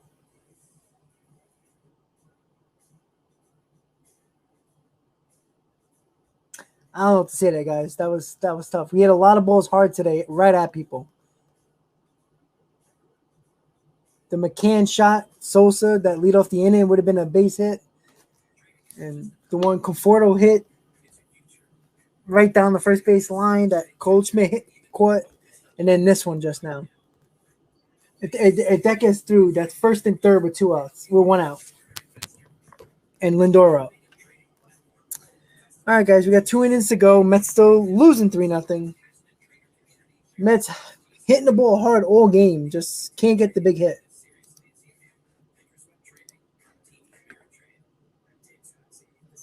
Jocks, it's okay, man. You're a Cardinals fan. Never hate on that. 205, I don't know yet. I don't know. After the 7th inning is when the Mets somehow try to make things interesting. That's a little tight. Open it up a little bit. Riley cap tight. There we go. Now I feel good. Oh, boy. Once again, guys, I know you're sick of it, but I'm just letting you know, guys, please hit on that like button, guys. Hit on that subscribe button. Super Chat is live and working finally. Finally got approved. Good news. Again, nobody's under any obligation. Just letting you guys know the Super Chat is live. To support the channel, you can donate to the channel. If you do, you don't. It's all good. I'm not going to, go crazy, but just letting you know the Super Chat is live, guys. I really appreciate it. So let's go Mets. See if the Mets can rally, come back against the Cardinals, going to the top of the 8th.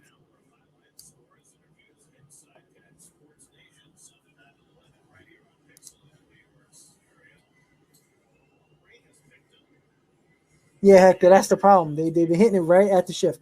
Like I said, O'Neill was, I think, I forgot who was playing second base, but he was playing a little bit closer to second base. So he had a little bit of time to, he was he was positioned perfectly. You really can't do nothing about that.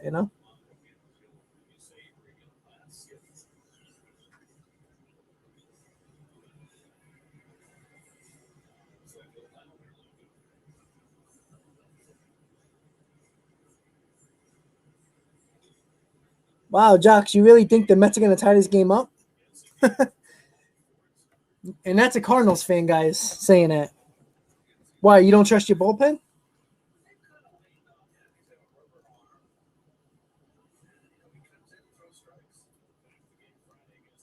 Yeah, that's the biggest Mets problem. A lot of times, like when the Mets don't score runs, like a lot of times they actually hit the ball hard, but right at people. They do have to hit against the shift a little bit more, but it's like, you hit balls hard right at people, and it's like there's nothing you can't get mad because like they're hitting the ball. Like I can see if they were striking out or popping up soft grounders, but they're hitting shots. Just the Cardinals are positioned well. Just can't do nothing about that. It's baseball, right? In the new age of baseball.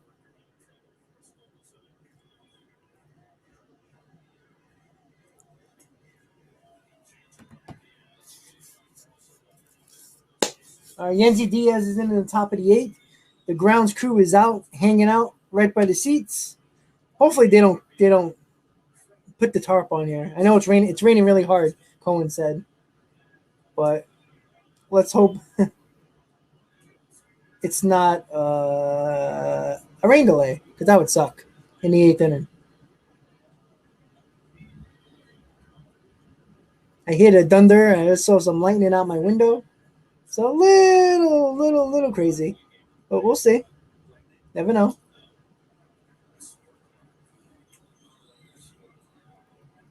Yeah, Jax. He had the lefty. McFarlane. They had in. Yeah, man. Good night, man. Have a good night. Hopefully, you wake up to a Mets victory. Well, McFarlane is your best reliever, so he's done. I don't think he's gonna come out for the eighth. Like I'm not gonna be an expert in Cardinals bullpen because I have no idea. I honestly have no idea who's in their bullpen, so I'm not gonna sit here and lie to you guys. Thinking like I said, if you got more information than I do, please say it in the chat. I have no problem. Ground ball, foul ball. All right. So yeah, Jax. I mean, I don't know. I don't know who's their eighth and ninth guy. But you don't seem too confident. Met fans don't seem too confident. So, but somebody's got to win. That's for sure. All right. Let's see. Let me check the Cardinals roster.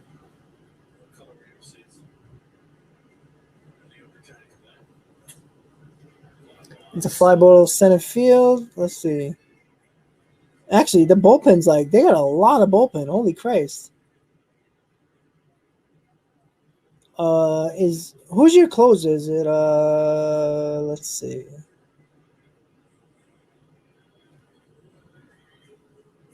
Reyes? Alex Reyes?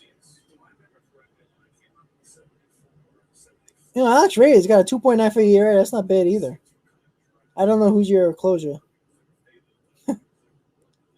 I mean, you got Garcia 2.1. Oh, these might be starters. Like I said, I'm not no expert in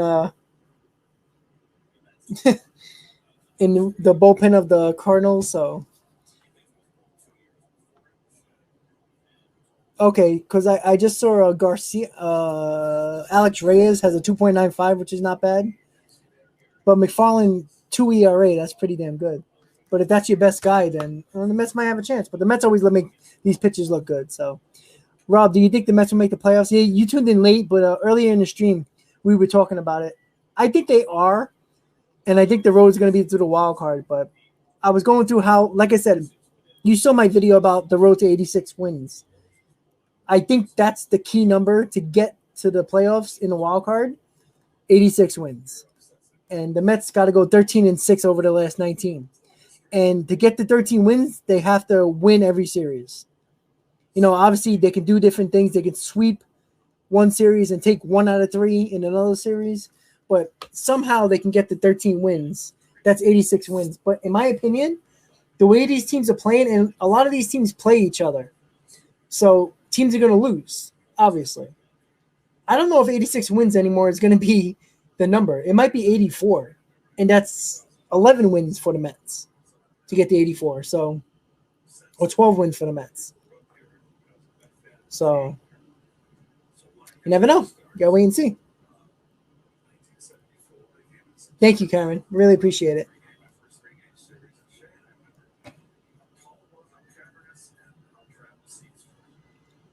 Well, Hector, let's see if the Mets can tie the game. Then they can call it and be a suspended game tomorrow or something. But I don't know. Would if they cancel if the rain just doesn't let up and they call the game? I know it's an official game, but haven't they suspended games and let them play the next day or whenever they can? I mean, I don't know if there's a rule change, but I remember in 2019 the Mets had a suspended game finished. It was like the sixth. It was like the seventh inning. I think it was against Arizona in 2019. They played the suspended game, and then they played the regular scheduled game at 7. So I don't think they making an official. I don't know how these rules with baseball now. I don't even know anymore. Oh, it might be 4-0, guys. It's off the wall. It's looking like it could be a double. All right, so Beta hits a 2-out double. That was close to going out. A couple more feet, that's a home run. I like Harrison Beta, guys. You guys know.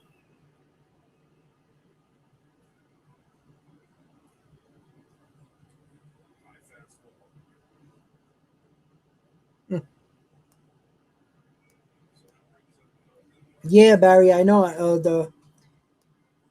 The 30 for 30 documentary or ESPN. I know. I can't wait to watch that.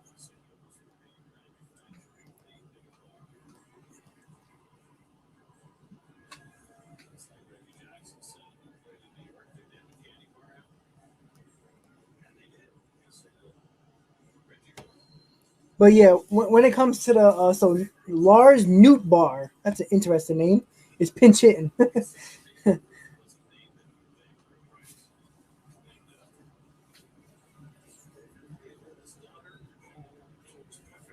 oh, 205. I hope so. It's a nice parlay right there. The Mets can come back. It's not over yet though, but the Mets got to hold it to 3 runs though.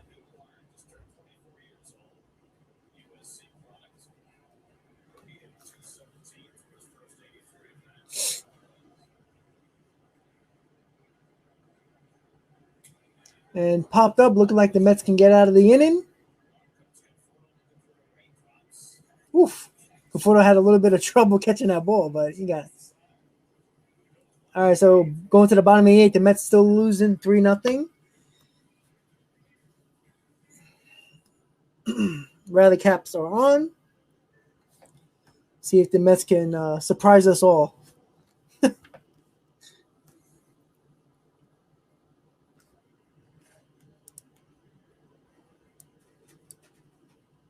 All right, so you see right here, the Mets have Lindor, Conforto, and Alonso up. So I'm gonna say it here.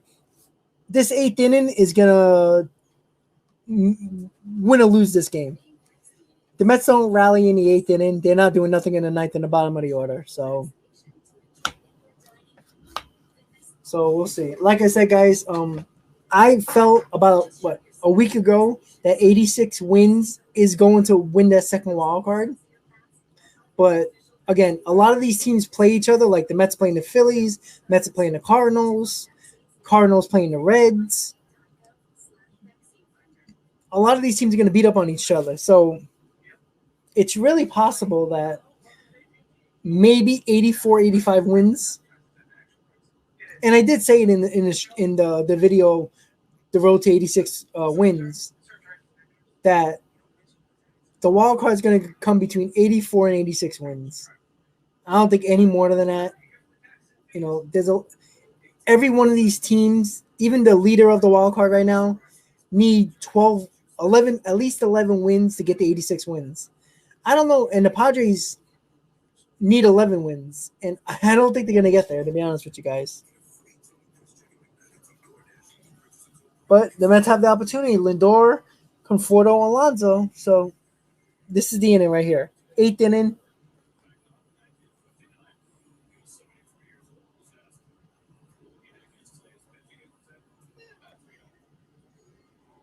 Whew.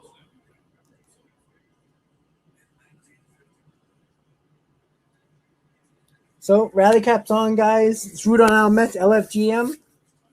I know we got a couple of Cardinals fans here. Oh, and as I thought, Alex Reyes, their second best reliever, 2.95 ERA.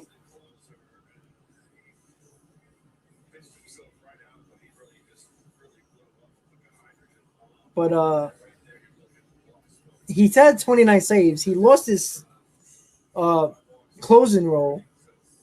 So I'm assuming he had a very low ERA lately because they said he's been pitching really bad lately. But he throws hard. He's a good pitcher. We got to see what happens.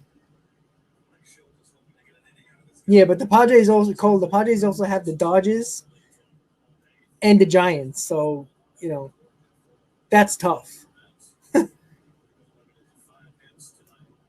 I like Bader. I like his defense.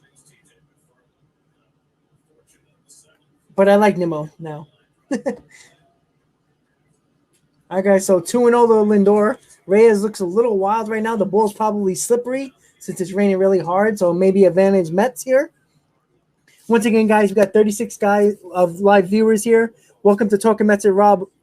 Mets versus Cardinals Watch Party Live. Hit on that like button, guys. Hit on that subscribe button. 3-0 to Lindor. Mets are trying to rally in the bottom of the 8th. St. Louis is leading 3-0. So Reyes is wild right now. So the Mets need to take advantage of it. And They have to be patient. I don't want to see none of this first pitch hitting. They got to be patient, guys. See, he's going to walk Lindor. Strike one. And it's lightning and thundering by me right now, so obviously it's doing the same thing at City because I'm not too far from there. So 3-1 count to Lindor. Come on, Frankie. Lindor swings at a 98 miles an hour fastball right down the middle, right through it. Good pitch. So Reyes is just going to start throwing gas. It's just a matter of he's going to throw it over the plate. So I think Lindor's got to be ready by a fastball right down the middle. You don't want to walk him.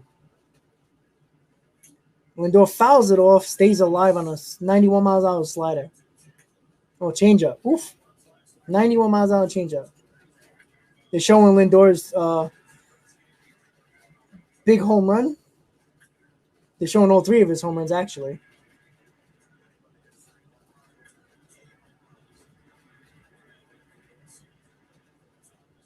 Lindor takes the walk.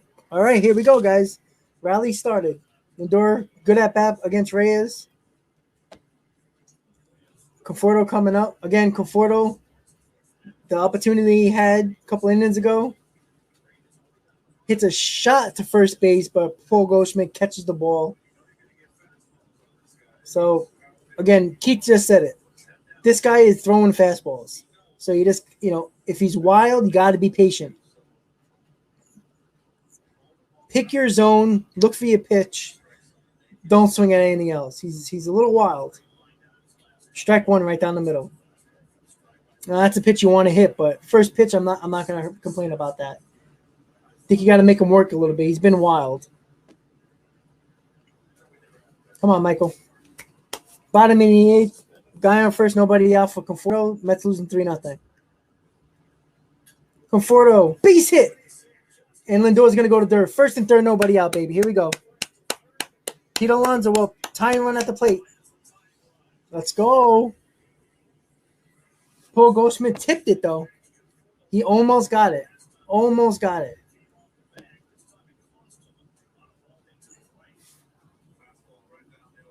Nice at bat by Conforto. Here we go. Rally cap, rally cap, rally cap. Guys, hit on that like button if you haven't already. Let's get this stream out. Bottom of the eighth. Mets are rallying. Goldschmidt just tipped that. Oh, it went right past him. First and third, nobody out, guys. Pete Alonso at the plate.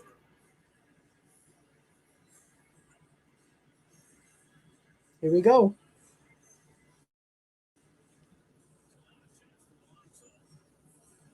Alonso, clutch hitting right here, guys. This is where we need him, right here. LFGM, guys. Let's go. Rally cap's on. Rally cap is on.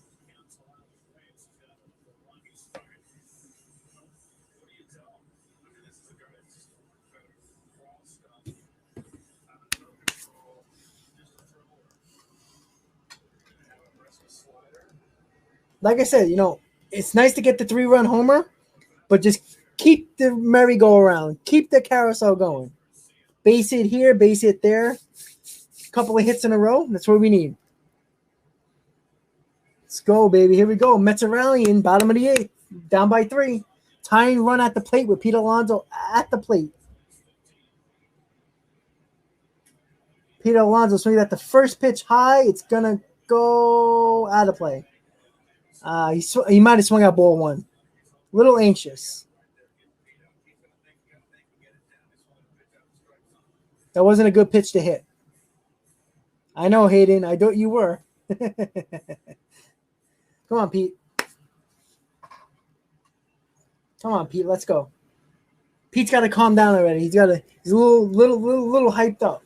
He swung out a ball. Almost popped it out. Come on, Pete.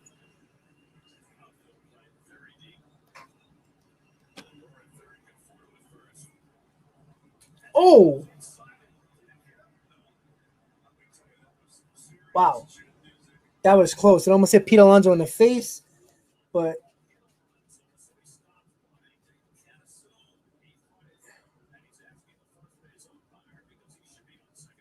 Conforto did not go to second base because he thought Pete Alonso got hit.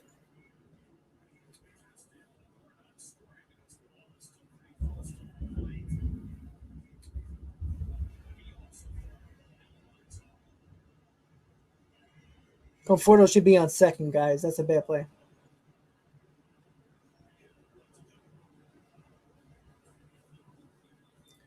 All right, so it's a 1-1 count. Alonso got to be careful. That was dangerous.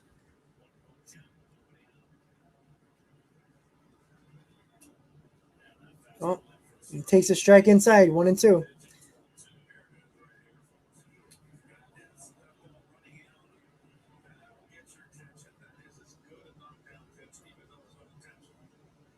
Come on, Pete. Stay in there, baby. Yeah, you see that ball was out inside, but he's been calling that pitch all night, though, so I'm not going to go crazy. Pete's got to stay in there. I know it's not easy with that pitch, but yeah. Pete was done in that at bat after that ball went up and in. You know, I know that wasn't an intentional pitch, but that was an important pitch of the at bat. You know, Pete bailed a little bit. Nothing you could do with that. Perfect slider.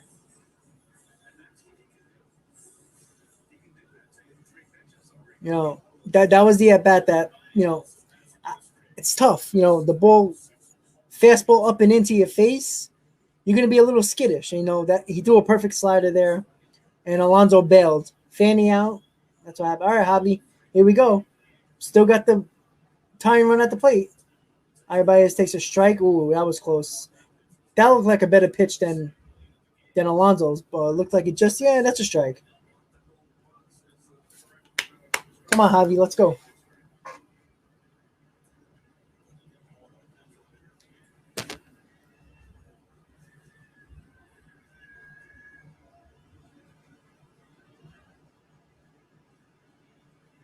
Baez takes a ball inside. All right. Yeah, I take base hits. Like I said, just making a comment. That's a fact. The tying run is at the plate. I'll take a base hit. It's at least one run. Keep it going. Come on, Javi.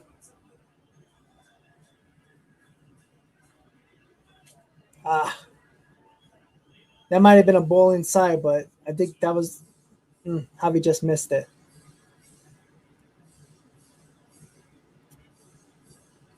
Don't forget, guys, please hit on that like button. Mets are rallying in the bottom of the 8th. Javier Baez at the plate, 1-0. 1 out. 1-2 count. St. Louis is leading 3-0. Pete Alonso just struck out. Javi Baez is at the plate right now on a 1-2 count. See if Javi Baez can keep up his hot streak with the bat going.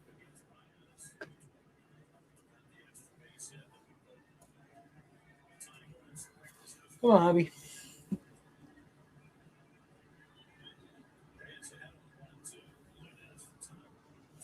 $46 people in the chat, guys. Don't forget, hit on that like button, guys. Let's get the stream out to more people. Mets are rallying in the bottom of the 8. Let's go.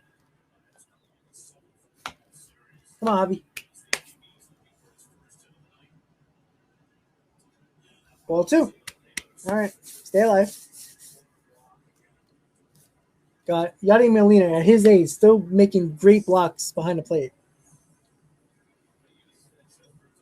That ball bounced before the plate and just deadened the ball. Beautiful block. Come on, Javi. 2-2 count. 1 out, first and third.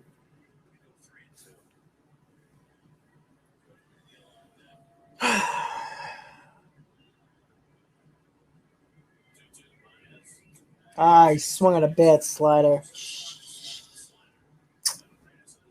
Damn it.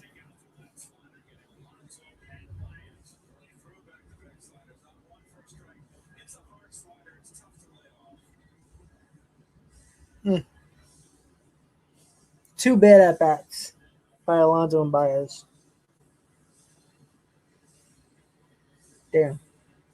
All right, Jeff McNeil's up. Here we go. 2 outs, 2 on. Again, tying one at the plate. 2 bad at-bats by Alonso and Javi Baez. Let's see if Jeff McNeil can come through. Like I said, basic. Get that running. Ball 1. Once again, 49 viewers, guys. What's up? Mets versus Cardinals. Mets are trying to rally in the bottom of the 8th. 3 runs down. Hit on that like button, guys. Come on, Jeff. Keep it going.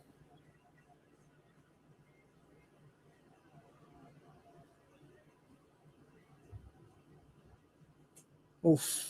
Nice slide. Nice change up by Reyes.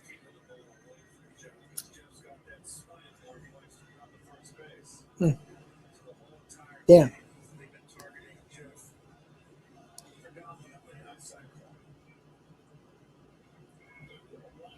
Damn it.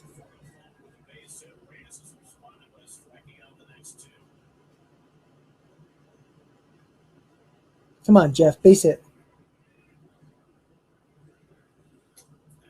Takes a pitch right down the middle.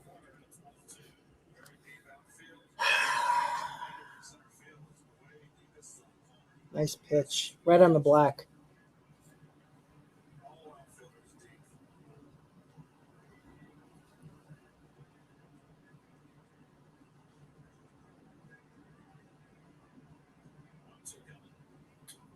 All right, Jeff stayed alive on that one. 98 miles an hour fastball outside.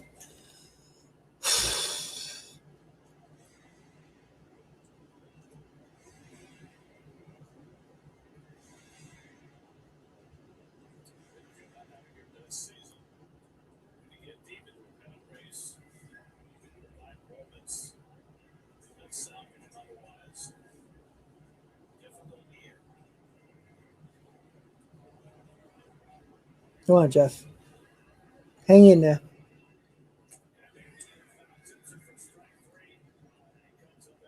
That was a great pitcher performance.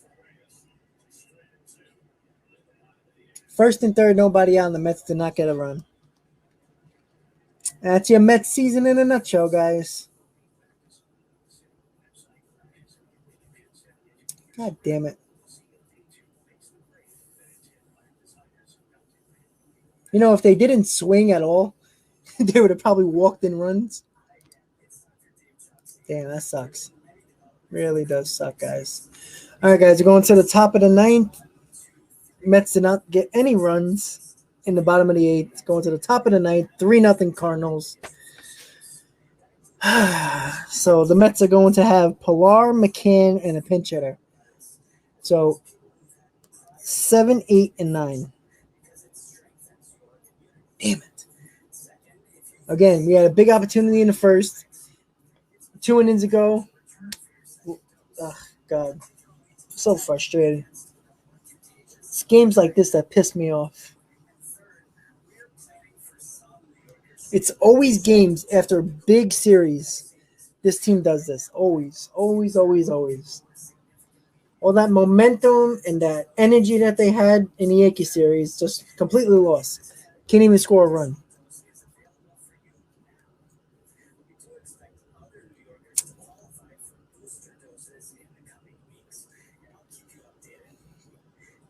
They scored 10, 7.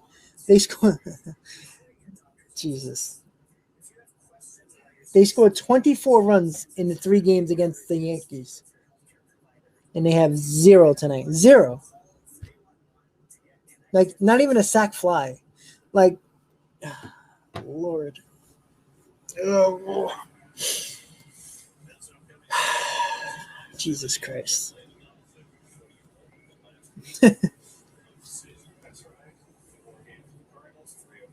It's not pretty, Scully. Not at all.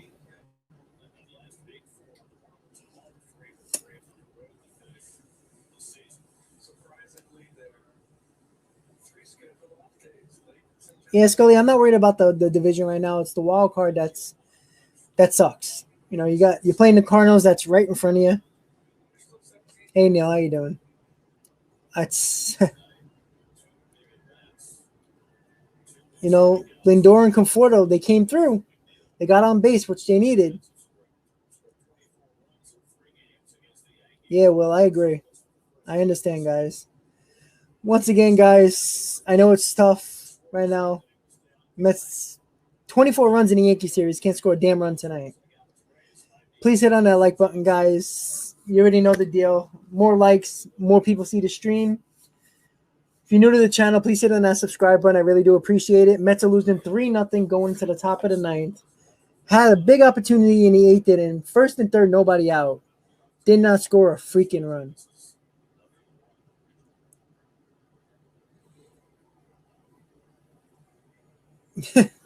Yeah. The only problem is in 2015, that depression, they had 2 months to play. And a big trade with Cespedes right after that. So, God damn it. Yeah, you're right about that, Scully. The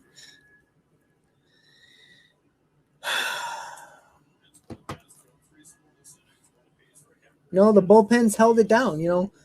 Rich Hill, struggled a tad, but he kept them to 3 runs, which I thought was not bad at all. The bullpen held him to 3 runs throughout the whole game, and the Mets couldn't come back and help out their pitching staff. Ra, it's possible. Like I said, they did it the other day. They came back from 4 runs down in the ninth, came back and won. It's possible, but again, they're not looking good.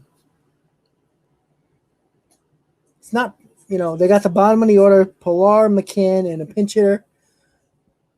Maybe. I mean, anything can happen. It's baseball.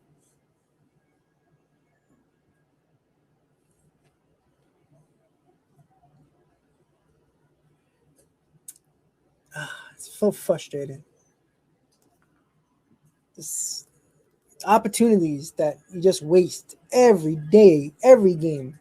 Even in the Yankee series, they had so many more opportunities to score runs. Again, they should have easily beat the Yankees with all the opportunities they had with men on base. They played well, but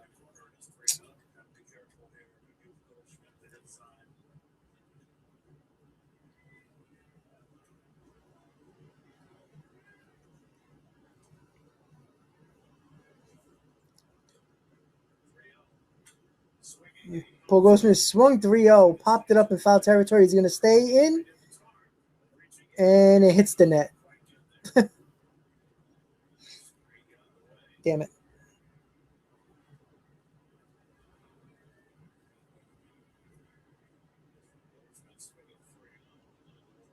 The Mets game might end before the football game, the Monday Night Football game might end before the Mets game.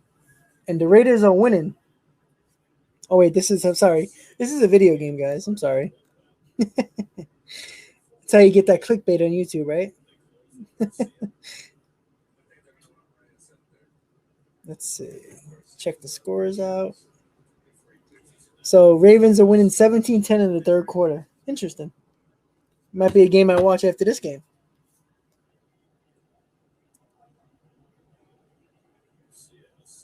Yeah, I think they're trying to save their bullpen, Scully, in my opinion.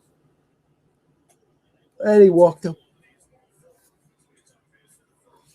Yeah, Master, they do. They don't do it a lot. But they had a nice victory. 4 runs down. I think it was against the Marlins, if I'm not mistaken. But I was live during that game, actually. I was shocked. Check that out, by the way, if you want. But it is, like I said, they got the bottom of the order up. Anything can happen. I'm not sure who's coming in for the Cardinals. Reyes, was their closer, not the closer anymore. So I don't know who's their closer. I don't know if he's any good. So Jax, listen, I'd like to. I definitely like to, but I don't know. I don't feel confident. Bottom of the order up, to be honest. And Goldschmidt steals second. Oh, Lord.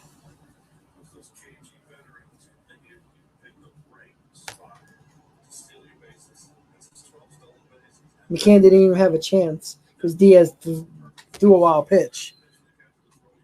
So Goldschmidt's on second with 1 out on a wild pitch. Technically going to be a stolen base because he did run.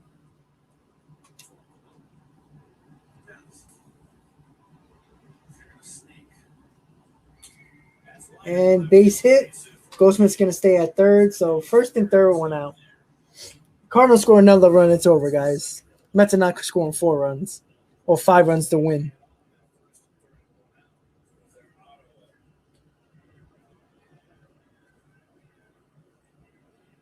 That's true, Jocks, with the Cards, but you are playing the Mets who love to not score runs with many people on base, so something's got to break. I don't think the Cardinals are going to break. Yeah, I don't know. I don't know if Rojas. I don't know why Rojas kept Diaz in this inning. In my opinion, I don't think it makes sense. It made sense, but it's like Rojas was giving up on this game with Diaz up. Scully, I wouldn't be surprised. Oh, Lord.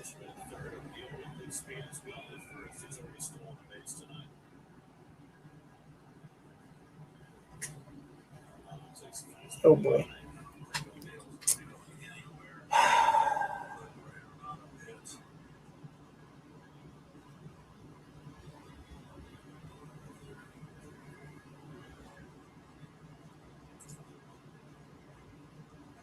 Come on, Yanzi.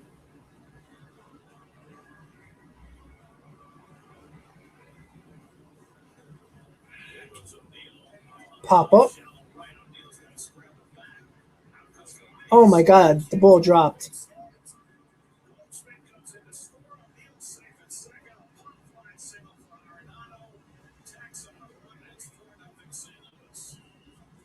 Oh, Barry, there's your total. There's your 3.5. A blue pit that fell between Baez and Conforto.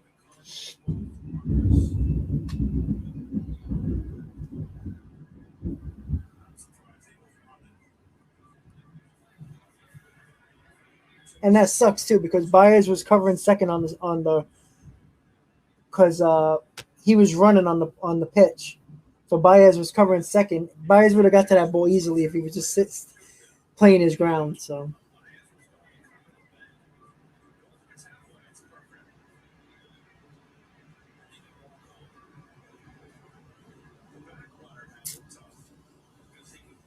damn it.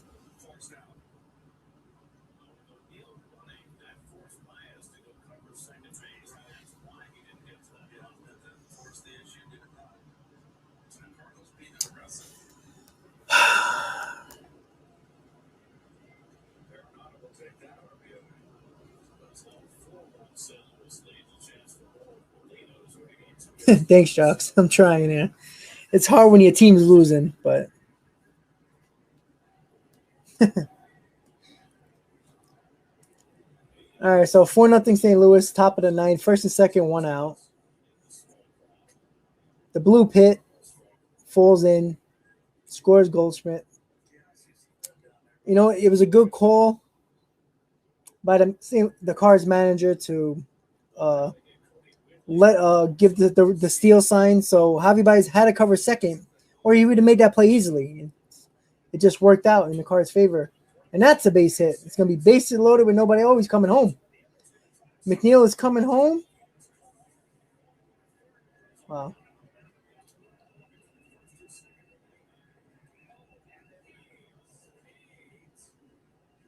Pete just,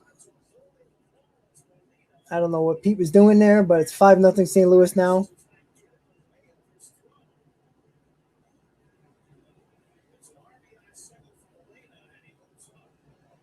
Wow.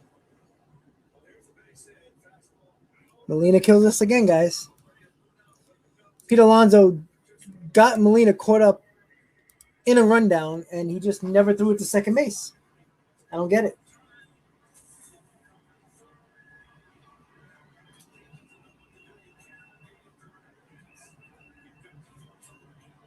You got to get Molina at second there.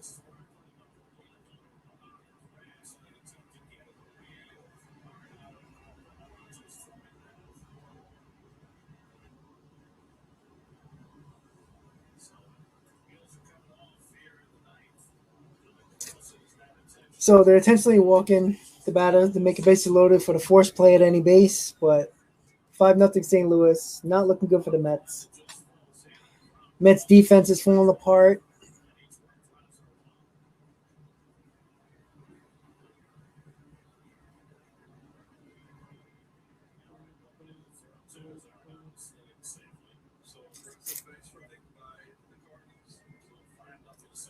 Oh boy.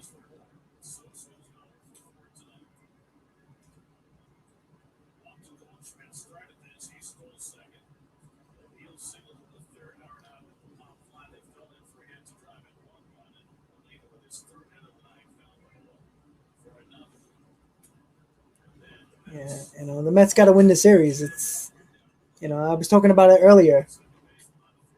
The Mets, if the Mets win every series, they can get the 86 wins. It's making it harder. You lose the first game, but it's not impossible. But this is the game right here that they needed to win, in my opinion.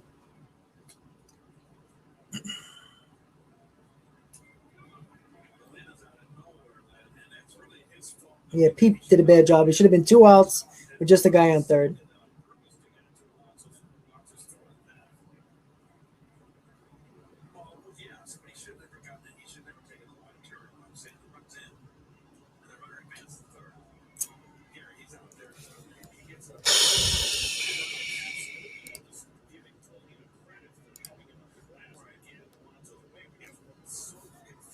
Scully, I don't think DeGrom's gonna come back. The only way I think DeGrom's coming back is if the Mets somehow are like a game out of a playoff spot, divisional wild card, within like 5 games to go. Maybe he'll come back, but I don't think he is.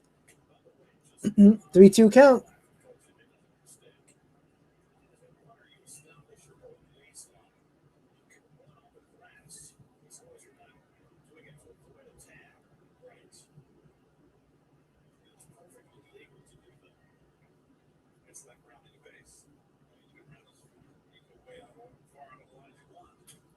And that's another base hit that's going to score 2 runs. All right, so 6-0 St. Louis. So this game is not look. Cardinals are putting it on. Insurance runs.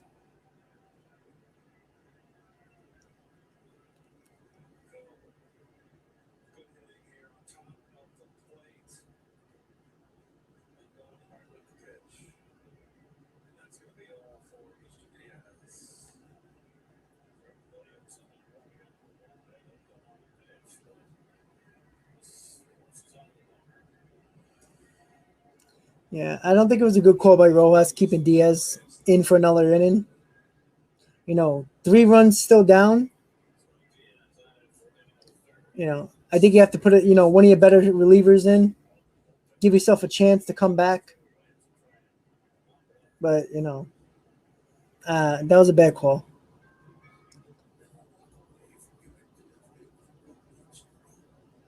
Yeah, Scully, he don't even have enough innings also. What do you end with, like a 1.9 ERA in like what 12 starts, 10 starts, whatever it was. Okay, since the Mets suck and they can't actually beat the Cardinals. Once again, guys, I really enjoy this whole stream. The game's not over yet, but once again, guys, please hit on that like button one more time. If you're new to the channel, thank you guys for tuning in. I really appreciate the support. Hit on that subscribe button, guys. Once again, guys, if you don't know, I finally got the super chat up and running. Thank you guys for tuning in. If you want to support the channel, it's there if you want to. Thank you guys so much for tuning in. It's going on 4 hours and 40 minutes of the live stream. I really do appreciate a lot of you guys stuck around from the very beginning. I really do appreciate it. Mets are obviously losing 6-0. I felt like the Mets are gonna come back in this ball game, but the insurance runs by St. Louis is probably putting that way out of the water, and the Mets are probably gonna lose this game. Very likely they are, but just a bad offensive performance. Had multiple opportunities in the first, in the seventh, in the sixth, and the eighth to score some runs to make it close, put a little pressure on St. Louis. But again, good teams put pressure on the opponent. The Cardinals made sure they got insurance runs and basically put this game out of reach for the Mets. And that's the biggest problem. And that's what the Mets have been doing all year.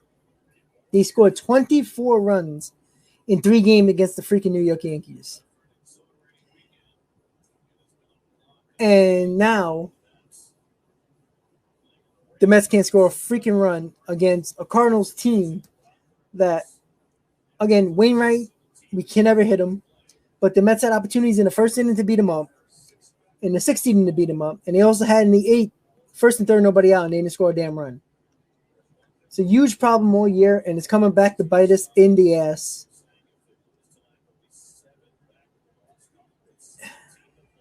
Just not, it's not good.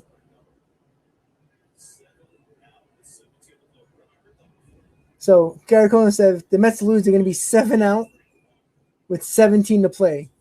Sounds familiar, right? Mets were 7 up with 17 to play in the division in 2007, and we all know what happened. They lost the division. They blew it. They choked. Again, it's interesting to look at. It's a talking point, but the Mets are not going to come back from 7 games down with 17 to play. Even though the Mets can blow it, the Braves are not going to blow it. Wishful thinking, a nice talking point, but it's not happening.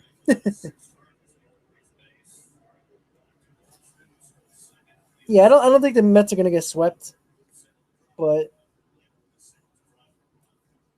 I don't feel confident about them winning the series anymore, though.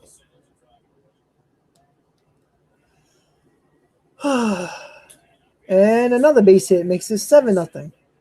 Probably 8-0.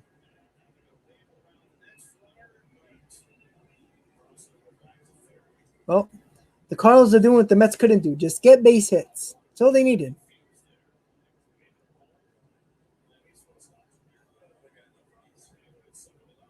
No, Scully, it wasn't excitement. 3 months in first place is nothing to, you know, to not be happy about. It was just the fact that this Mets team started to lose games extremely quickly. It wasn't very, they just had a bad stretch and it hurt them. When the Mets had a bad stretch, the Braves were hot and they went on a winning streak. That was it. That's all it was. The Mets had a terrible August and it hurt them. The Braves had their best month of the year in August, while the Mets had the worst month of the year. And that's what happened. If the Mets would have played 500 ball in August, they would still be in first place right now, no matter how hot the Braves would have got. The Mets had what, a 5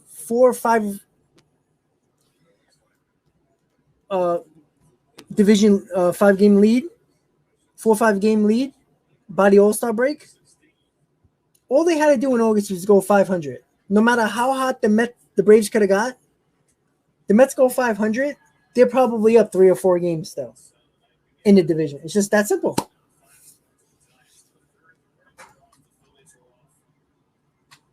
So the Mets could have gained a half a game on the Reds and the Phillies. Now they're going to lose a half a game to the Reds and the Phillies, who are not even playing.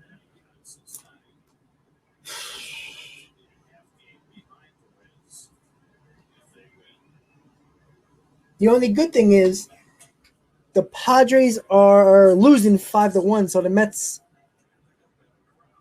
stay within 3.5 games of the wild card, because the Reds are going to gain a half a game, which is going to go ahead of the Padres for the wild card lead. So, I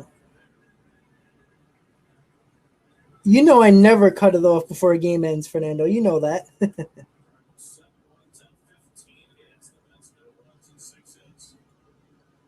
Well, the Cardinals do what the Mets couldn't do.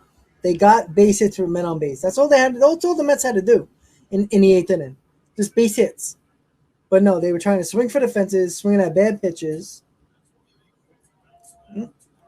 That's what happens when you get enough contact hitters, and the Cardinals have contact hitters. Yeah, look, it stops raining, guys. How nice.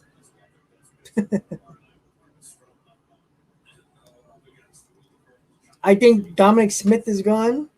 J.D. Davis is gone. And I don't think the Mets are going to sign Conforto. They might offer him the qualifying offer. Maybe he'll take that.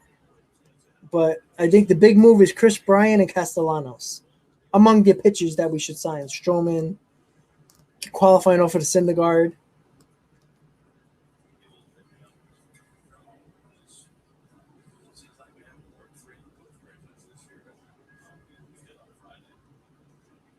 All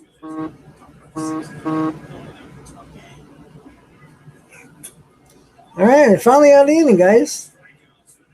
7-0 St. Louis going to the bottom of the ninth. 7-8-9 coming up for the Mets. It's probably a moot point now, but the Mets will probably score like 3 runs now. They're making it, to show you that they're actually alive, because that's what the Mets do. I agree, Fernando. I want Chris Bryant. If you can replace Chris Bryant with Conforto, that's a win in my book. But if you get Bryant and Castellanos, put Bryant at third, Castellanos in right, I'll take it. Master, would you be surprised if the Mets score 6 runs and lose? I wouldn't. But, they'll make it interesting. They'll get a couple of men on base, or they might hit like 2 home runs in a row, make it like 7-3, get a couple of guys on, and then 3 strikeouts in a row. Probably. No, look, I even said that, Fernando. The worst thing the Mets could have done was allow the Giants to get Chris Bryant, because Chris Bryant grew up a Giants fan. He goes to a team that's winning, that got 90-plus wins, making the playoffs, the best team in baseball. And, look, the Mets have the opportunity to get Baez and Bryant for Pete Crow Armstrong and another prospect. They didn't go and get that because they weren't sure about DeGrom's injury, which is absolutely retarded, because they go and get Baez. Why didn't you just get Bryant with him? Makes no sense. This team's frustrated. The front office pisses me off. This team pisses me off.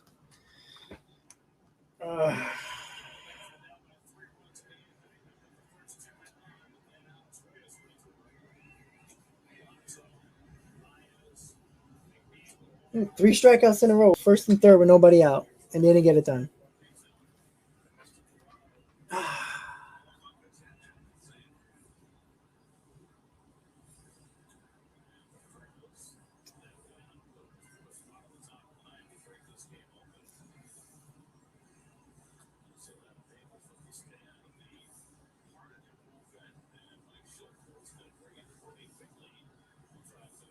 So Whitley is in with a 3.86 TRA. It's probably a moot point. The Mets are going to probably lose.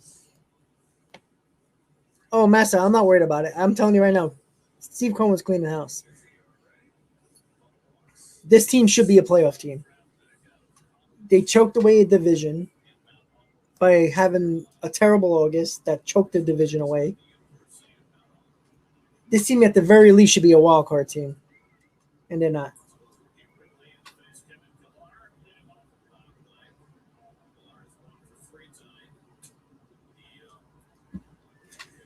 So, bottom of the ninth, guys, Kevin Pillar's up. So, again, tonight we'll run as a scoring position. 7 for 18. The Mets are 0 for 7. That's the ball game right there. It's that simple. The Cardinals were able to put hits together with men on base. And the Mets did not.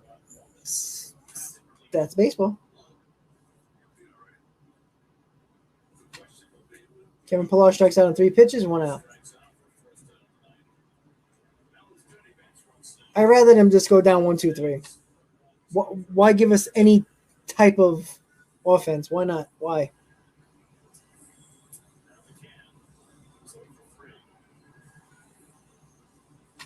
Yeah, Fernando, but you know how many teams in the playoffs are going to make the playoffs and not have good pitching or a bad bullpen? Like, besides the Dodgers and the Brewers, there's nobody has really good pitching. Even the Dodgers, they got good starting pitching, but their bullpen's not that good. So, 2 out of 8 teams that make the playoffs, or 5, the 2 out of the 5 teams that make the playoffs are really not that good in the bullpen or starting.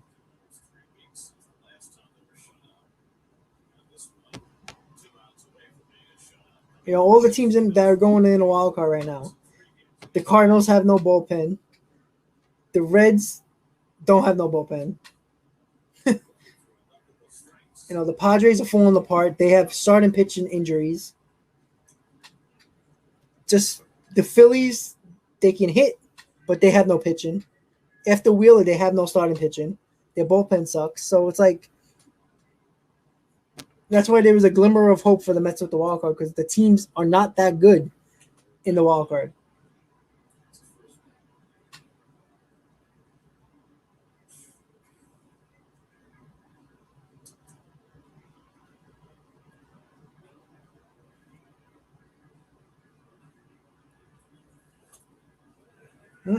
Nice and easy. 1, 2, 3. Again, make it nice and easy. 1, 2, 3. Don't give no hope to your fan base.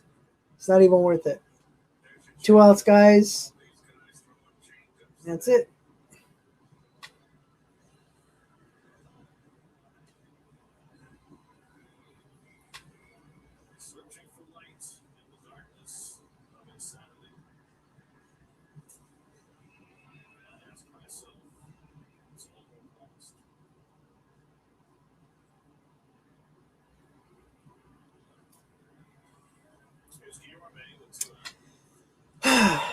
Lord.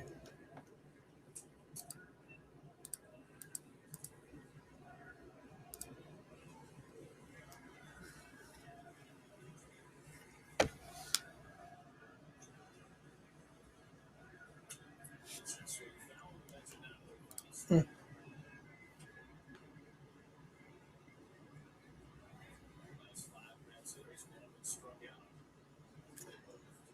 0-2 pitch to Guillorme.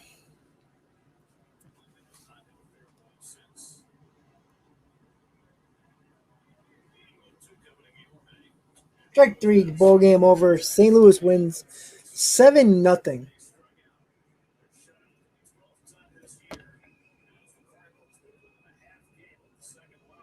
Well, after the very, very high winning series against the Yankees, the Mets do exactly what the Mets do. Play with no energy, no momentum, score no runs after scoring 24 freaking runs against the Yankees. They cannot score a single run against the pretty hot St. Louis Cardinals. So the Mets lose. They lose ground. Wildcard and division. Once again, guys, 86 wins. I'm telling you right now, 86 wins is probably going to do it. Might not even get to that number. But again, Mets got to take the next 2 for any hope to actually stay alive. Once again, guys, 4 hours and 54 minutes of the stream. A lot of you guys stuck with me. I really appreciate it, guys. If you haven't hit that like button, please do before I end the stream, guys. Thank you guys for watching. Mets lose 7-0. Tough loss after a high series against the Yankees. Thank you guys for tuning in, guys. Really appreciate all the support you've been giving me. Mets lose 7-0 to the St. Louis Cardinals. Thank you, guys. See you guys next time. Once again, guys, as always, Mets fans, let's go Mets. Have a good night, guys. Terrible loss. See you guys next time, guys. Have a good night, guys.